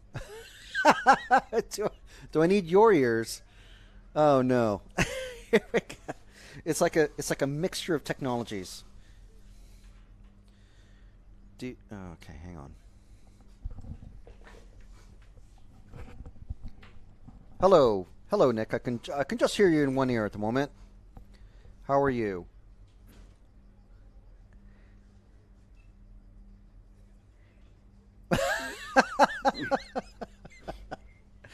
Well, what can we say? I thought the thing I wanted more than anything else is Nick. I mean, honestly. Oh wait, he's gone out of this ear. Is he in this ear only now? Am I ear hopping? He's very, very, very low. Yeah, you could only That hear sounds very unfair. Oh, there we are. Okay. Now, okay, just repeat everything you said in the last 20 seconds, Nick. Just basically me carrying on about how disappointed I am that neither wanted to be me. You know, obviously, Yeah, because, well. quite frankly, I could recommend it. Some days, not today, but some days. Oh, not today. So this isn't a highlight of your life right now, this moment. No, I'll be doing my day job most of the day. I'm not swanning it round the Italian sunshine. I'm in the Milton I Keynes wouldn't say we're swanning, more like sweating. Have you not got air conditioning? We do here in Gubbio, yes, and it actually There we functions, are. unlike some There we other are. locations that we've been to recently. Yeah, so that's it. So I don't want you hanging around being, oh, so woe is me. You've got air conditioning, you're fine. So, what do you think so far of the event proceedings? We've got Greiner. World Yeah, champ I've been listening to you. from this I'm just location. not sure. Yeah, I'm just not sure why you're so down on Griner. Griner No, is, I'm not. It was. You said, "Oh, I'm surprised he's doing so well. I'm surprised he's beating so. I'm surprised." No, Griner, European champion, and don't forget also the man responsible for one of the most quotable things ever on RCTV when he didn't win the 2015 version of this event in Turkey. He is maximum BS man himself. Well, he is maximum pole position this week, leading the way not only with a new engine but a new car as well. So that's quite a result, really. What's his new chassis? His new chassis is a Capricorn, and he's running an engine branded as One. So not sure. One. Yeah. Ah, was that written by the musical theatre people? You know, one singular engine. Wait, here we go. Here's our first. Here's our first London East End reference from Nick already. London East West End. West End, whatever. The East End would be like the gangsters or the soap opera. West Yeah, End. Nick Bingo. There we go. It's our first tick already.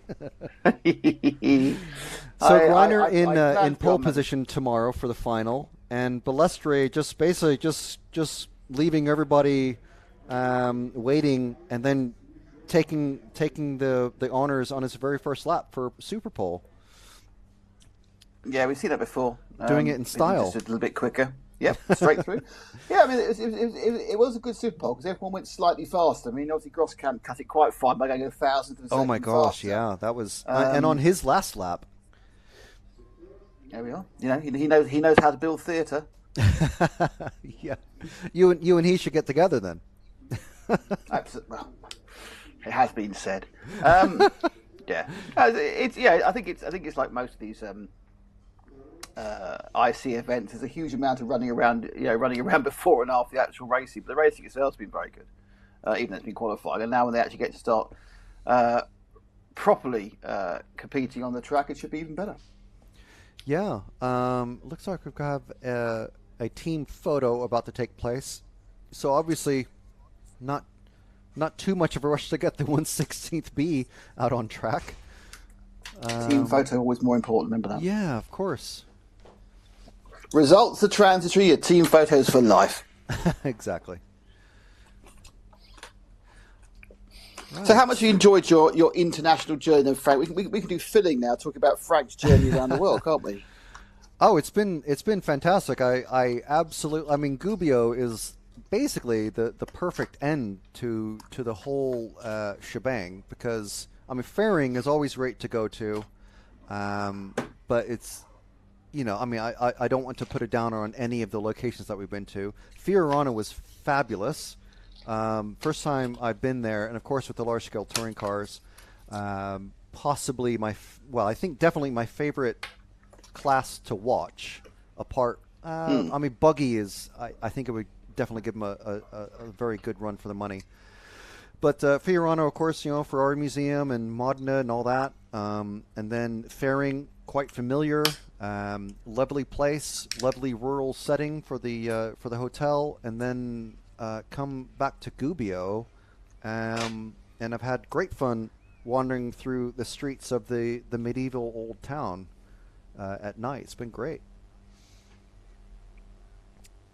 quite enjoyed it. So I'm looking. And of course you're back in Gubbio in a few weeks, aren't you? Yeah, I was going to say. I was telling Giuseppe, the track manager or club It's manager Giuseppe. or whatever. Giuseppe. Yeah. That's what I said was Giuseppe. You said Giuseppe. You said Giuseppe. Oh, okay. I'll let you have that one. But I was telling him yesterday that the track absolutely I bellissimo. let Chassis go. He loved it. Ah, Yeah. that's excellent. That sort of word usage. Yeah. Yeah, so good because you're back to lead the team for the world. So you know that after decide you're leading the team. Yeah. I've already told Zach that I believe he's going to be. I think he's on track to sharing a room with James. I think is how I put it. Okay, look at that. Single room, Frank. Well, James had a single room the last time he was on a trip, so you know. Well, yeah, it's good. No, it's hey, you're the leader. That's you can choose what's going on. Matt is asking what sort of Lego set that you're assembling that is making all the clicking noises. No, I was moving things about, and in my I'm having a basic conversation with Frank. I kind of forgot we were also on air, so I've been arranging everything, and so Right, things have okay. been moving. It's more like there was one thing I was clicking, but mostly I was doing the thing I do, which is I was fiddling with a pen, and then I was moving stuff, and now I'm and I've been given very strict instructions now by WhatsApp to sit on my hands. Okay, all right. So Matt is. I have been instructed to tell you that we're going to take a little bit of a break now, and we'll come back for Cool. the final with Nick on comms because it actually seems to be working. Well, yeah. The brilliance of technology has come to fruition. So we'll take a little break. I mean, the finals are meant to start in 4 minutes. I don't think it's going to quite happen. But yeah, No. so we have some plugging and unplugging to do, and we'll be back as soon as we're ready to go.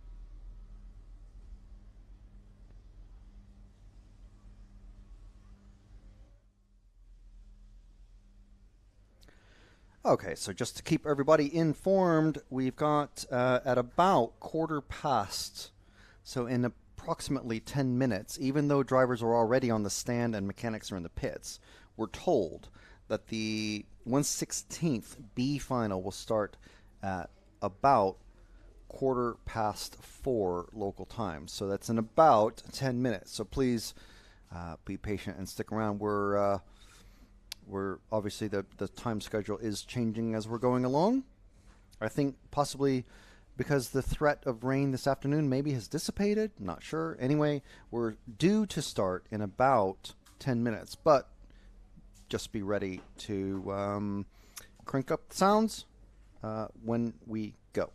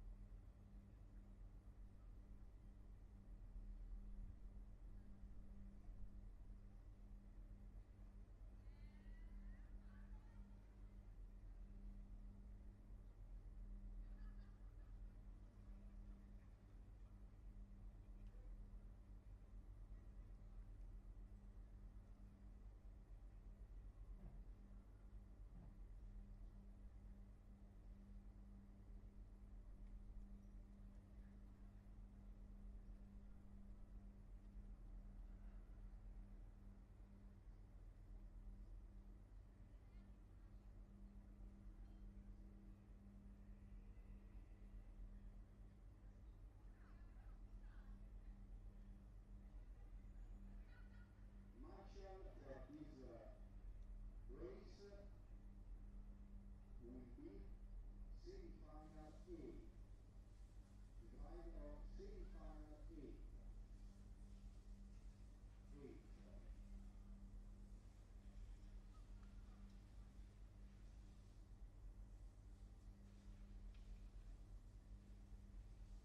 The updated arrangement for the semi-final are published. So please check.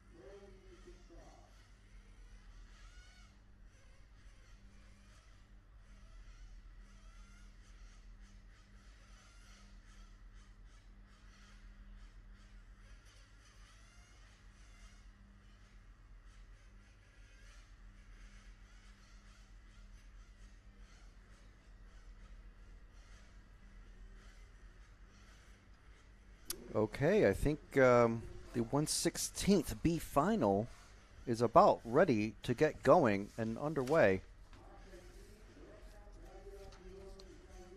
Starting a bit late. I haven't checked the weather forecast myself, but it seems like the threat of rain is either just being happily ignored or has gone away. So hopefully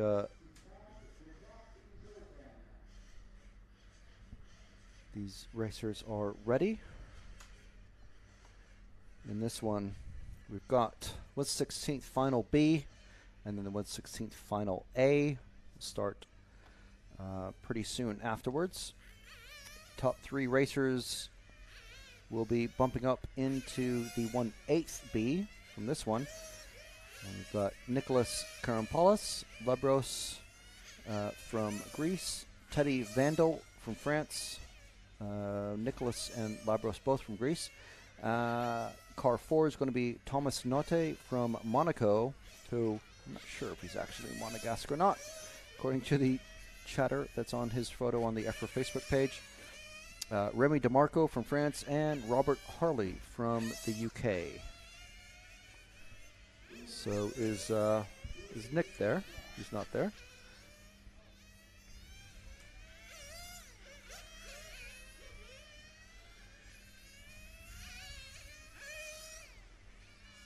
So in this race, we are going to be following, of course, the top three positions, but we'll be very, very interested. Our primary concern will be the third position battle, should there be one, because that is the final bump-up position into the 1/8 B, which should be kicking off in about an hour's time.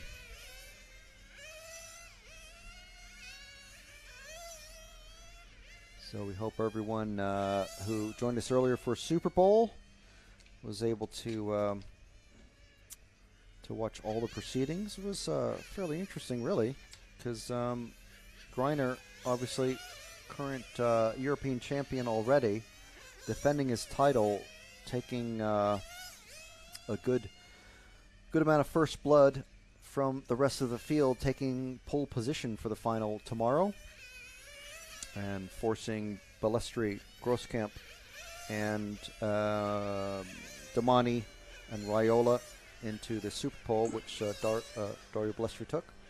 What? All right. So, believe we've got Nick already. Are you there, Nick? Hello there. Hello there. Yeah. So we've got 6 racers in this one, 3 to bump up. Who's your pick, if any? Anyone. Well, I'll be honest with you. I could now kind of flim flam and go, yes, I've been watching every lower heat, and I've been particularly impressed with Teddy Van Dale or something like that. But that would be a fib. So my guess is, as it's the lowest final, it's the 3 who finish the race who'll get up to the next final. Oh, excellent observation, Nick. Well, that's not observation. That's from experience. It tends to, these lower ones tend to be just about of attrition, doesn't it? Really, who can get? Yeah. I mean, we don't want to see anybody break out, obviously, but it happens. So you need to tell me what you've named the track on these first couple of laps, so I can work out. Yeah, sure. Well, there's the first corner. Brilliant, absolutely brilliant. The final corner, the straight. This is just. I'm surprised that you, JK, rolling in imagination like that. It's scintillating, isn't it? And they're off, of course. Here we are. So we've already got a battle developing for second as they go into the chicane. There's the infield chute, a battle for third. There's the teardrop, and then the hairpin leading into the final corner, which is someone already into the pits. Is that a stop and go? I missed who went in. Of course, must be a jump start. That one, that was a stop and go. Yeah. It was also one of the purple cars had a bit of one of the cars had an accident on the final loop in front of the timing and scoring. Yeah. So just coming around the start finish now is our battle for third. Already, well, it was there and then it's dissipated already, as we've seen quite a lot in these last couple of weeks. Battle for fourth, though, is developing as going into the infield chute around the teardrop now. So, yes, the battle for fourth, I would say, going into the first corner, it's developing into a 3-car battle. Going into the chicane. This is yellow and white car number 4, the 2, the 6 already falling behind, so a problem for him. This is the 4 and 2. Or that's Thomas Notte and Labros from Greece.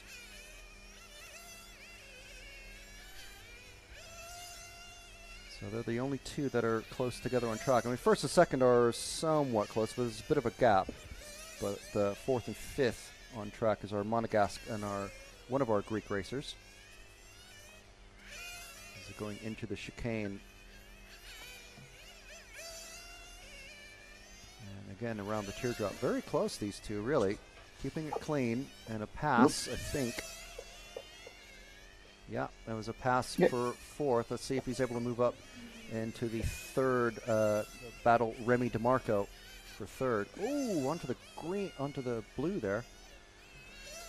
Very wide. Yeah, Labros needs obviously to start moving forward. It's 3 who bump up. That's the key position to get to. He's got a couple of seconds to get up to Remy DeMarco. You've obviously seen all these heats so far. Frank, are any of these people here because of bad luck, or are they all here because this is the pace they are?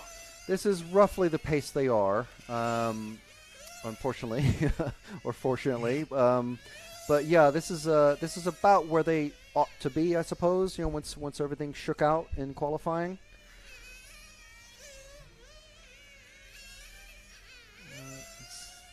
I think we've got. That's our leader, Teddy Vandal, catching up to one of our back markers. Well, Labros is gaining on Remy DeMarco. He's gained about a second over the last 2 laps. So that gap between the 2 of them is now down to 2.9 seconds. In fact, you can see him now at the other side of the teardrop, this hairpin here. And then onto the final corner. So he's going to get a bit of a view of him as he come away. That time round, it was now 2/10 in favour of Labros. But obviously, we are now getting to the point with 3 and a bit minutes in where they're going to start thinking about taking fuel. So lots of very short fuel. It's not those who are used to watching Nitro IC off-road cars. They go 8, 9, 10 minutes sometimes. No, it's about 4 minutes at max. Isn't that right here, Frank? Yeah, pretty much. If anyone's able to get to 4.5 minutes, I'd be slightly surprised. 5 minutes is probably right out. And with lap times being about 16, well, maybe 17 or 18 seconds for these guys if they're battling. Be surprised if they can get further than 4.5 minutes. So now a couple of tenths gained by Labros that time round. And they are now ticking up to 4 minutes. So we're going to start seeing people peeling into the pits. And Alrighty, there's our There's first one. pit stop. I believe that's Vandal. Labros gained 9/10 that last time round. So he's right on the tail fin of Remy, or he will be. Labros, of course, starting from the second position.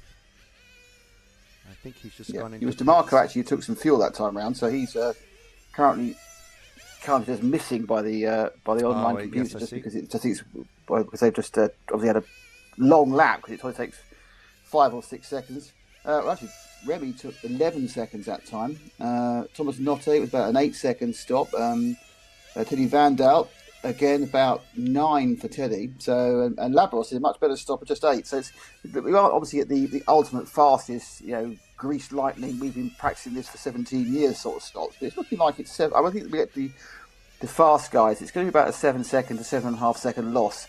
To put into the pit, especially, of course, if you're on the main straight, Frank. So they're going really, really fast past you. So, of course, time loss is magnified because, of course, the difference of trundling against full speed is much greater. Yeah, for sure. I think that's the first round of pit stops all done. So we're kind of back to normality now. Labros taking the third spot from Remy. And they're very close indeed. Cars 2 and 5.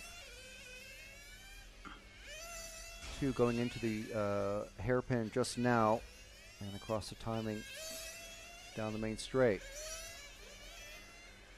Yeah, Labros obviously qualifying 2. The gaps, of course, in ultimate performance in the bottom heat are often the greatest they are anywhere from 1st to 6th. So being just 3 slots ahead of Remy DeMarco, you think, oh, well, that's not very much. But he could be half a second or 3/4 seconds faster lap on average run time. And that's what it seems to be. He's kind of gradually eking away and making his final bump up places home. But as you all know, it's all about actually finishing these races.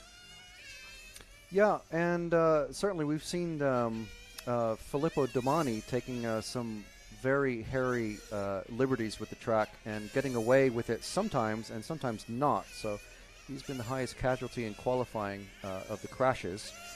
So it remains to be seen what these guys end up doing. Hopefully they all finish, but we'll see at the end. There's still 13 and a half minutes left in this one. Not even quite halfway through. Going to start coming up on the second round of pit stops in about a minute. Yeah, so it's Nicholas got myself going. Nicholas Carambelas leading from Teddy Vandal from Labros. I shouldn't have started this, should I? It was a major mistake of trying to read the names out. How you going for Labros' second name there? You might have a moment for me. I don't. I just say Labros. So it's Nicholas from. Let's have the first name race, shall we? It's Nicholas from Teddy, from Labros, from Remy, from Thomas, from Robert. Robert Harley's obviously out of this. He's already dropped 5 laps back, so he must have had a problem. He was running again, but also had a problem at some point. Top 2 is still Labros and Remy DeMarco are still not miles apart. Just waiting for Remy to cross the line. He's about 2.5 seconds back, running tiny bit slower. So he's going to need Labros to make a mistake to get back up in that bump up place. Relatively good gap between second and third. First and second, the gap is 2 seconds. Second and third, the gap is pushing now 8 seconds. So it's settled down more than you expect for a race for the first part of the day. And all of these things are all over the shop. People fall off, get back on again, have a problem. Remember how to drive. But good solid stuff from these guys. Yeah, definitely. You would expect with such a small number of racers, it's not quite 60 racers, that the skill and equipment gap might be make the differences quite a lot larger, like we were saying earlier. But they are fairly close, really. Was this I think this was the 5 and the 4 just came in for their pits. That was Remy and Thomas. And one of the white cars, there's Vandal, and the only purple car.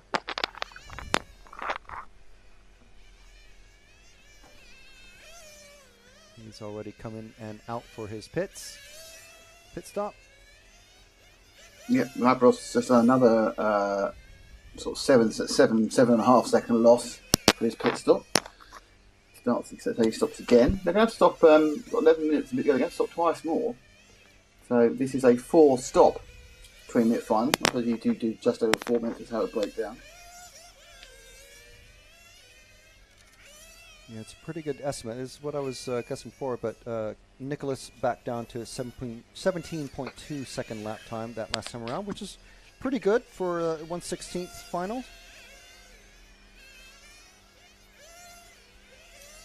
And it looks like things are maintaining the status quo is pretty much back in order with Nicholas, Teddy, and Labros in the top in the bump up positions. Remy trying to chase down Labros.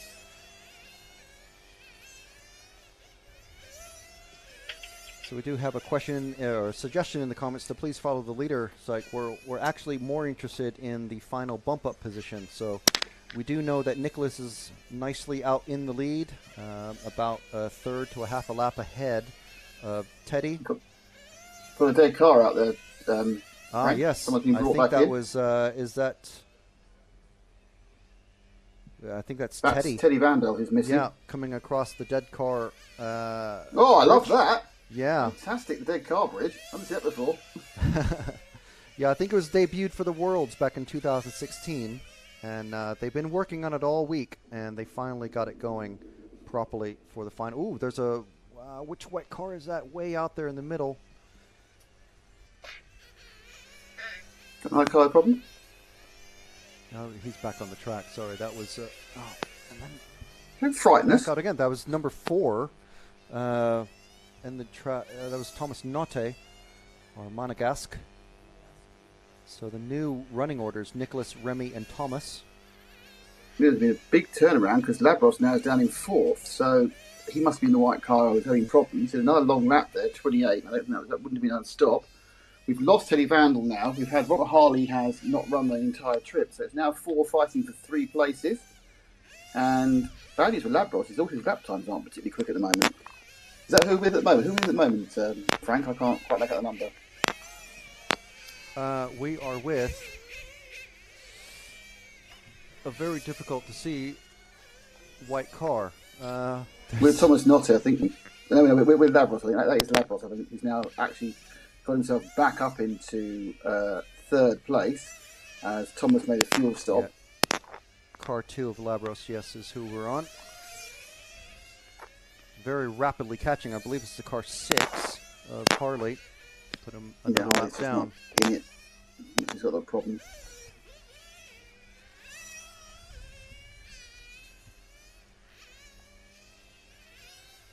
Vandal is back out on track in the purple car. I'm not sure he's going to be able to successfully get back up into the top 3 spots, though. Another dead car. Is that... Who is that? That is Labros. Harley. It's No, one of our other white cars. That's the 2 car. That's Labros. So Labros is broken shame. down. So that now means we only have 3 cars. That's as much as I thought who are currently making the trip in its entirety. It does mean Teddy Vandal's got a chance at the end because if someone else breaks down, he might have a chance of actually moving up. But we've lost a couple of them now. Now the 7 was showing in purple delayed time. That's just because they're now taking their penultimate fuel stops. There is a car, I think, just flamed out in the pits. Can't tell who it This is. is Vandal on camera at the moment. So he's in 5th, but he'll be 4th very soon because Labros is not running. It's the number 2 white car car in the pits. Labros, yeah, is his mechanic looking under the car, looking in the car. Nightmare for Labros. I think he's actually gone down into the pits to help his own mechanic. Robert Darley now pitting. So Karen Paulos and Remy and Thomas, 43, 42, and 41 laps. A couple laps ahead of Teddy Vandal. So if it stays as it is, still going to be another round of pit stops to go. Oh, did the car just hit the back of the track there?